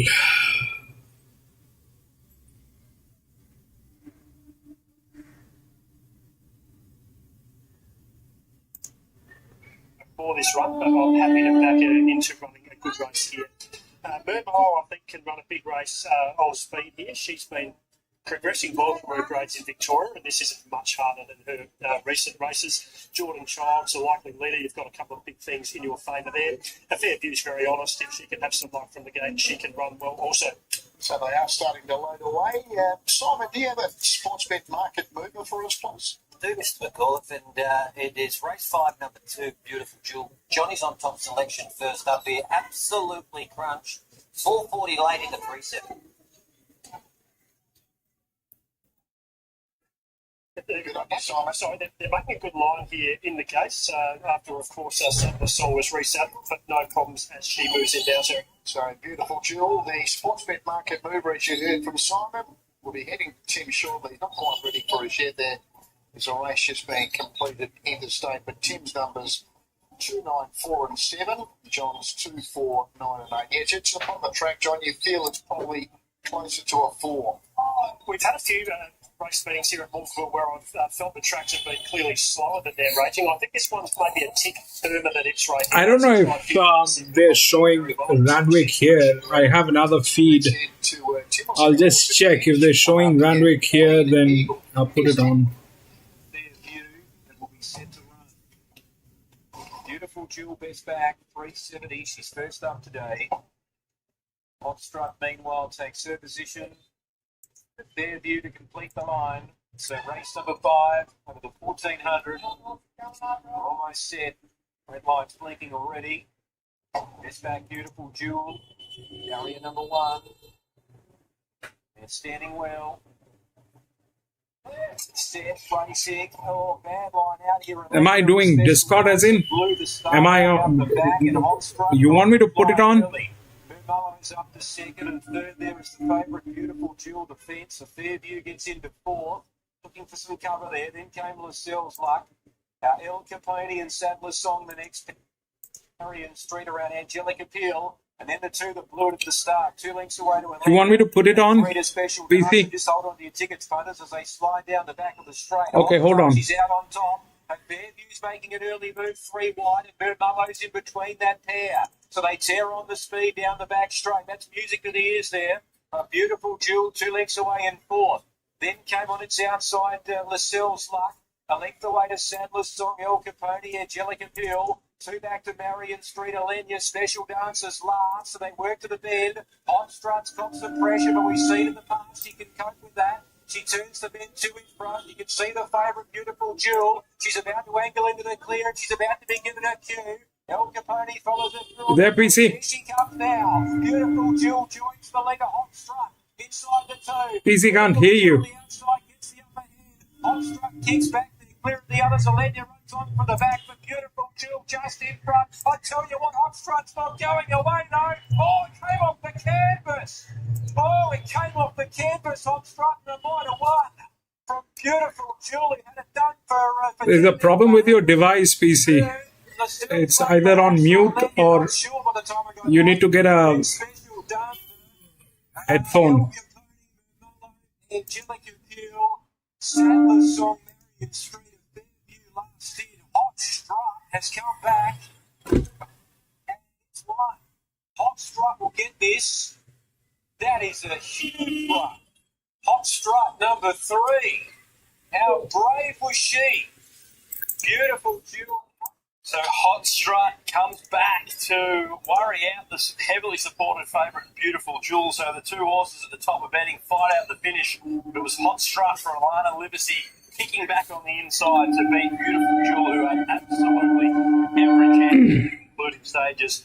Third will go to Alangi there is 7 and Lascelles lucky 4. So 3, 2, 7 and 11. The numbers there in race 5 at Malvernville. They're loading away for the 5th at Wangaratta. It's a pretty even 0 to 58 over 1,300 metres. The money's come for a couple of runners here. Harmonet, who's PC, can you disconnect and connect once again? Count Ida, who was an eye-catcher. Just disconnect and connect once again.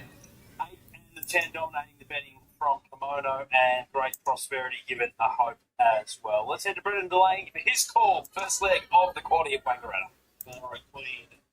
Next to move up, Tony and Arnie's to come forward. But then is away from line along Dane Theories, Gaga, Bargy, Count Ida.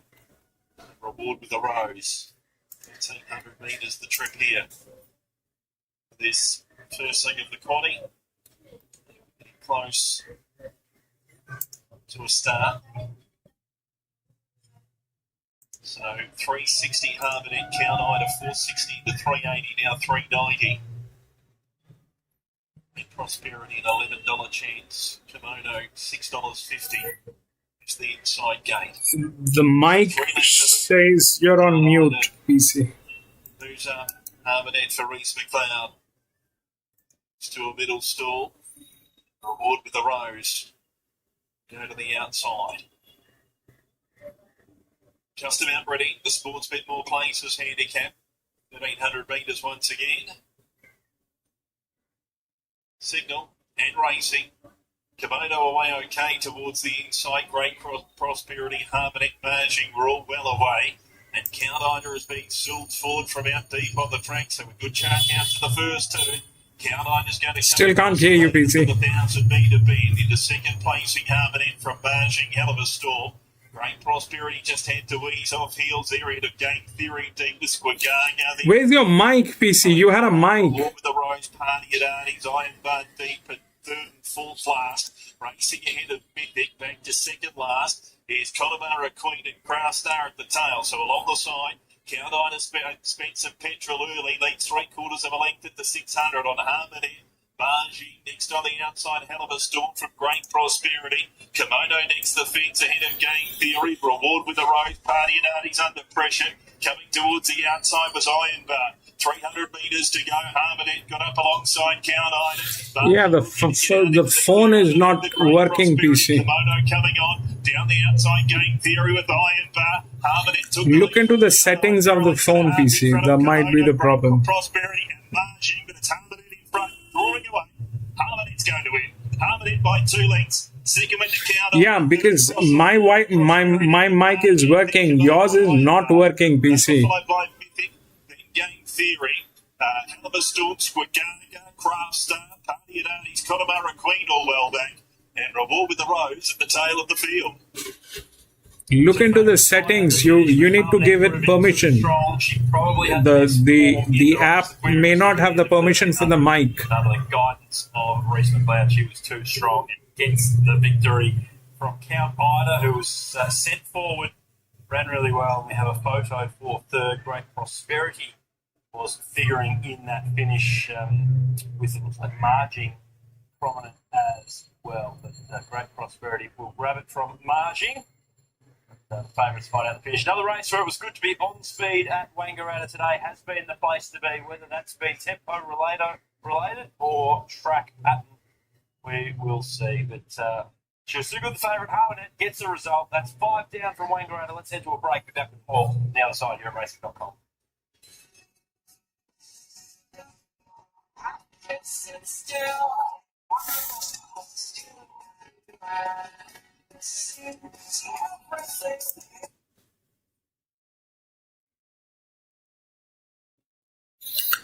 Four is difficult. It's at 231%. 12 is 143%. I don't know if that will work. Today, that's not working. If I had the feed, I would have taken a look at the 10. If the 10 is getting tailed or not. I don't have a feed. I can't see what's going on. And the feed that I have...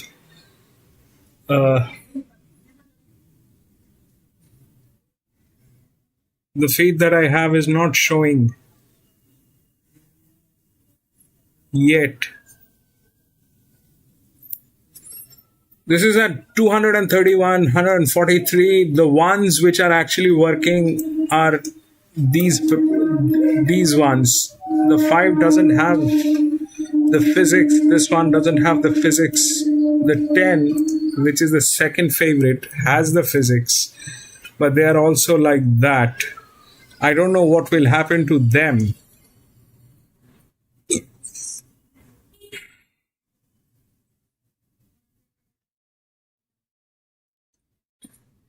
I don't know what will happen to them.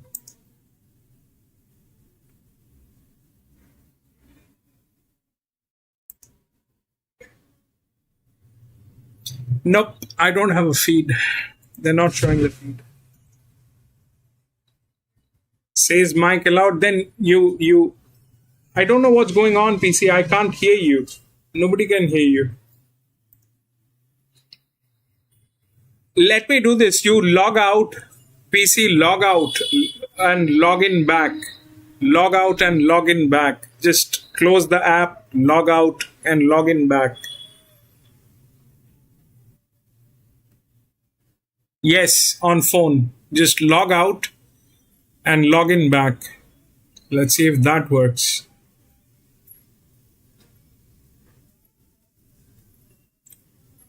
Log out completely.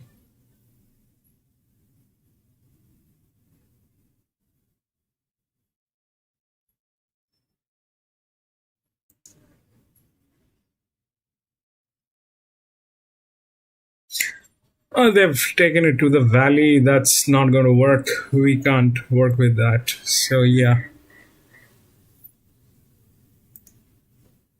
No feed.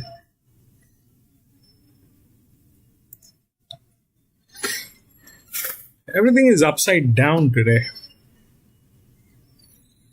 Everything is upside down.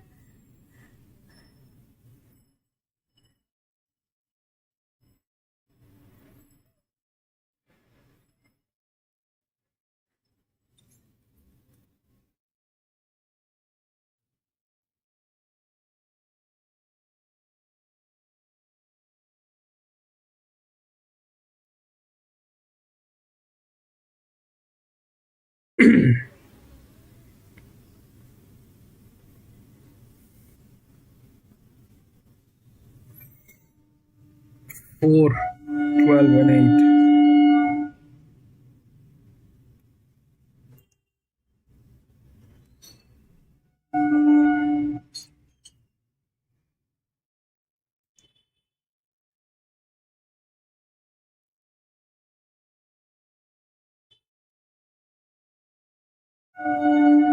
$15 initially in early markets. Flood of the money continues for Earth God, which opened at $14 originally on Thursday.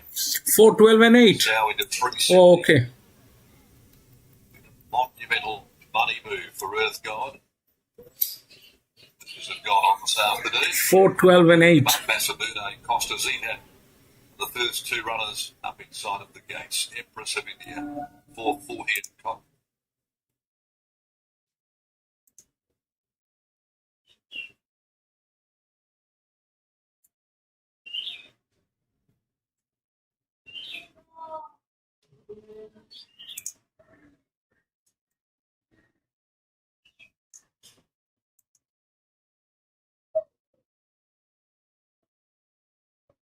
Both of them got through. 4, 12.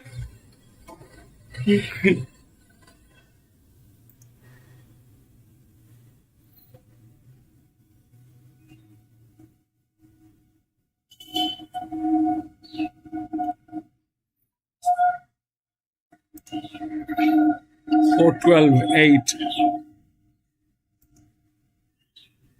It was here.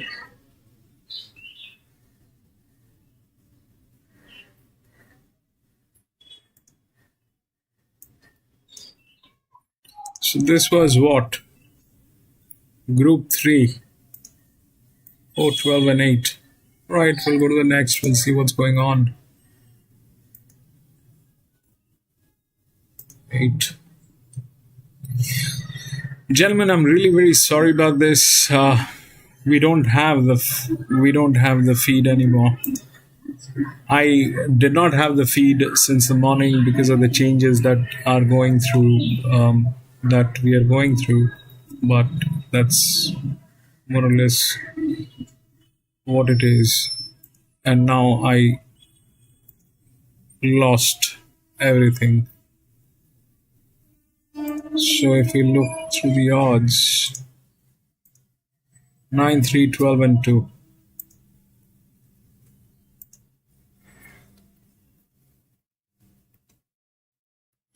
9, 3, 12, and 2.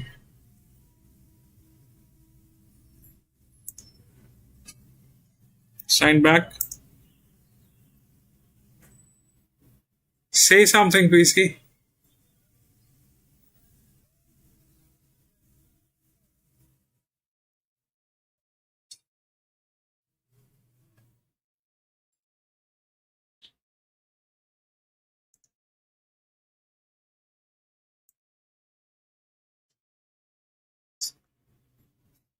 Yeah, I don't know why it is not working.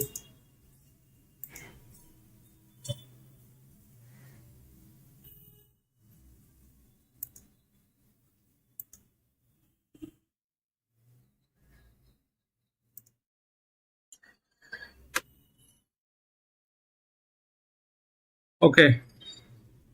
I don't know why it is not working, PC. I don't know. I'll try to log in back. I just disconnected it from my end.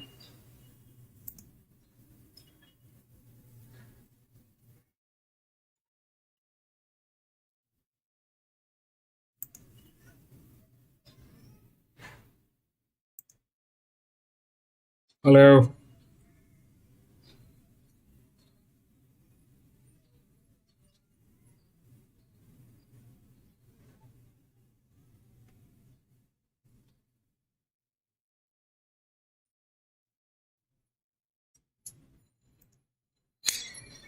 I don't know.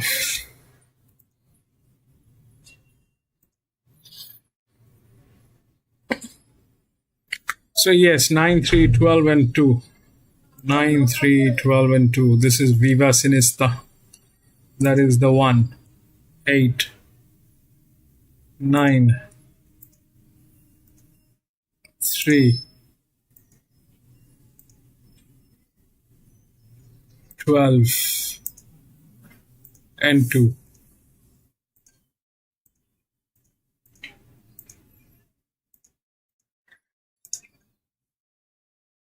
So 9, 3, 12, and 2. Those are the odds. And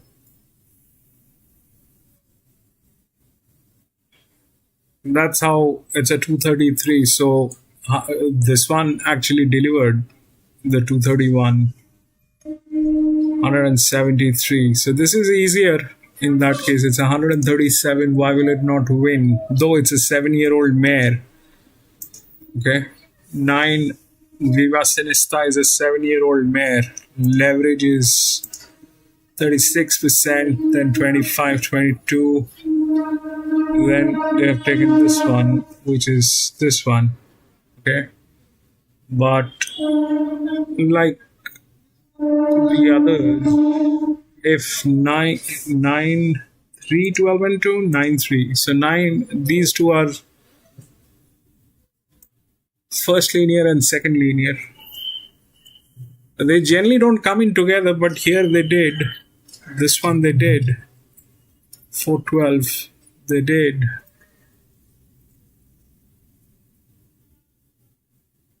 Very well managed, actually. That's all. Very well managed. Here again, it is the same thing. It's very well managed. This is basically the replica.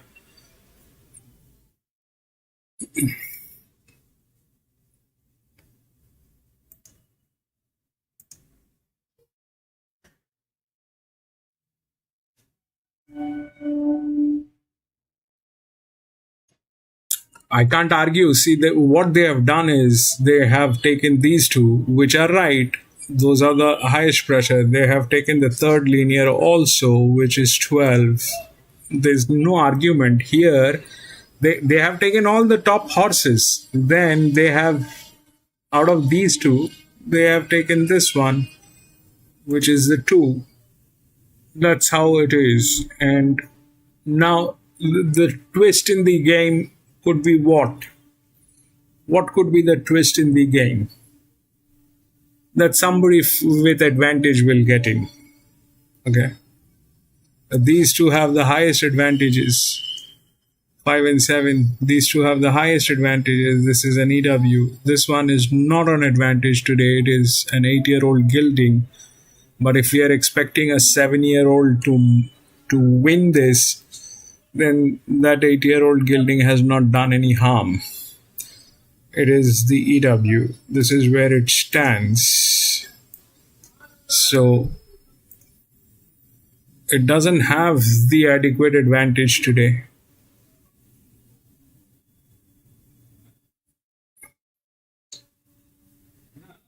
So if there has to be an advantage today, the advantage is on drift. Okay, this is also a good hand. This is also a good hand. The advantage is not here with the EWs. The advantage is here on this guy. 4 is better, but it is an 8-year-old. This is gate number 12, a 6. There is an advantage on this. There's a jockey on this. All of them are good horses. The 9, if the 9 wins, then probably, this is how generally it works. The 9 and 3, they are the 2 favorites. This is from gate number 10. If the odds are like this, and even if we take these are the benchmarks.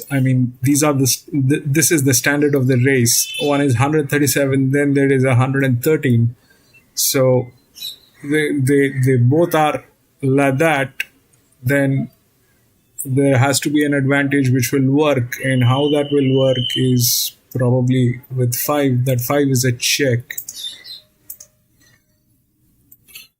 Now, you asked me, Lee,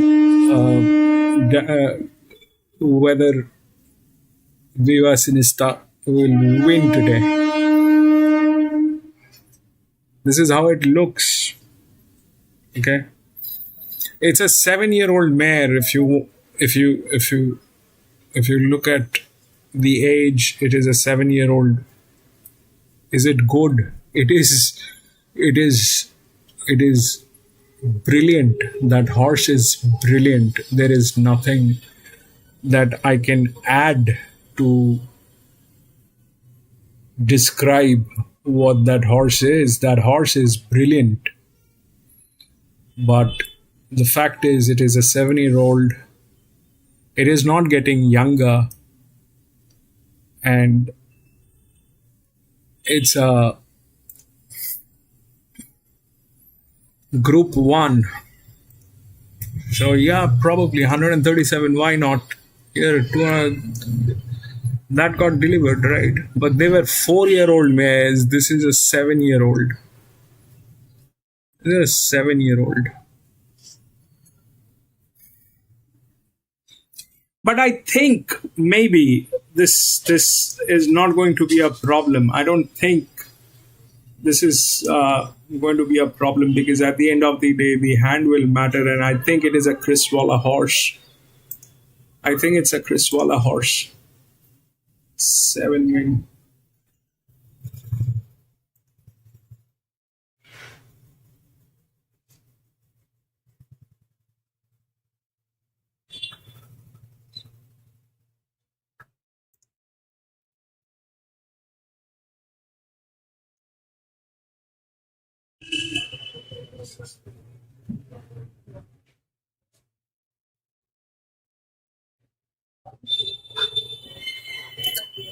PC, can you try once again? Log in. Let's see if this works again.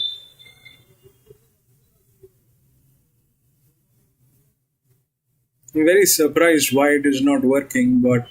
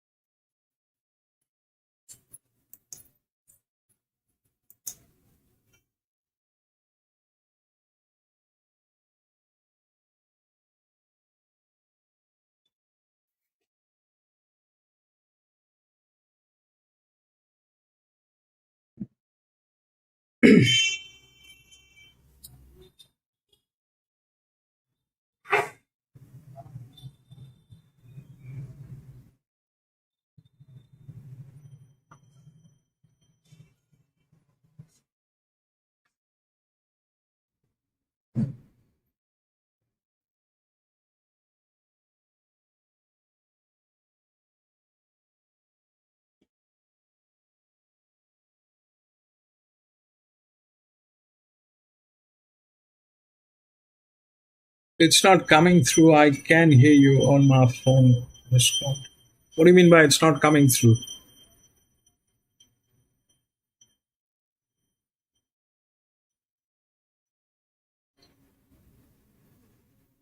Just try to log in back. Let's see if that works.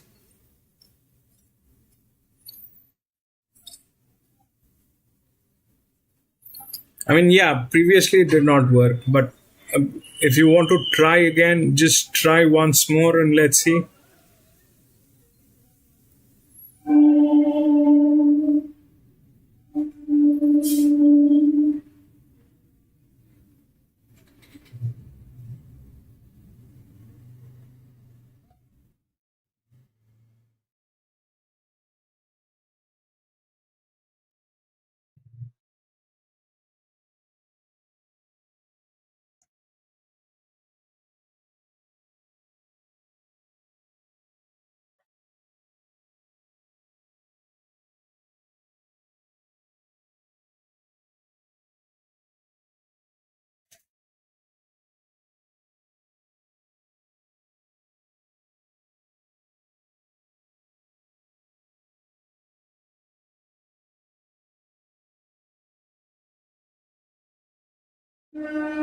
Is it working? No?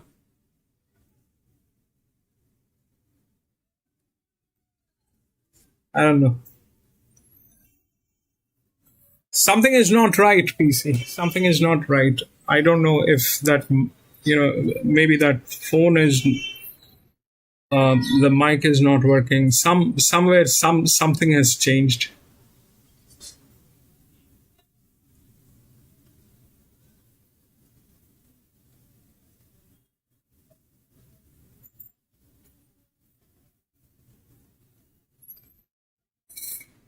I'm logging out.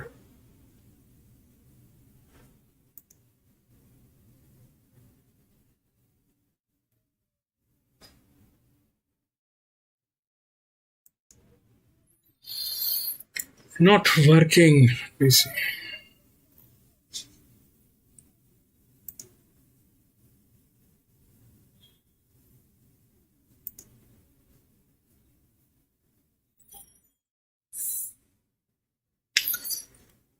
Well, take a look at the numbers once again. In 9 is this. It's got the rails. Everything is there. Good hand. 137.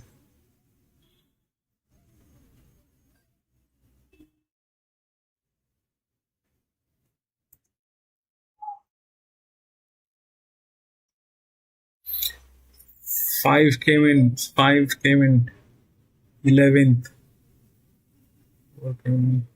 3. 3 also came in 11th.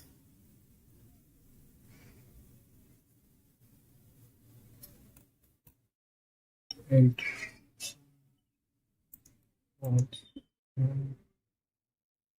9. 11, 20 weeks ago. 5, 11, 13 weeks ago. 12, first.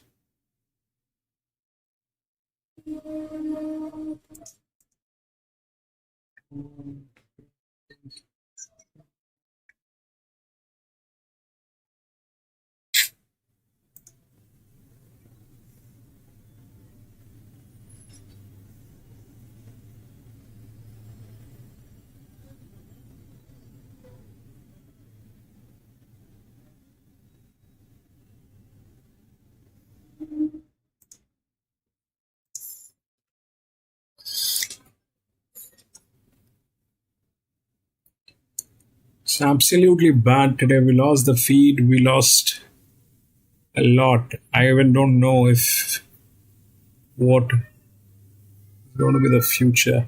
This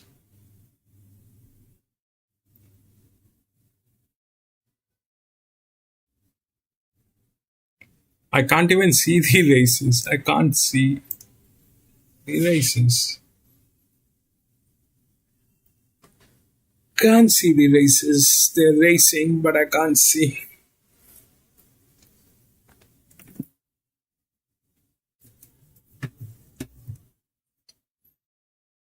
Oh, put on something for fun.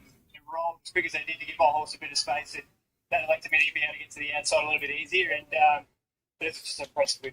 You want to follow this guy, whether he went to a Moyer or a Jericho, but do you feel like he's in his type a couple of months out? Yeah, definitely. He's still very raw. He's very green. He's still working it out himself. But look, it's obviously a lot harder, getting a lot harder from here on in. But I think he has the ability, and I'll let Nick and the others know I want to stick with him. That's right. Thanks, Dodge. Mertens takes out the fifth race at the Valley today. Let's have a look at how he was able to do it, Simon Marshall. So he's from the inside barrier is your eventual winner. But as I just pause the replay here, there's a couple of horses I want to focus on. Here's the winner, but in the orange colours, you've got your favourite Regal Award, who got very keen and made things tough for his jockey.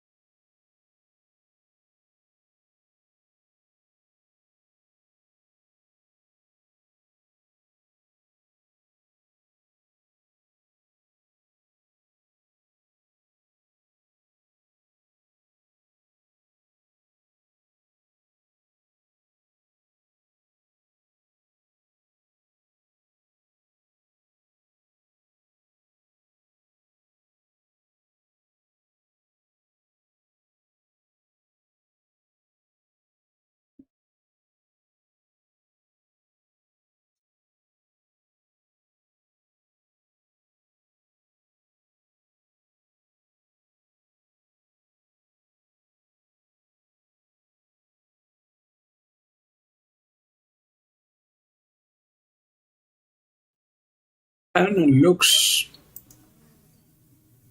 Those are very impressive numbers. I mean, but the problem is here. Those are very impressive numbers, but the problem is here. It's a lot on that 7-year-old. It's a lot. I mean, today I don't know. I can't think straight today. My mind's like effed. But if that got delivered, 70%. This is Randwick. 70% got delivered here on 4, man. 231% on that. 137. So what happened to this guy? Because they did not have a job. Here, J-Mac was on this. Here, I think J-Mac is on this too. 9.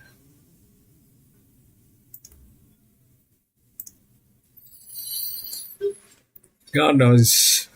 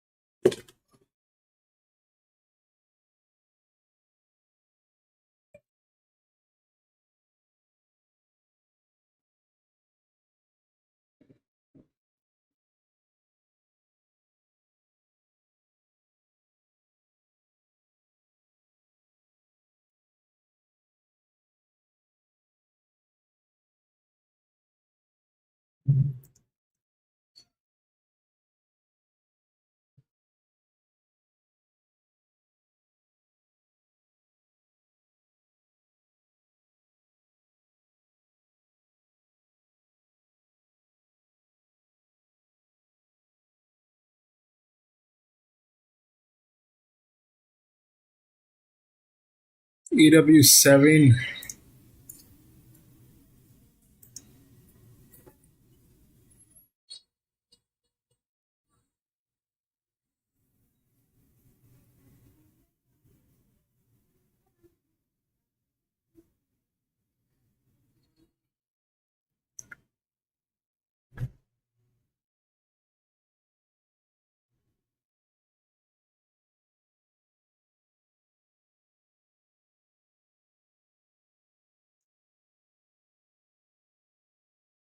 There's a 9-year-old gilding in this. 7 has the, I mean, out here it is looking like that, but that basically translating to this, wherein this is translating to this, and this is in between. The 7 is, those are anyways EWs. Those are anyways EWs. Those two. The question is 9. 7-year-old.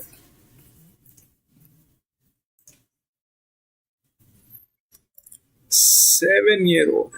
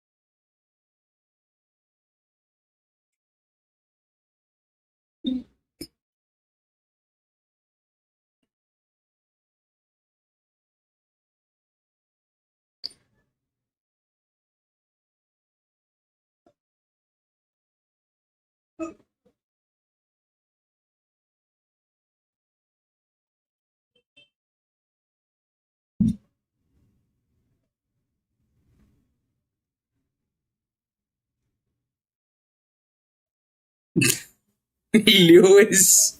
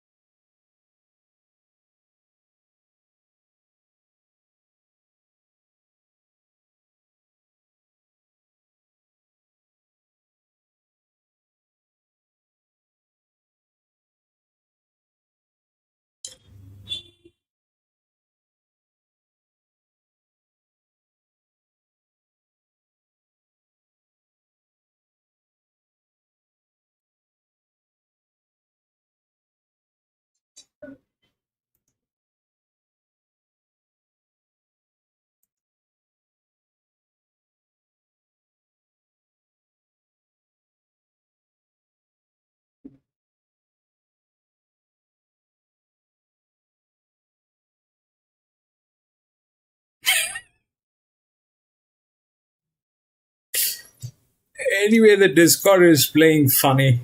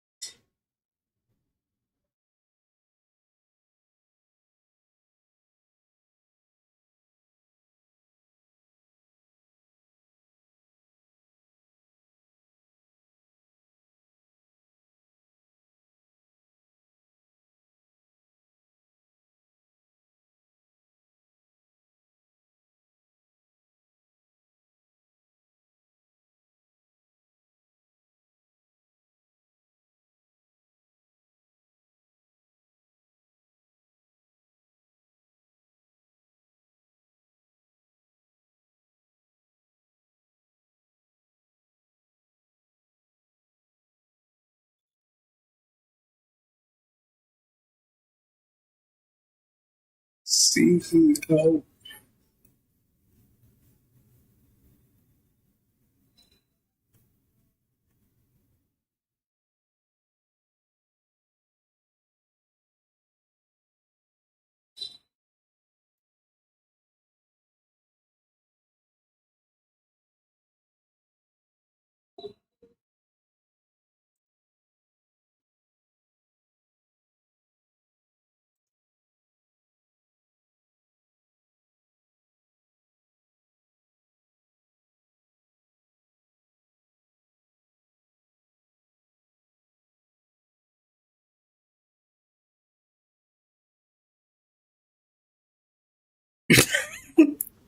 Yeah, that reminds. I can get a radio. I can get a radio, probably RSN. That reminds. I can get a radio, probably.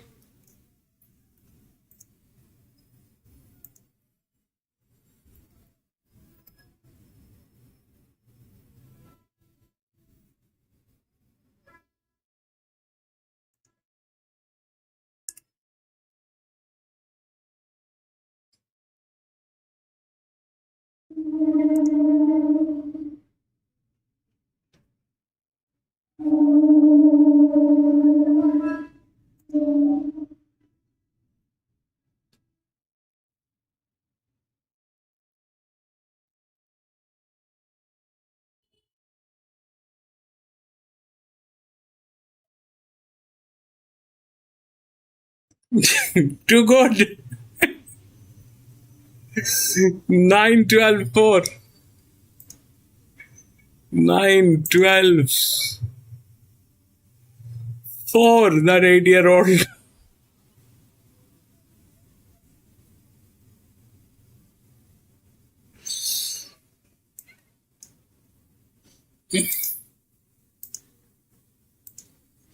9, 12, 4.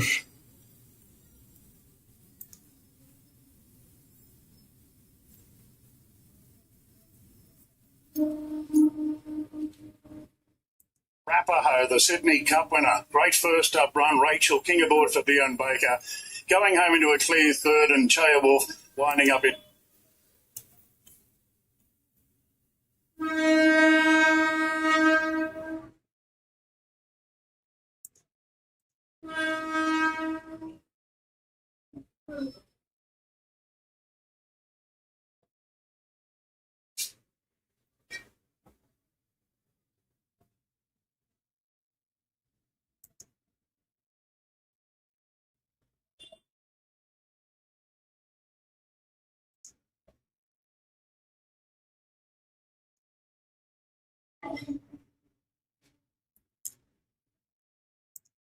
Nine, 12, 4.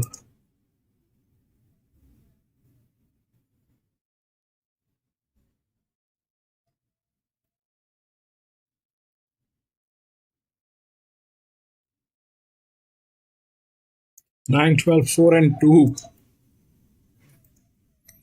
9, 12, 4 and 2.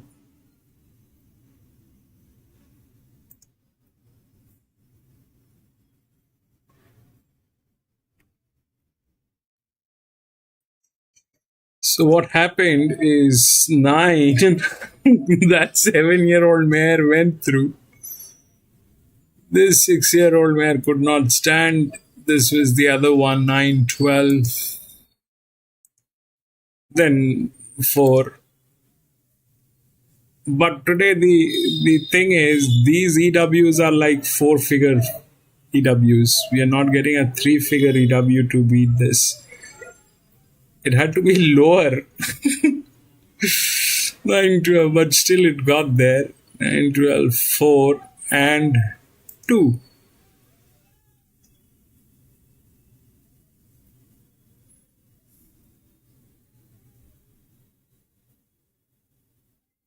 Brilliant. We go to the 9th. See what's going on.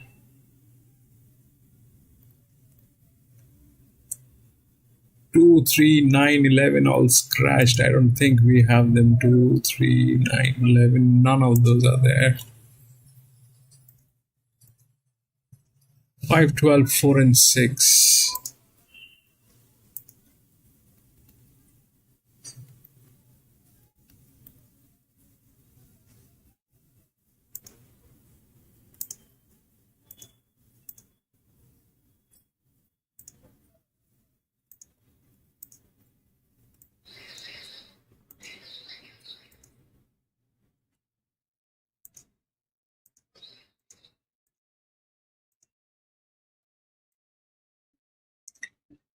So that's that.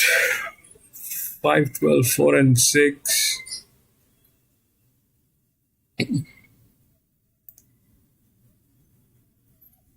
9.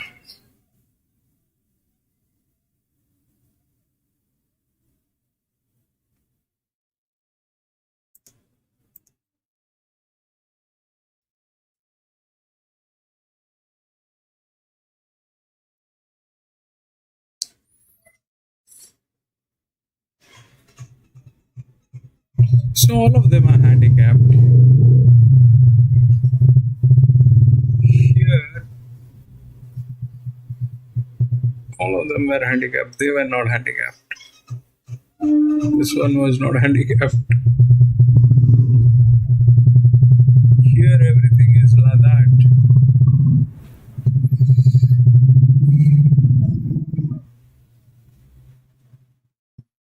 So, if we look through the leverage again, the 12 is in the top with 93%.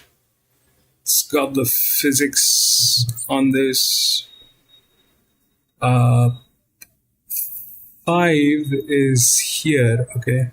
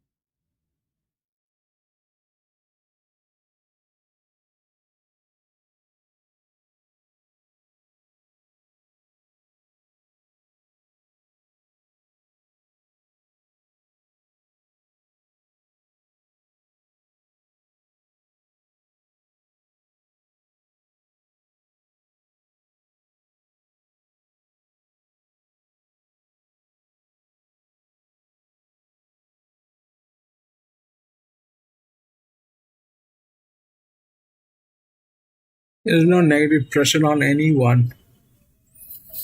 There's no negative pressure on anyone.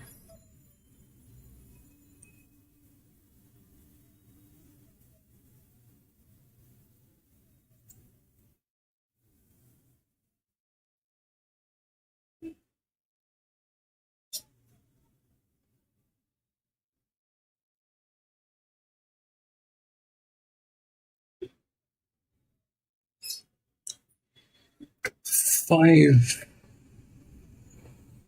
12 is 39. Like that. How will you work with them?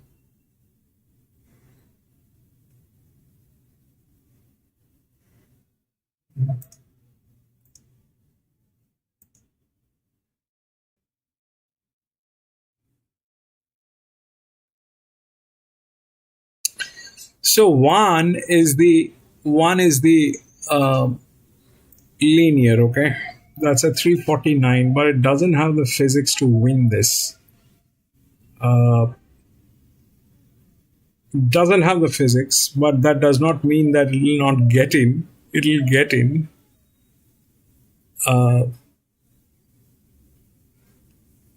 Just not to win. Just not to win today.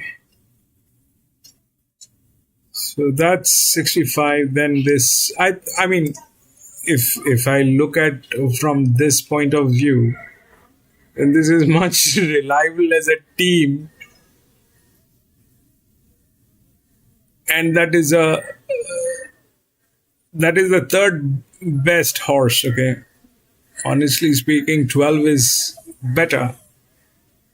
12 is better with that leverage, but they kind of lather this, they don't deliver much. The 5 is at 14% with a good hand and a jockey. This is good. This is also good. They have not taken this one, which is obvious because it is going to that state. It's a lot of competition, but it's a 6-year-old.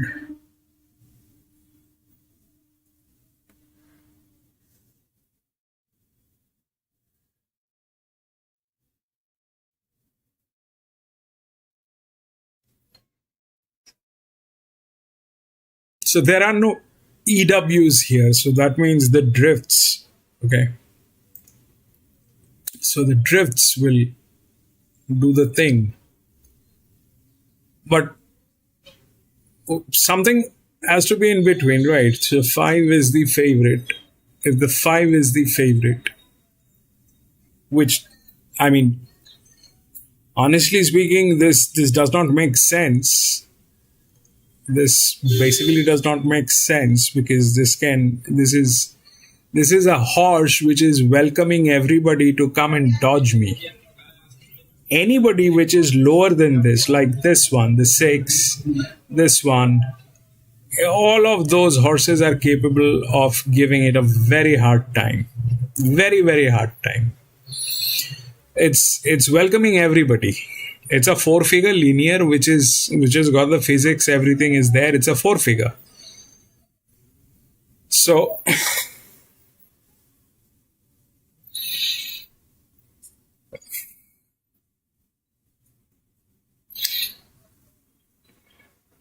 I mean, it's on a 1200 meter, it is on 25%. So anybody which is higher than this, lower than this has advantage. This pressure is a little weird. 25%. I don't know. Maybe because of the hand. Rest everything is all mulish. 4 is here with 16%. That's 33.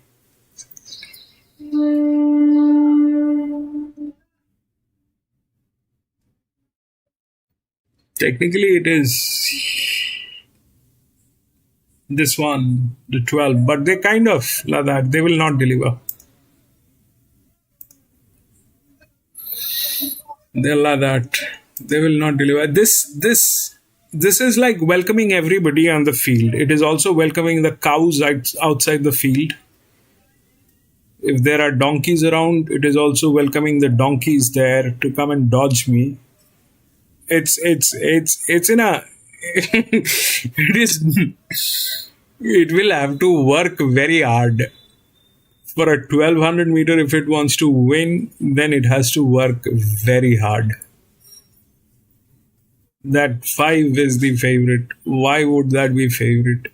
Ideally, here in this case, if the linear is in a position where it doesn't have the physics to win this, then the one which is got the physics will win. That brings us to 12. But 12 is like 65% bleeding this entire connection with the stud farm.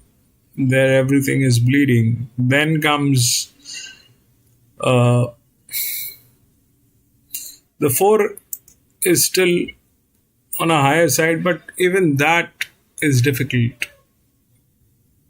This one is weird, very weird. There's not a single horse with an advantage. Okay, there's not a single horse with an advantage. The one which is the linear is probably a drop in class, and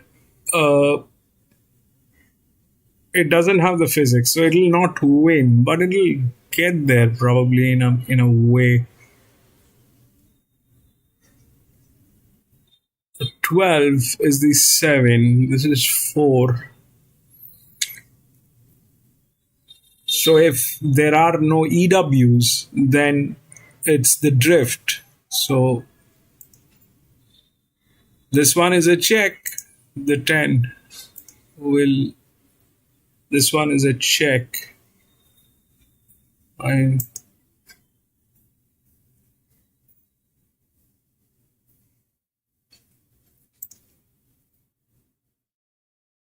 But will it win? Will the 5 win? I don't know.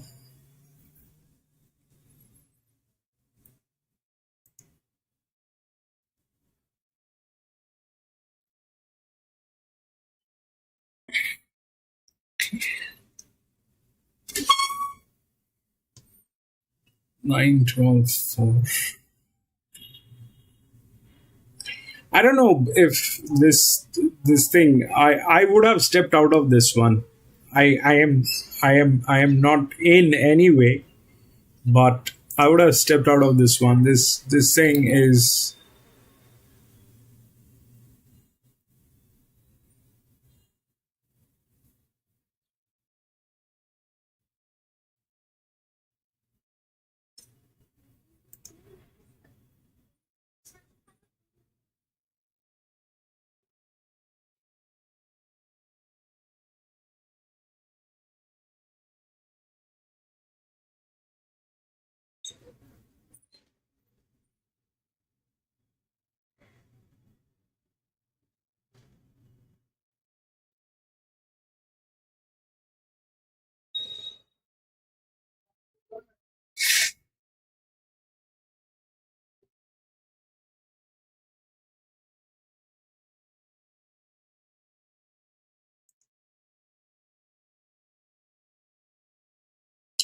Oh no.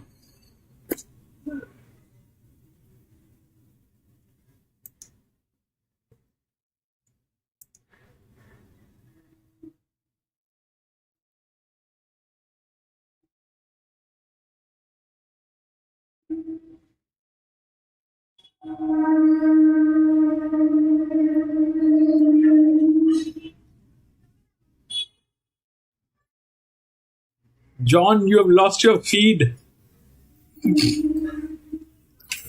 Man, today is a mess. It's a mess. I was looking forward to these races the entire month. The entire month I was looking forward to, the races for today. And one after another, back to back bad news from everywhere. Firstly, it is heavy 10. Secondly, there's so much going on here in India. And now, thirdly, we don't have a feed. It's one of those days. It is one of those days. That's all.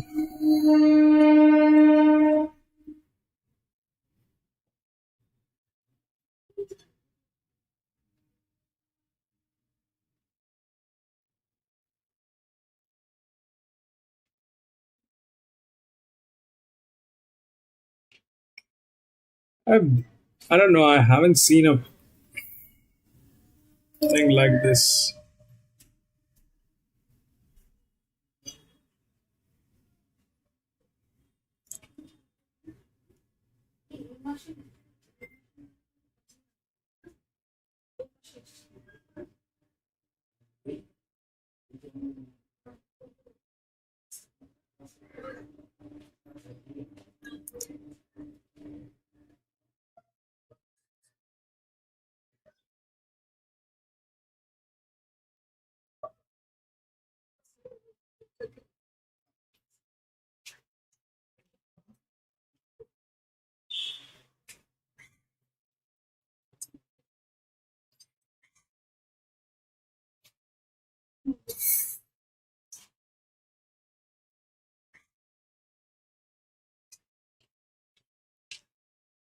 Away reset the Jazz, and they were followed by Far Flung, the outer of Lincoln.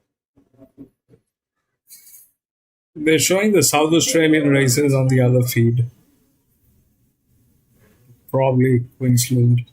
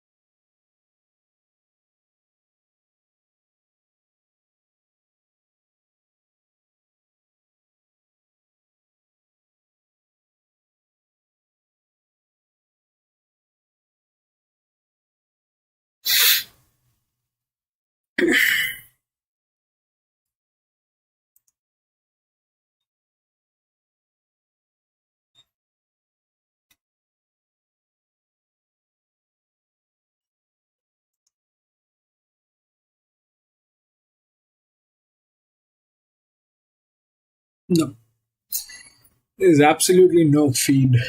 Absolutely no feed.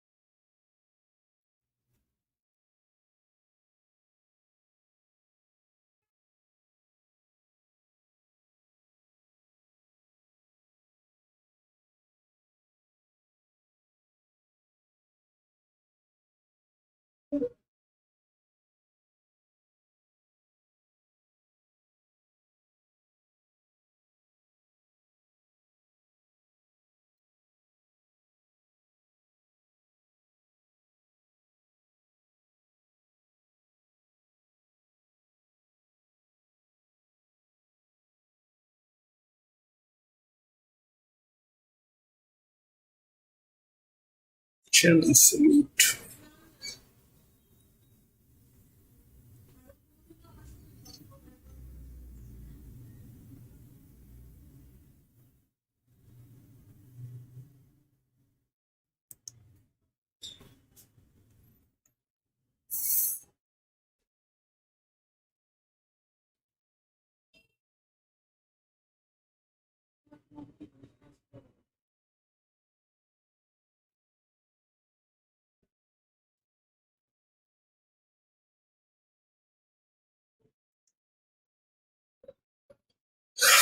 Jesus Christ, man.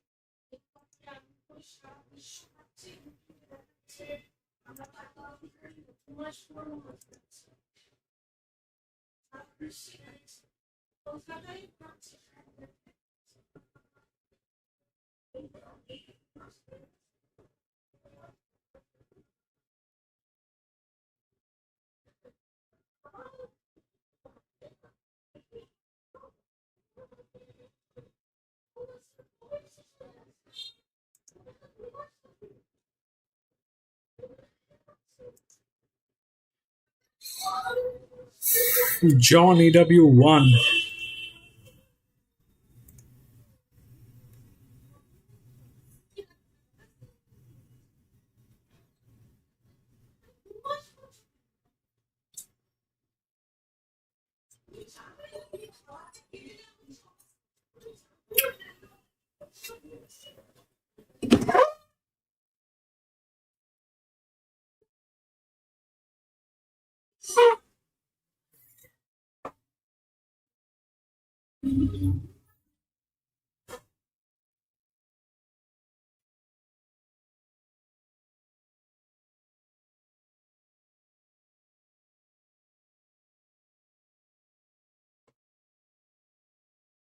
There's some problem with the one. It looks like it dropped its value. Value as in like as a horse. Something that went wrong with one.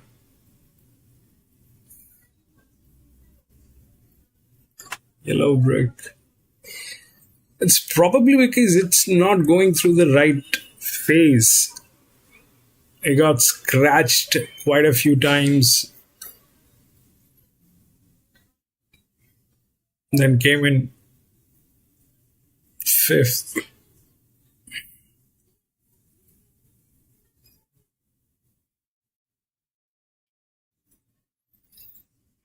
There's something not right with the horse. That's why it's dropping. It dropped to almost nothing with that kind of a horse.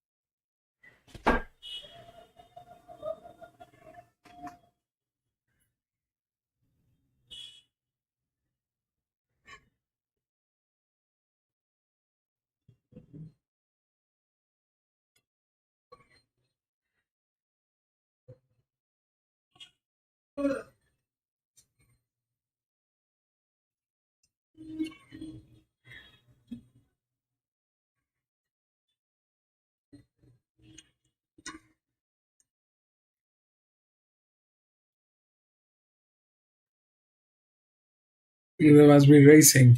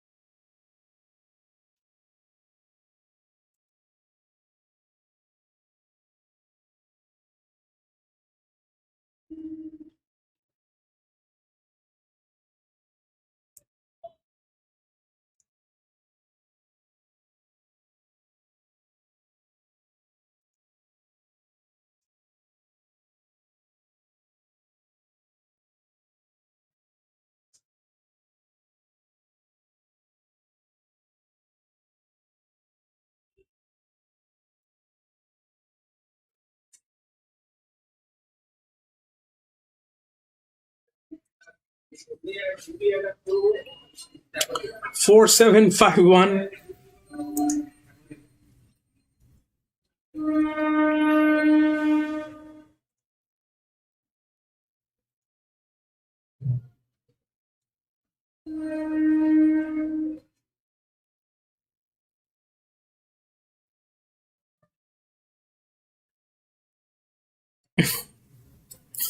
This was welcoming the entire field today.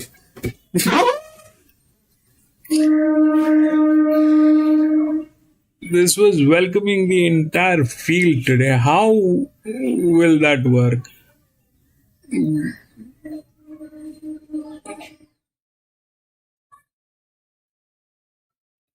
They don't deliver. This one is here without the physics. The 5 is at 25%, welcoming everybody. So it was a jockey race. J Mac, I think. That was the best hand.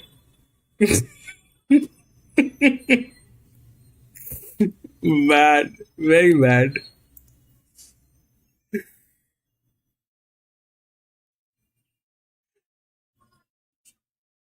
For J Mac, yeah.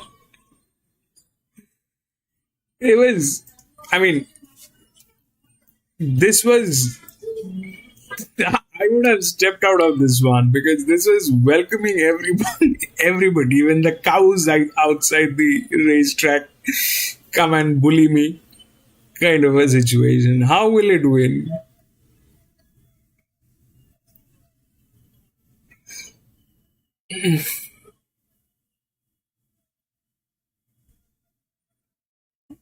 This one like bleeding. They don't work. Very lazy people. They don't work.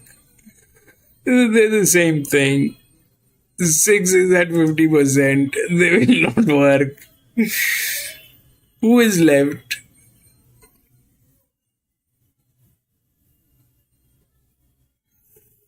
Well, this at times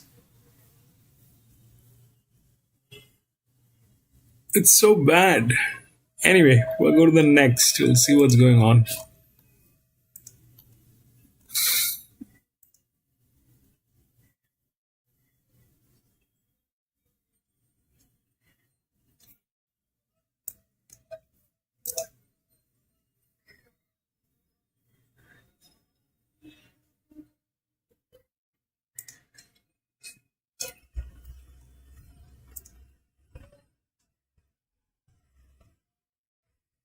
So the entire field has been scratched. 2, 4.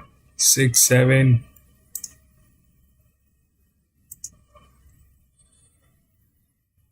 9, 13, 14, 17,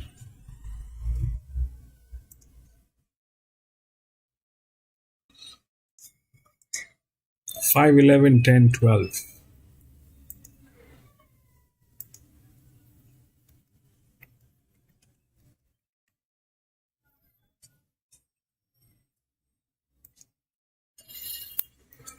So 5, 11, 10, 12.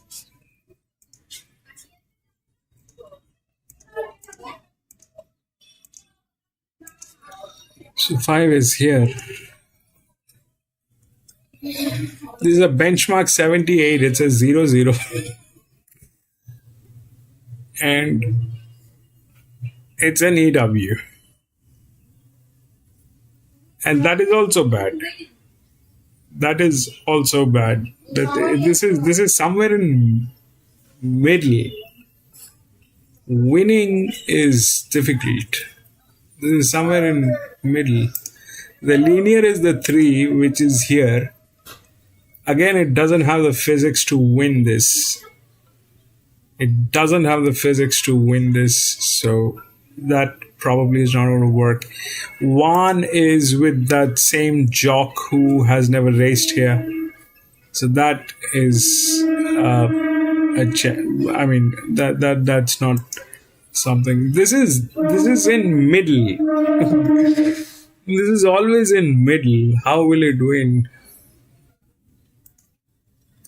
5, 11, 10, 12. 11 is the second linear, which is up here at 24. This is 35. These two are good. There's no job.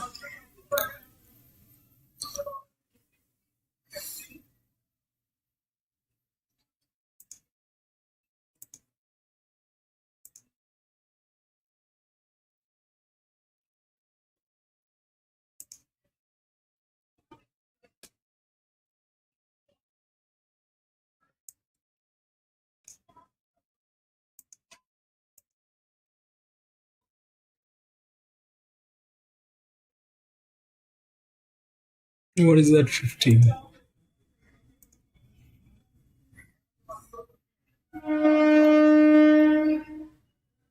$15 came in first 2 weeks ago.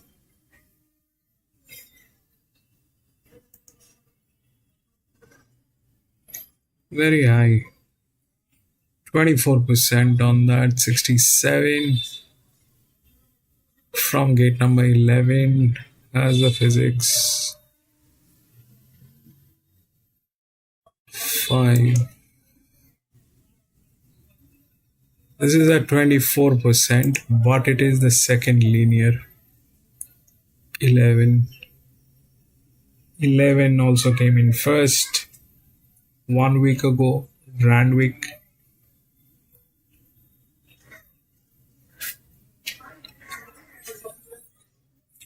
Five is a bad idea. Five will not win. 5 is the second horse pool. 5 cannot win. 5 is an EW.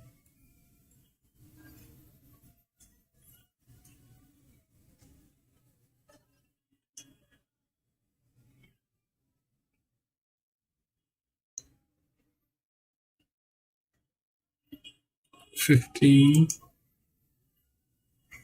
Why they have not taken in 15? Because of anaropa. That's claim here, okay? There's a claim on this jock. It's from gate number 11. So if that's a little on the higher side.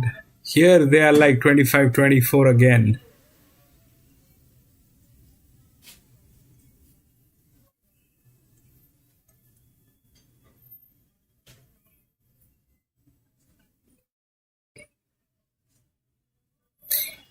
They're like 25, 24. Though it is the second linear, but there is no pressure. It's a 1600 meter.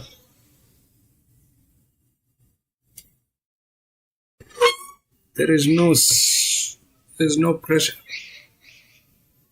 And that's the best BB. 15 check. I don't know about this, but 15 is strong. 15 is strong.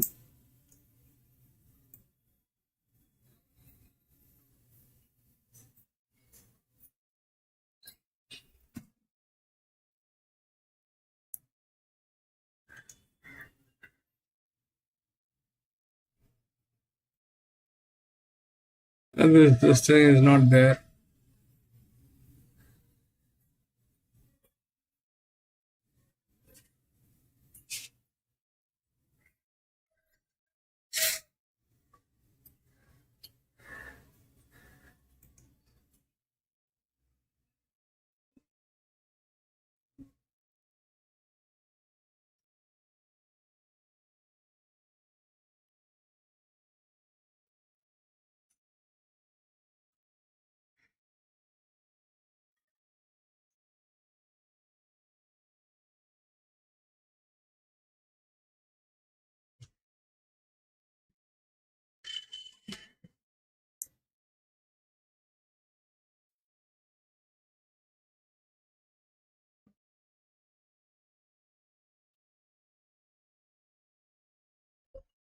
It's there. It is there in the race. There's nothing doing. It is there. But winning, I don't know. It's generally the second one. It's in middle. It's always in the middle.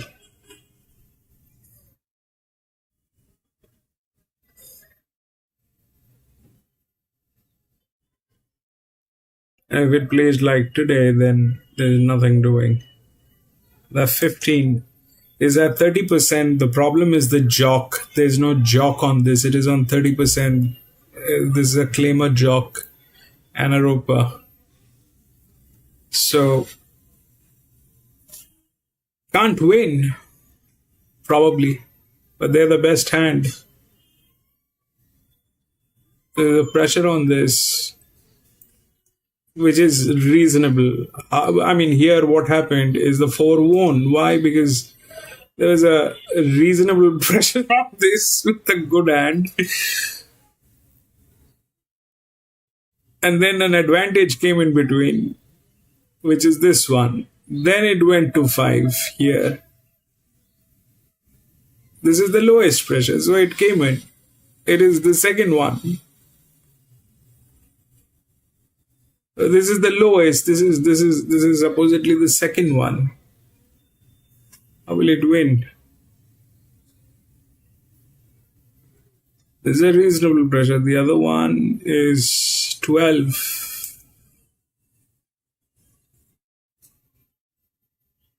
Yeah, they're all the same actually. Here it is a little more.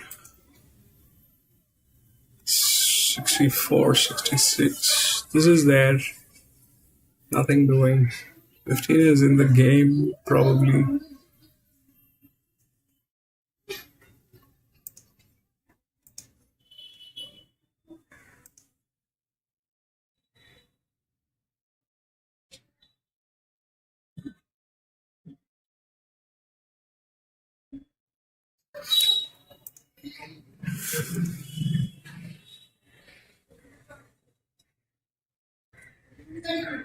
I'm going 8 rand, race 9.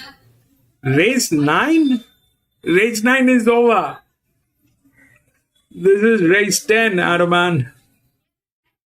Muni Valley. 549.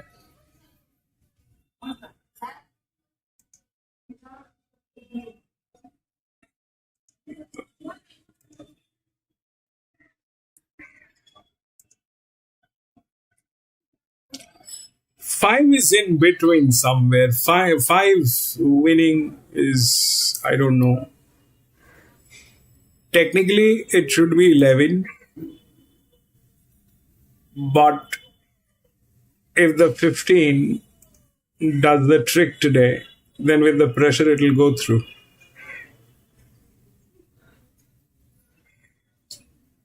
A 1600 meter, that's one of the best BBs. There's no reason for any problem. But the only problem is, but even if it is on a 24% leverage, the actual pressure is 67%. So whether it is Anna Roper or anyone, that 67% is very much deliverable. It could be on a 24% leverage, that's good, but the actual pressure is 67. So there's no reason for that not to work.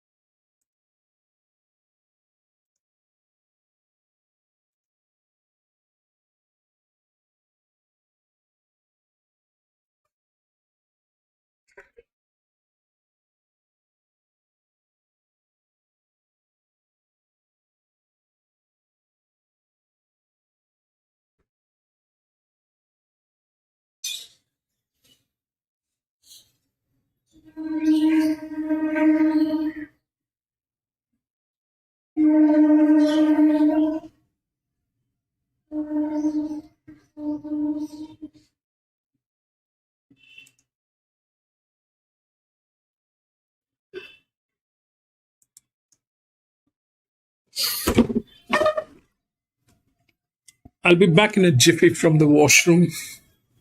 I'll keep it like this so that you can take a look.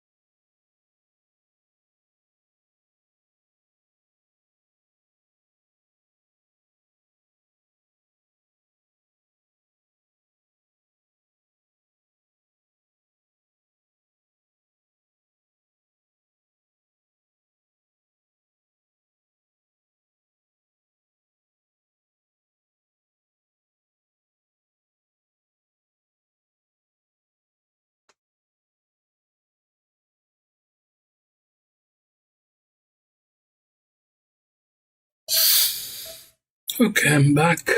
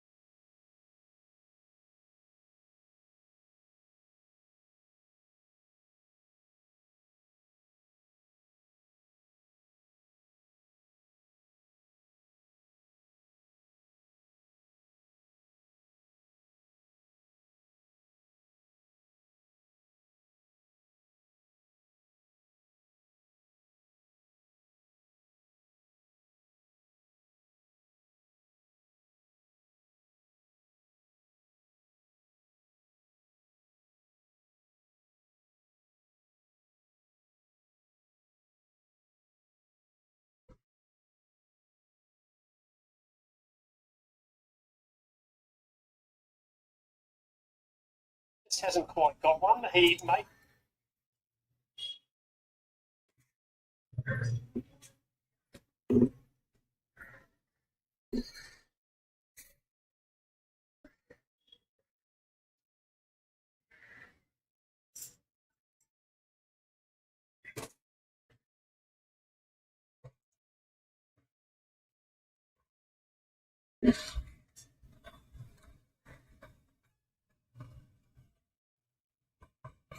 If they actually do a carpet ban here in India on all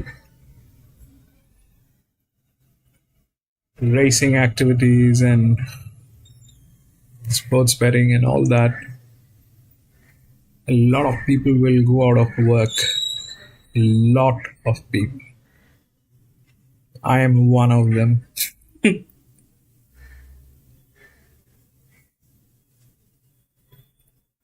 A lot of people will go out of work.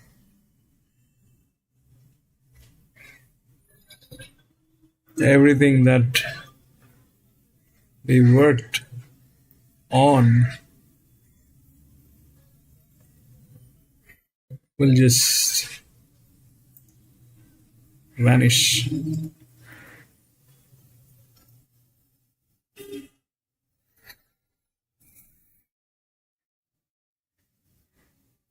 Like 150,000 people dependent on this industry.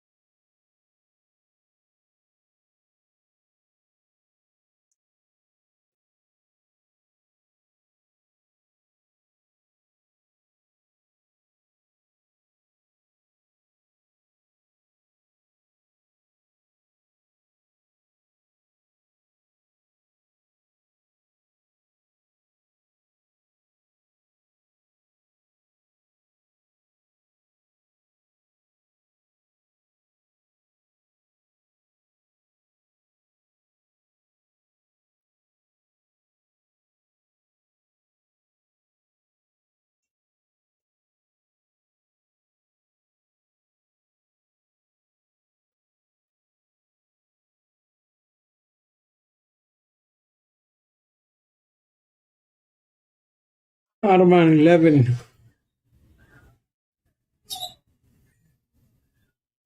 It is the start.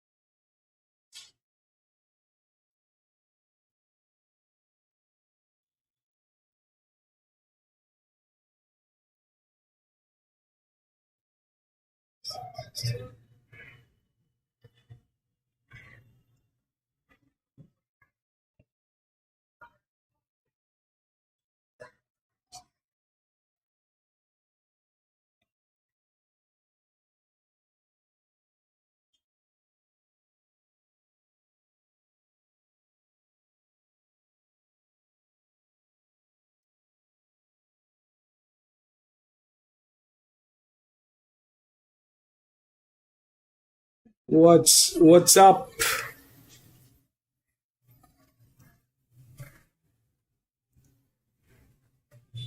What's up, guys?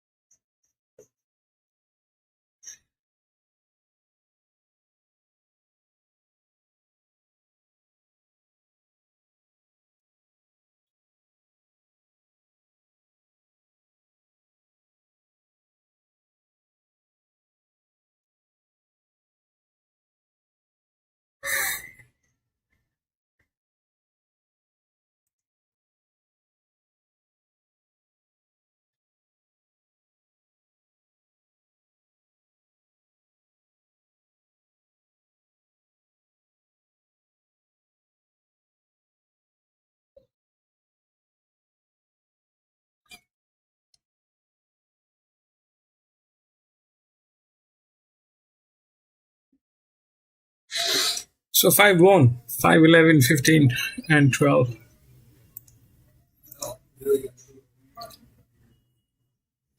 That's the last. That was the last one. Anyway, that is it for today, ladies and gentlemen. We had 10 races. We lost the feed in the middle of the races, but that is how it worked today. And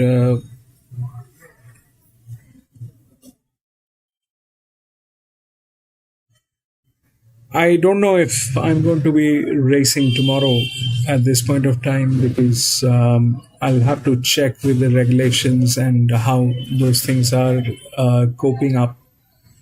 But I'm definitely going to be updating once I have a clarity. So we'll target next week. Tomorrow, I don't think I'll be able to do this tomorrow. We need to get a clarity on how things are going to be for us. So yeah, we're going to be racing back on, let's see, Tuesday or Wednesday, maybe. Tuesday, there's nothing. Newcastle is heavy. We have Sandown, Kensington, Doomben, all that is there on Tuesday, Wednesday. So we're going to be back and try to race on Wednesday. But that is it, ladies and gentlemen, and thank you so much for being there. Arman, thank you so much for being there. My friend Lee, thank you so much for being there. John, bro, thank you so much for being there. Dowes, thank you so much for being there, my friend. Lewis, my friend, thank you so much for being there. PC, I can't thank you enough, but thank you so much for being there, my friend. I think that is it. Juno is not here today. Anyway, thank you, gentlemen. I'll see you on Tuesday, potentially. I'll see what's going on with the rules and the laws here. And I hope we are able to continue. There's a lot of effort and work that has gone into this. I do not want to give it up, but we will also have to see what's going on. Thank you. Thank you so much, gentlemen. I'll see you on Tuesday, possibly.